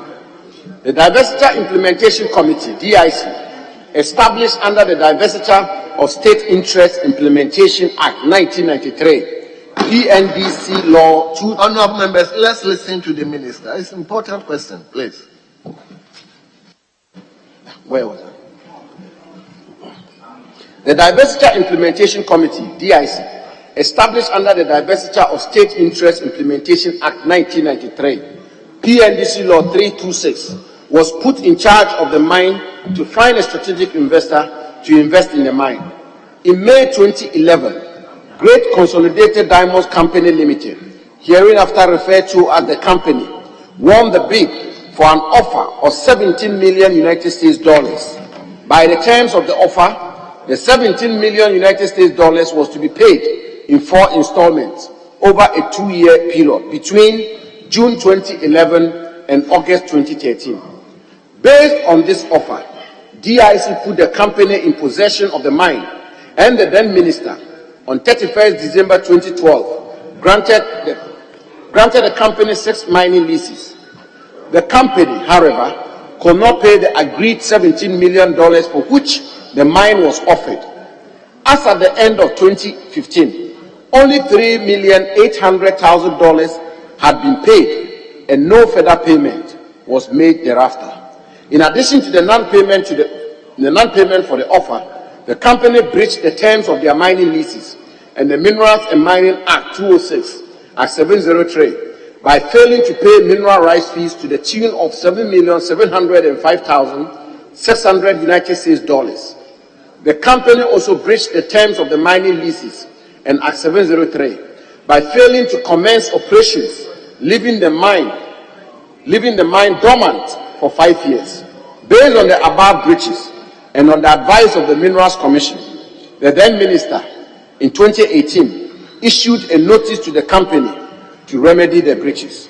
The company having failed to remedy the breaches, the minister on June 10, 2019, cancelled the mining leases in accordance with Section 68 of Act 703. Later, following several petitions by the chiefs and people of Akotia to open the mine, the State Interest and Governance Authority, SIGA, which are taking over the rights, assets, and liabilities of DIC, took over the mine on the grounds of the non-payment of the 17 million United States dollars. The company then instituted an action in court, alleging that the takeover of the mine by SIGA was wrongful, and prayed for an order of perpetual injunction to restrain SIGA and government from interfering with their operations, with the operations of the mine. Although the action was discontinued, a fresh suit for the same release was filed in 2020. Currently, the parties are attempting out-of-court settlement. Government's intention is to seek a strategic investor with a requisite capital investment to inject it into the mine to make it operational using modern technology. Government is, however, constrained by the current legal action from proceeding with its plans. The Office of the Attorney General is working with SIGA to ensure that the matter is resolved for us to revive the mine. Let me assure the honorable member and the chiefs and people of Akotia that government is deeply concerned about the mine, and we are working with the relevant agencies to revamp the operations of the mine to bring jobs to the people of Akotia. I thank you, Mr. Speaker. Thank you very much. Since you want to...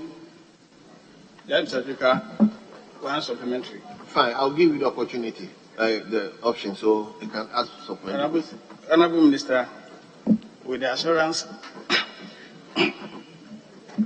you just made mention of, can I have any timelines so that the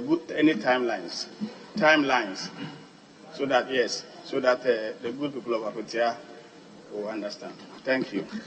Yes, Minister, any timelines?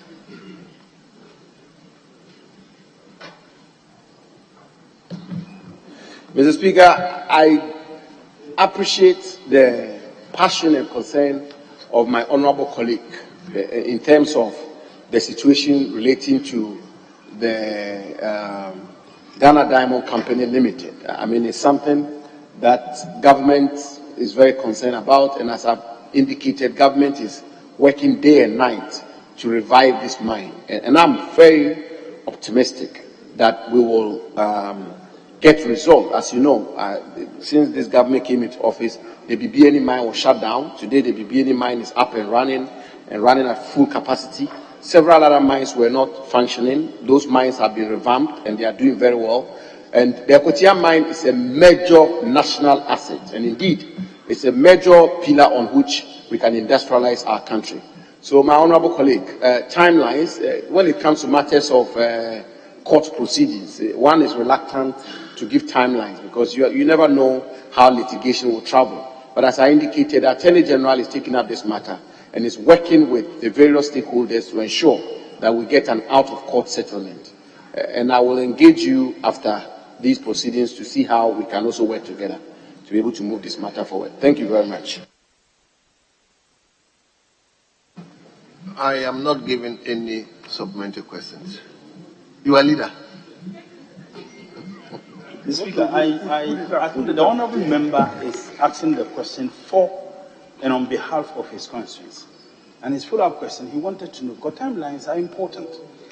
There is nothing wrong with the minister coming back to tell us, I gave these timelines, unfortunately, for A, B, C, D reason, we are not able to do that. I think it is fair. So that when he gets back to his constituents, he would have something to rely on.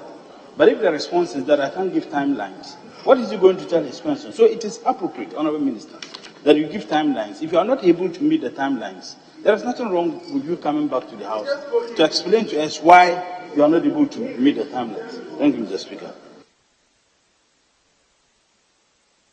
Yes, Majority Whip. My available leader, I see the passion with which he speaks. My leader on the other side.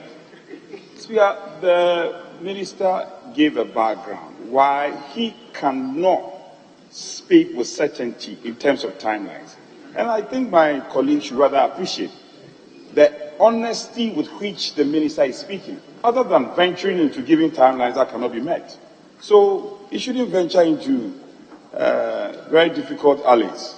He should stay on course and appreciate the minister's answer. Mr.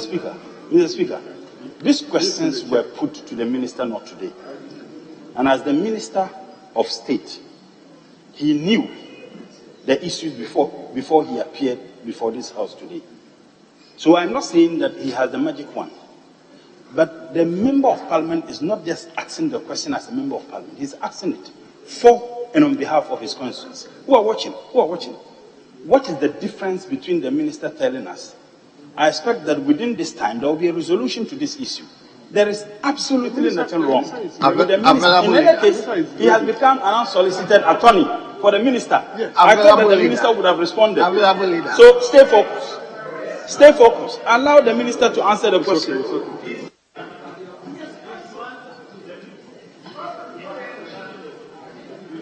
Minister, if you are minded to give us timelines, if you think it will be complicated in terms of, you can tell us. But if you can...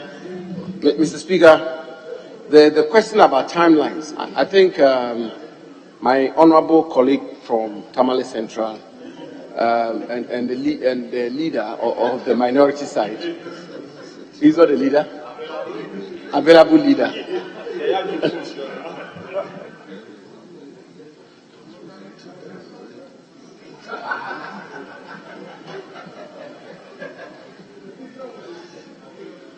Mr. Speaker, I made the point that I gave the history to the Ghana Consolidated Diamond Company Limited.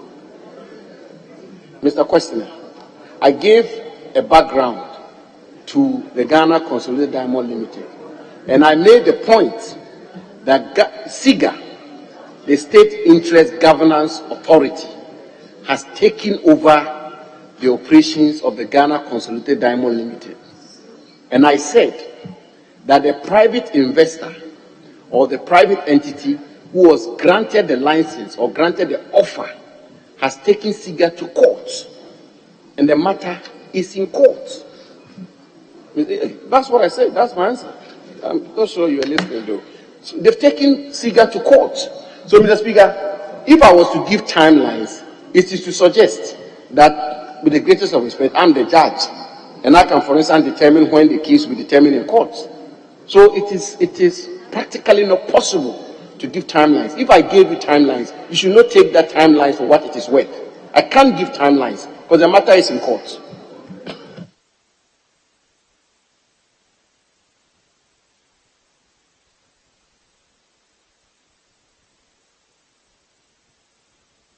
Yes. Honorable Champon, no. We move to question number 1065. 1065. It stands the name of a member for Denton, Honorable Mohammed Adam Ramadan. Yes, Honorable, you may ask your question now. Thank you very much, Mr. Speaker. Mr. Speaker, I rise to ask the Minister for Lands and Natural Resources what government is doing to regularize the stay of residents who have acquired prescriptive title to the animal research lands in the Adenta constituency. Thank you, Mr. Speaker. Respectfully, Mr. Minister.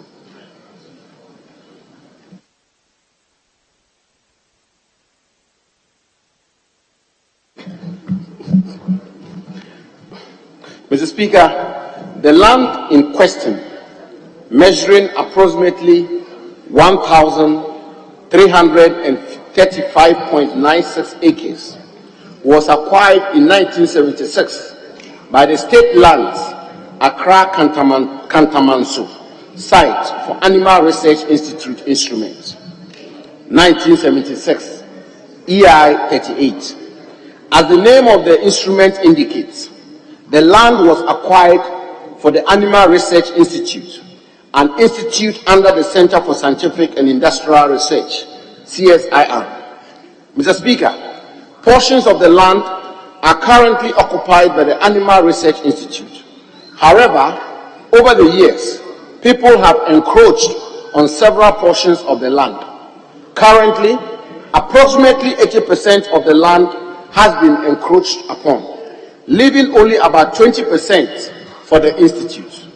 Now to the specific question asked by my very good friend and the affable Member of Parliament for Adenta. Mr. Speaker, the sponsor of the question contends that those occupying these lands have acquired prescriptive titles to the land. With the greatest of respect, I do not share that opinion. As far as the ministry is concerned, no one has acquired prescriptive title to any part of the said land. While it is true, prior to the Land Act 2020, Act 1036, that a person may acquire prescriptive title to compulsorily acquired land, the doctrine of prescription and or adverse possession is more complex than mere occupation over a period of time. Mr. Speaker, as the revered Datiba JSC explains in Memuna Modi and Anchi, 2003 to 2004, 2 Supreme Court of Ghana law reports at page 967, quote, the concept of adverse possession may be applied against the state in relation to compulsorily acquired land if the necessary factual preconditions are established. In establishing these factual preconditions, however, a proponent has to be mindful of the fact that mere occupancy of compulsorily acquired land by a person who is not a grantee of the state is not necessarily, quote, adverse possession, end quote. Since it is possible for the state to give implied permission for intruders to be on its land until it is ready to use the land for the stated purposes, end quote.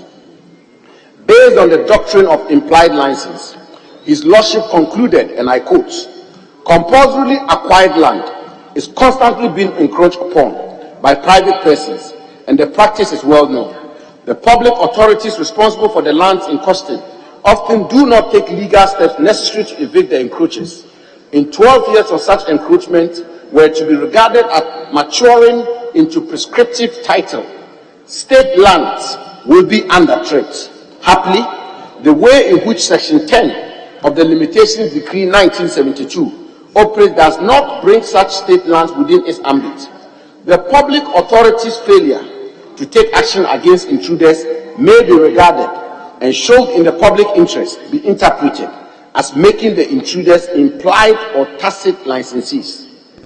Adverse possession becomes relevant only when an action can be brought against the possessor, where the possessor is in possession with the tacit or implied consent of the true owner. Time does not begin to run until the implied license has been revoked. An action does not lie, thus, against an implied licensee until the license has been revoked, end quote. As to whether the occupants of these lands have acquired prescriptive title, will therefore require a judicial pronouncement whether the said implied license of the state has been revoked or not. Mr. Speaker, nonetheless, given the level of encroachment, it may be difficult for the Animal Research Institute to use the land for the intended purposes. Government is therefore examining the possibility of regularizing the stay of these people by way of leases from the Lands Commission, the constitutional body charged with the management of public lands, and finding an alternative land for the Animal Research Institute. This will require the involvement of the Land Use and Spatial Planning Authority, LUSPA, and the relevant district assembly. But as I indicated, we are still examining the issue, and once a decision is made, we will engage the relevant agencies and the persons involved. I will certainly engage and involve my honorable colleague, the sponsor of this question, as regards our efforts. Mr. Speaker, let me however add that since the coming into force of the Land Act 2020, Act 1036, the Limitation Act 1972, NRCD 54, and the doctrine of prescription have been expressly inapplicable to public lands. Therefore, by Section 236 of Act 1036, not only is encroachment on public lands a criminal offense, a person who occupies such land acquires no interest or right whatsoever over the land, whether by way of prescription or adverse possession. Unfortunately, the issue of encroachment of public lands is widespread due to several factors of inaction. While the Lands Commission is undertaking an inventory of public lands, the Ministry of Lands and Natural Resources has constituted a team headed by the Deputy Minister for Lands and Natural Resources, Honorable Benito Ousubio, to protect public lands from further encroachment. Anyone who intends to encroach on a public land with a view of seeking regularization in future must therefore note that such actions will not be sanctioned by government. The government of President Akufo-Addo is committed to protecting public lands for the benefit of the Ghanaian people. I thank you, Mr. Speaker. Honorable, do you have any supplementary question? Yes, Mr. Speaker. I give you one opportunity. Thank you very much, Mr. Speaker. Mr. Speaker, I'd like to thank the Minister of State for his very elaborate answer, and also to say that it's quite heartwarming to hear the Minister say that government is considering the possibility of regularizing the stay of the people there. I would urge the Minister if he can give us any timelines, because it's of concern to the people there. And also, in his answer, he stated that a task force was being set up to protect government lands. I haven't seen anything going on in my constituency with respect to the animal research land. So if the minister can come clean on that one. Thank you very much, Mr. Speaker. Minister, he is also seeking for timelines.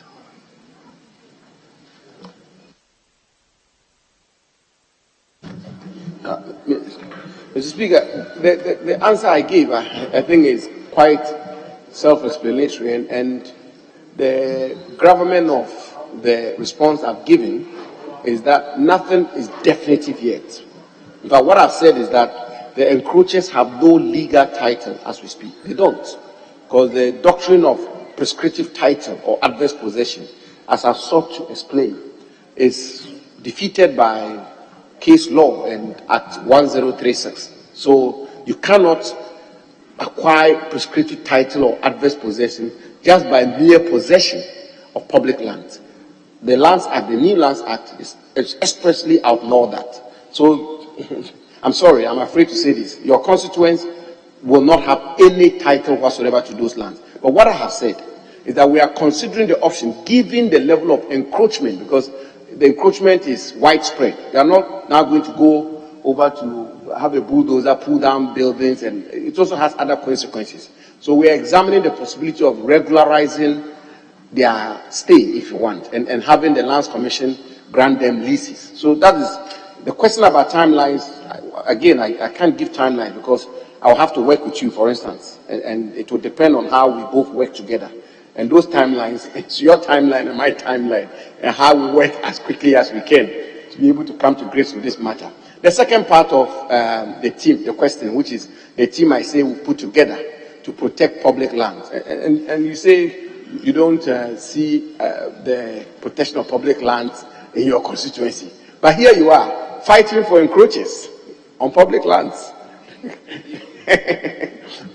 Fighting for encroachers of public lands. The committee was put in place 6 months ago, and I think they've done an excellent job.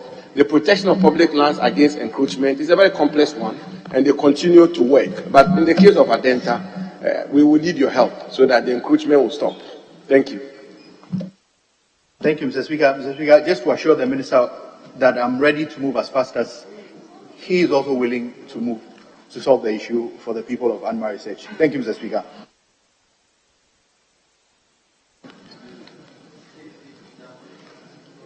Yes, leader. Thank you, Mr. Speaker. Mr. Speaker, if you analyze the minister's answer, it means that government has already decided that it will be expensive to go and pull down those houses. So, for me, my conclusion is that government has decided that, look, I'll regularize it and give title to or lease to them.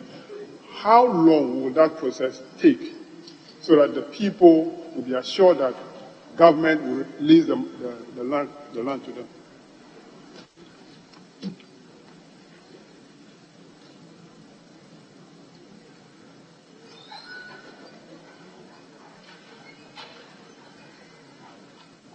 Yes, Minister.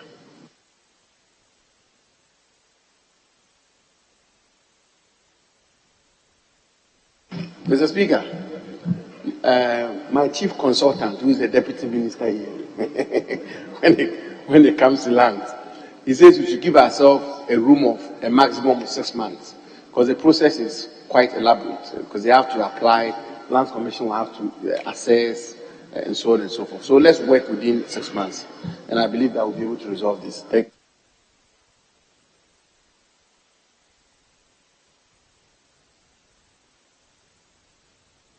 Honorable Champion, we've already resolved that we wouldn't take supplementary questions. It's leadership who came up with that. So, what is it?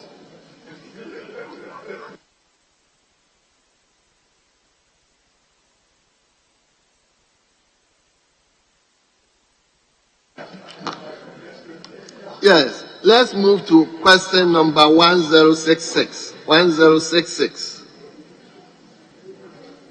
And the question stands the name of Honorable Dr. Mark Kurt Naweni, member for NABDA. Doc, let's hear you. Thank you, Mr. Speaker. I rise to ask the Minister for Land and Natural Resources what government is doing to regularize. I rise to ask the Minister for Lands and Natural Resources what measures the ministry has instituted to address the perennial destruction of farms by elephants in the Sakoti enclave of the Nabdam district. Thank you. By what? Elephants? Yes, Minister, let's hear you.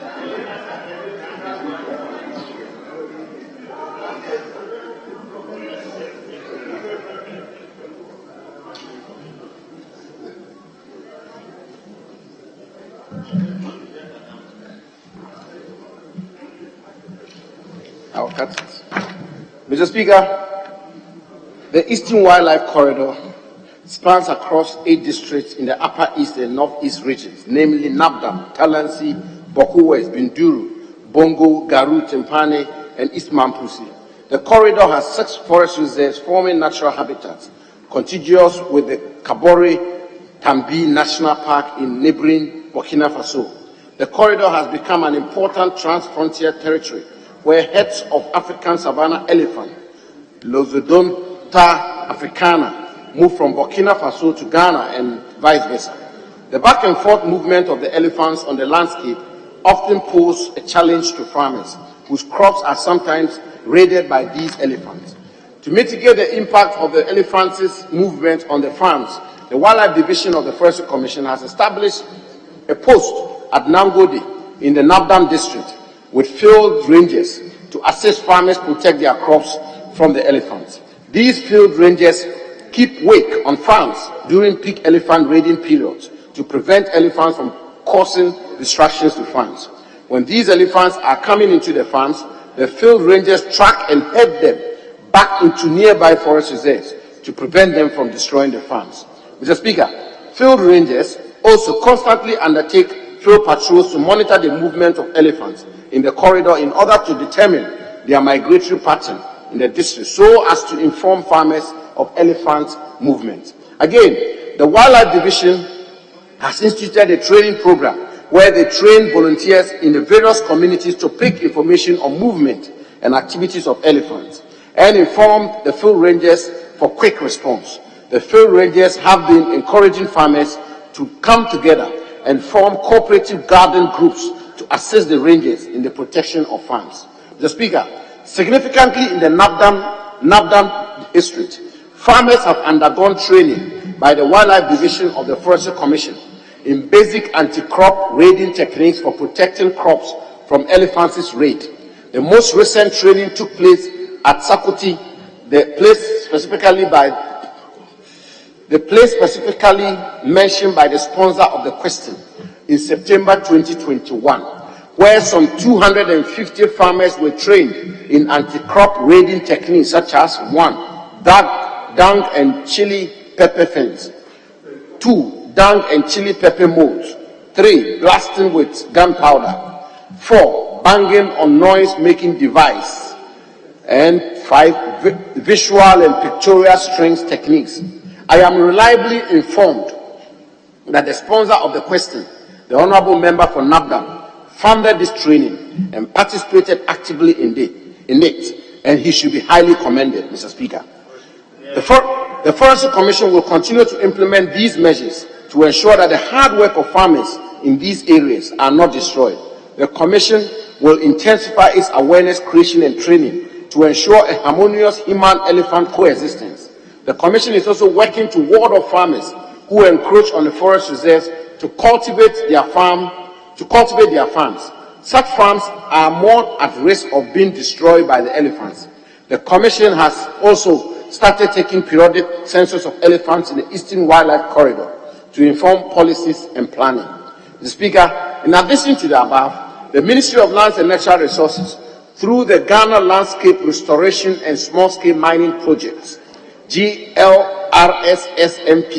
with the support of the World Bank, is collaborating with farmers within the corridor to develop an integrated conservation and management of natural resources in the area. This will be done through the establishment of community resource management areas, CREMES, in the various communities to support farmers through a number of livelihood initiatives. Mr. Speaker, elephants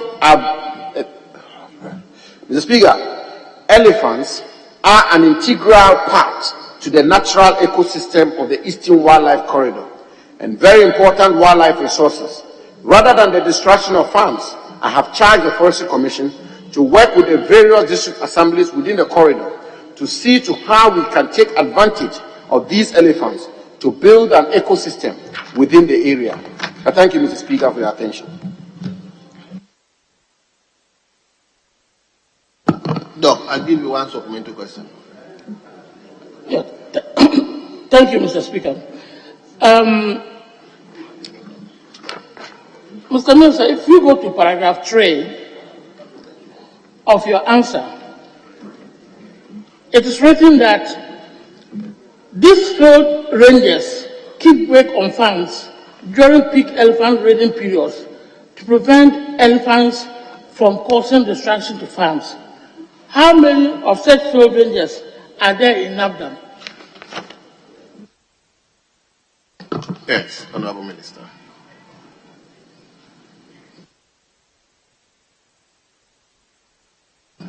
Mr. Speaker, I will be unable to provide a number. I will nonetheless provide a number to the Honorable Member by close of day. Thank you. Very well.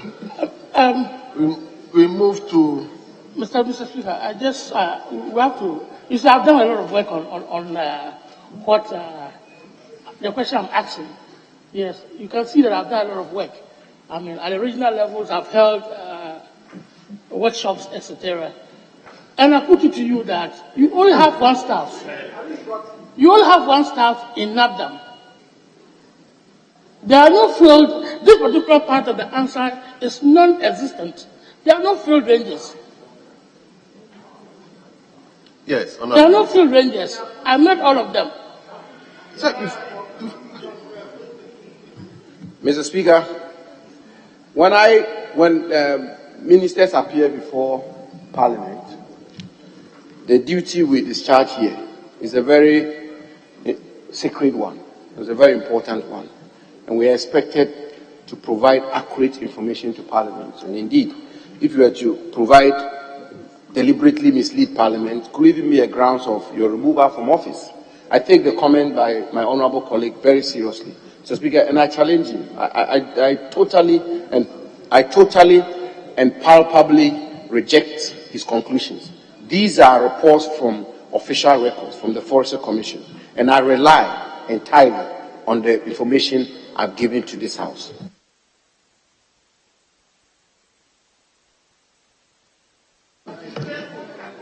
Honourable, you've exhausted the time, please. Mr. Speaker. Doc. The regional staff are 5 in number. That is the wildlife. Doc, before we started the question... Mr. Speaker, let us settle on this issue.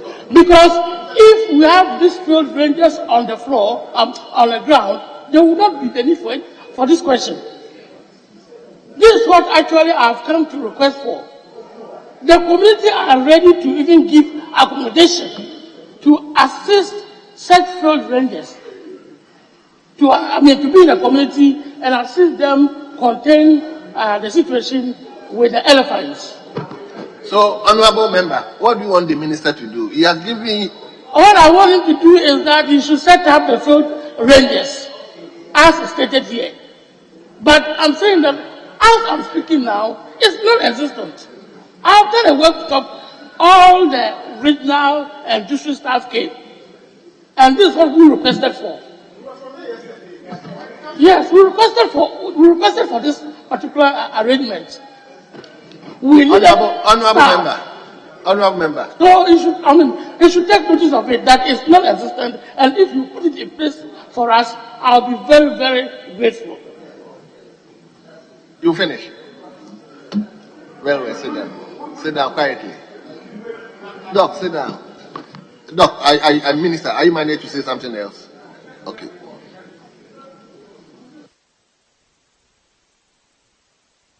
Mr. Speaker, you will realize from my answer that I commended the honourable member for the work he's done in his constituency.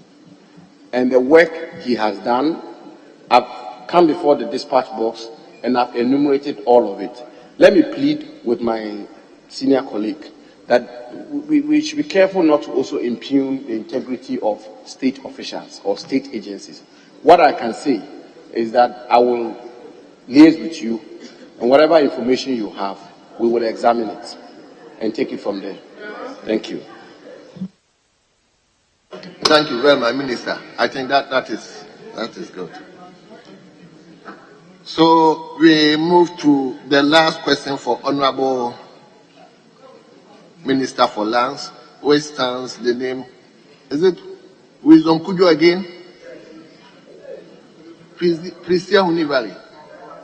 No, we've agreed on something. If the member is not here, we've agreed that the answers will be published and the question will be deemed answered. Mr. Speaker, I don't know where that agreement was reached. We've agreed before. Who signed that agreement? I don't know.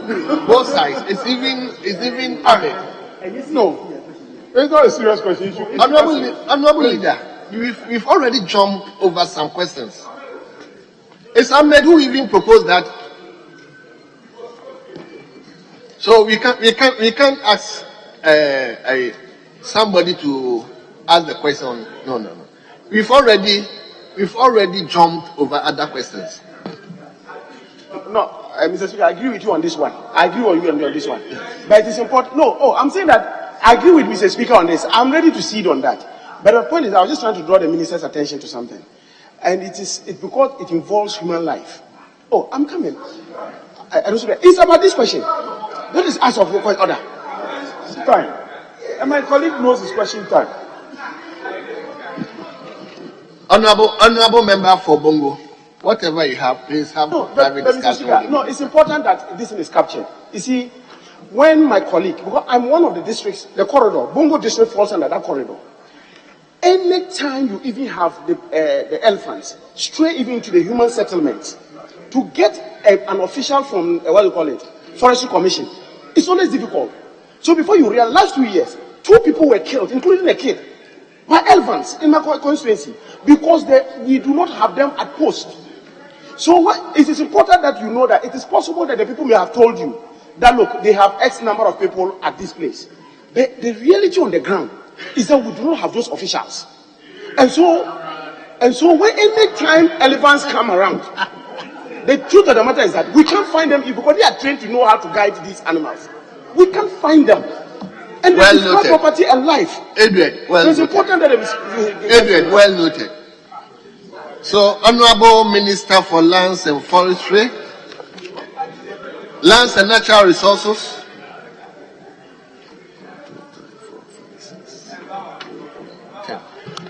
You've been here since morning. You've answered 10 separate questions. We thank you on behalf of the House for availing yourself to come and answer all these questions. We are hereby discharged.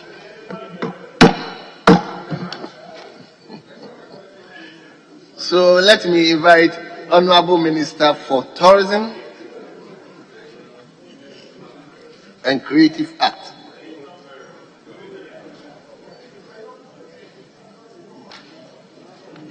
Yes.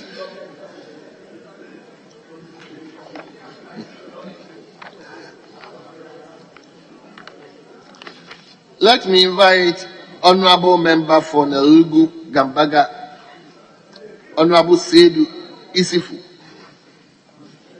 to ask his question. The minister is available. So, Honorable Sedu Isifu, you may ask your question now. Thank you, Right Honorable Speaker.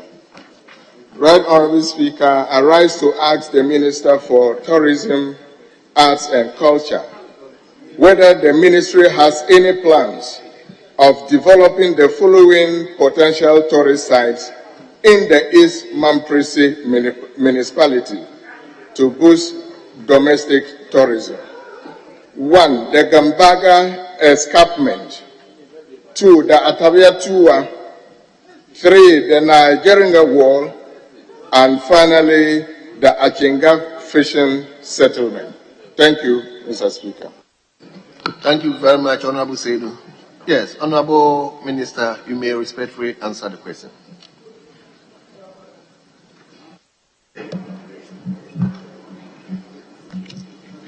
Thank you, Mr. Speaker.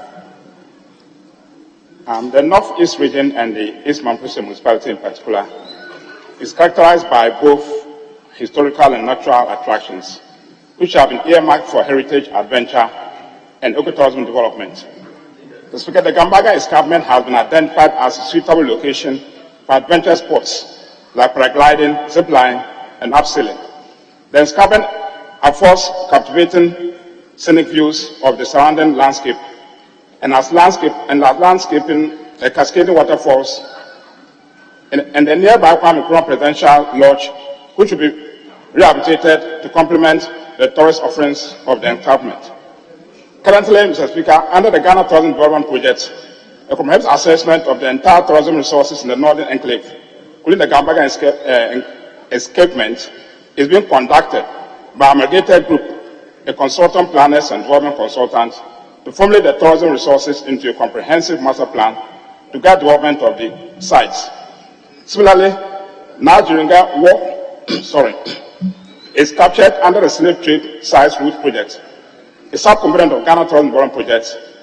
Already, Mr. Speaker, the procurement processes to engage a consultancy firm to review conditions at certain heritage sites and submit design proposals for their improvement to the Ministry of Tourism have commenced. Several local and international firms have put in their applications to execute this project. The expected output is a well-preserved and created site with adequate supporting infrastructure to promote tourism and enhance visitor experience. For its part, the Chinga Fishing Settlement Enclave has identified to be suitable for white water rafting, canoe regalias, waterfront picnics. Deliberate organic efforts will be made to promote these leisure activities and river cruises as part of the leisure options of our domestic tourism drive.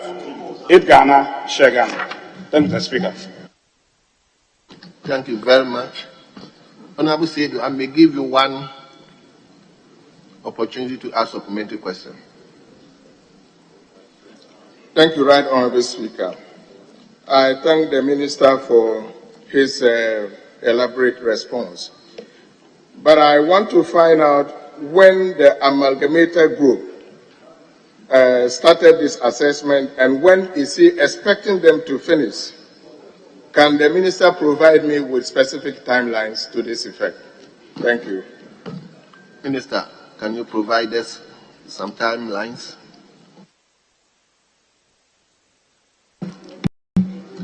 Thank you, Mr. Speaker. Mr. Speaker,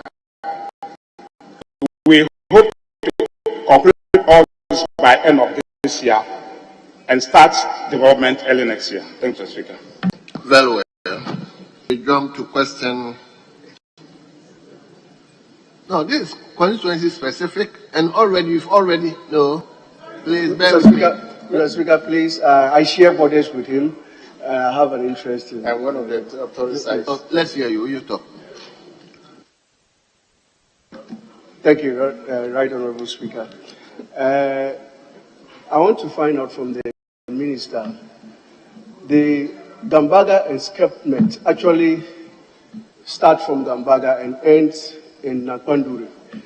I want to know if he has plans towards the Nakwanduri tourism development project and timelines, please, if he does. Minister, any plans to extend it? Thank you, Mr. Speaker. Mr. Speaker, we have divided the country into northern and southern development, and the consultants are submitting for the whole of the northern sector before the end of the year. So it's part of it. Thank you, Speaker. Very well. We now move to question number 908. 908. The question stands the name of Honorable Mrs. Derasoa, member for Pandu. Honorable, you may ask your question now. Thank you, Right Honorable Speaker. I rise to ask the Minister of Tourism, Arts and Culture what steps are being taken to return artifacts taken by Germans during the colonial era from the Pandu royal household. Thank you. Very well. Honorable Minister. Thank you, Mr. Speaker.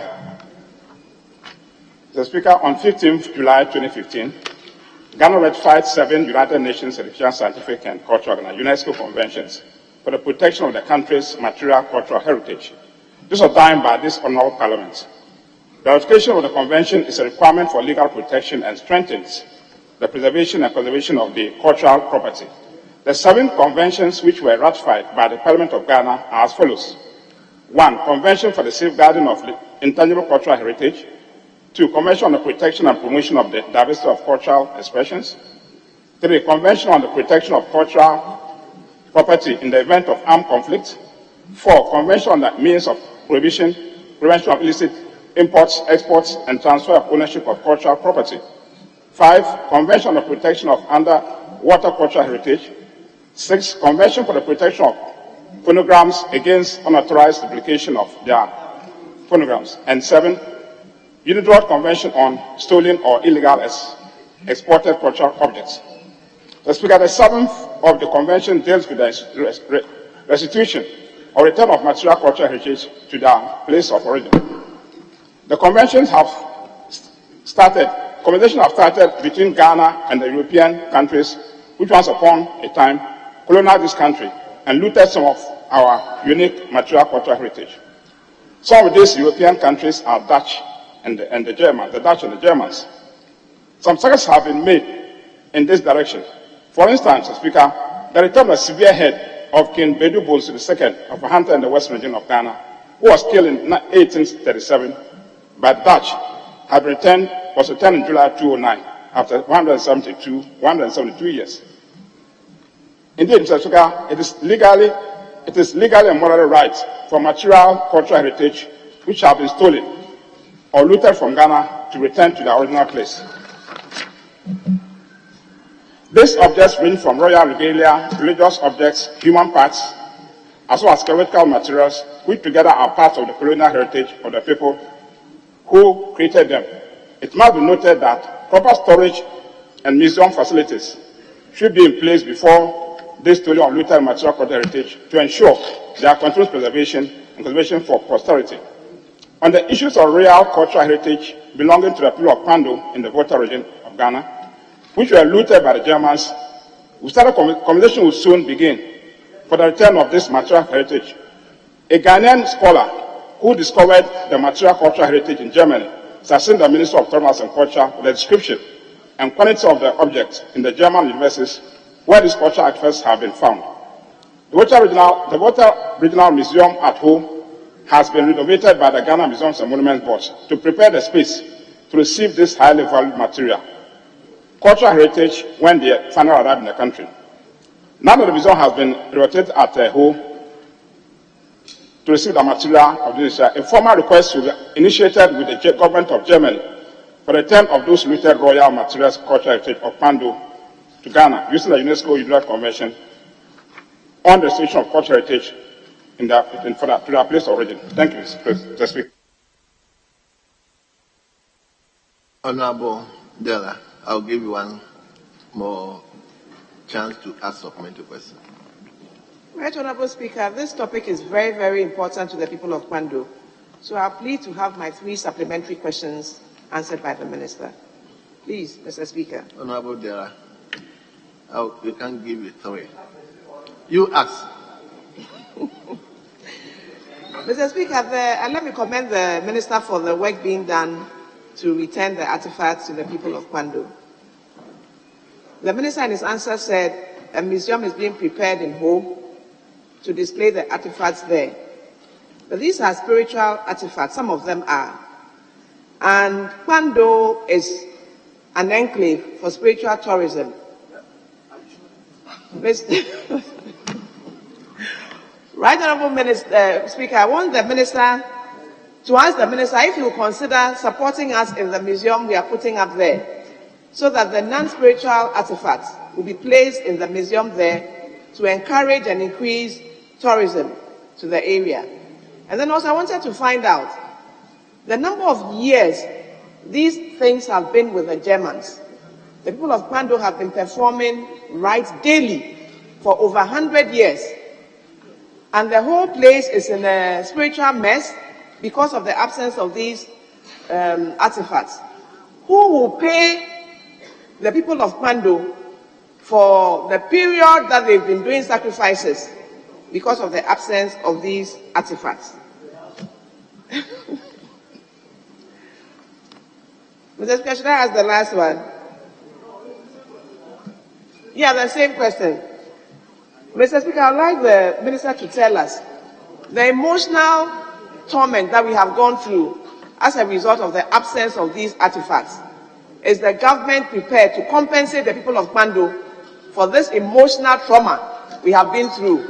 Our chiefs and people are asking, will you compensate us for the over 100 years that the Germans have kept these artifacts? Thank you. Yes, Honorable Minister. Thank you, Mr. Speaker. Whatever we will do to support tourism, culture, heritage, government is doing it. That is why we have a conversation with those who looted the property. And I want to assure you that religious tourism is very important for us in this country. and my ministry will support you to achieve that. We're going to have a conversation with the looters.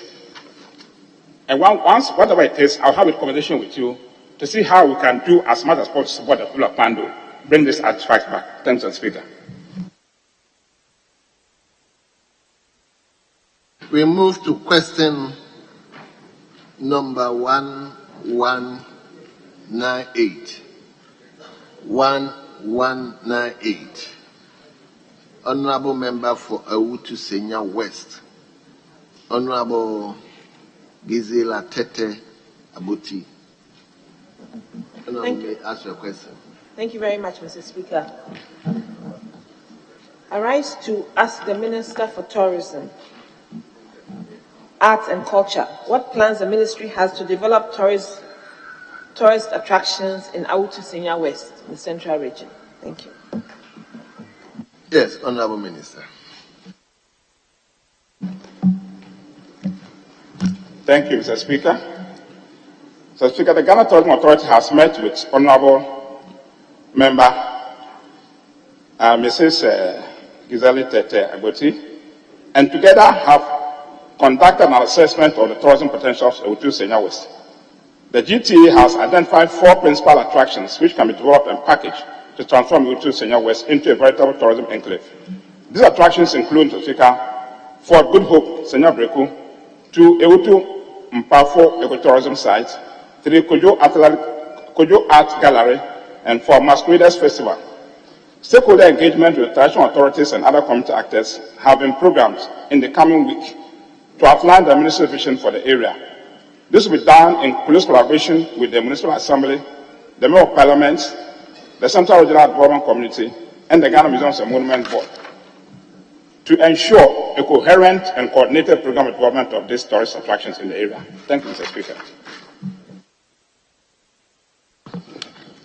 Yeah, Honorable Deborah, any supplementary question? Yes, you don't have any supplementary question with respect to this one? Yes, I mean you.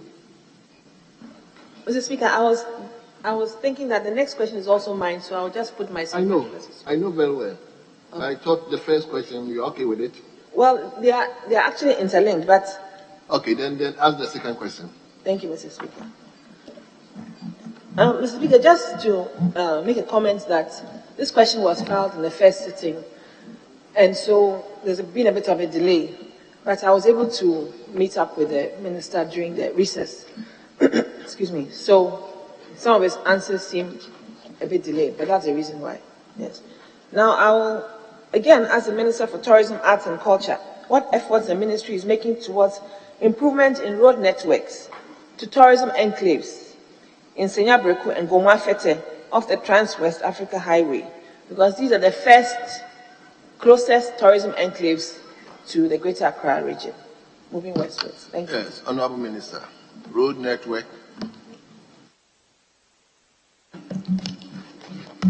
Thank you, Mr. Speaker. Mr. Speaker, the Ministry of Tourism has started engagement with the Ministry of Roads and Highways to prioritize road access to major tourist enclaves to be upgraded nationwide.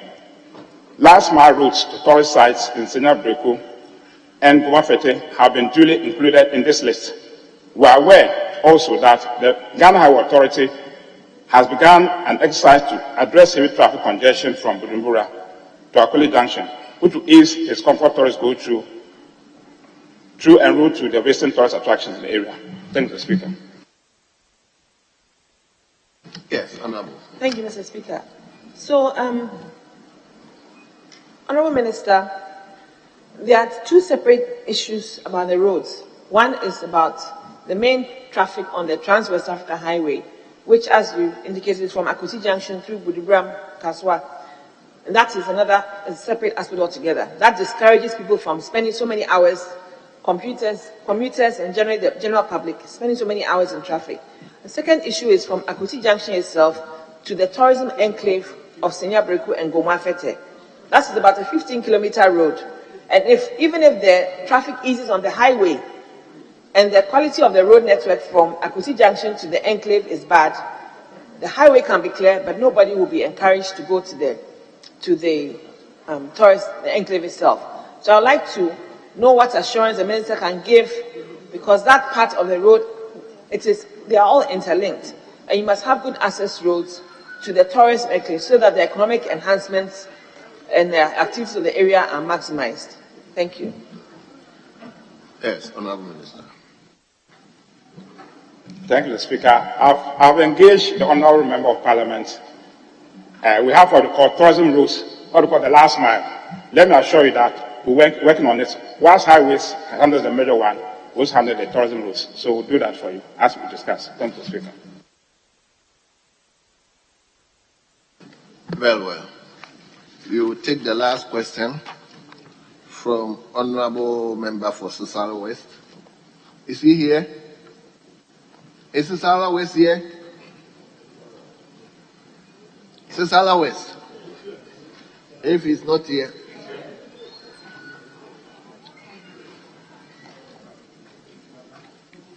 Tumuman, the minister is here. You may ask your question. Thank you, Right Honorable Speaker. Right Honorable Speaker, I rise to ask the Minister for Tourism, Arts and Culture the plans in place to develop the following tourist attractions in the Sisala West District. 1. The Gole Forest Reserve, the Golu Slave Defense Wall, the tomb of the late President Dr. Hilal Liman, and the Kalbe Crocodile Pond. Thank you. Yes, Honorable Minister.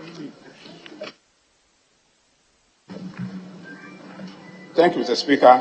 Mr. Speaker, the Ghana Tourism Authority has identified the Golu Slave Defense Wall and the tomb of the late President Dr. Hilal Liman as important heritage sites, and has outlined a phase enhancement plan for these sites. Under the Ghana Tourism Development Project, a comprehensive assessment of the entire tourism resource in the Northern Enclave, including the Sisala West District, is being considered. In this connection, Mr. Speaker, a receptive facility incorporating visitor restrooms with physically challenged friendly access ways has already been constructed and handed over to the community. The comprehensive landscape design of this site is currently being reviewed. Furthermore, the capacity of the site guides will be continuously enhanced to provide enriching interpretation of these heritage sites. Regarding the Gwelu Forest Reserves and the Kalgo Crocodile Pond, the Minister has tasked the GTA, collaborate with the Forestry Commission to ensure sustainable use of these resources for tourism purposes. Thank you, Mr. Speaker. Yes. Honourable Member, you need to submit the question. I'm giving that opportunity. Or you're okay with the answer? No, Mr. Speaker. Thank you. You're okay with the answer? I'm okay, Mr. Speaker. Very well. On that note, Honourable Minister, on behalf of the House, I would like to thank you very much. You were here early in the morning and you start through our proceedings today. It's good. At least we've witnessed what you do our things here. On that note, we thank you once again, and you are hereby discharged.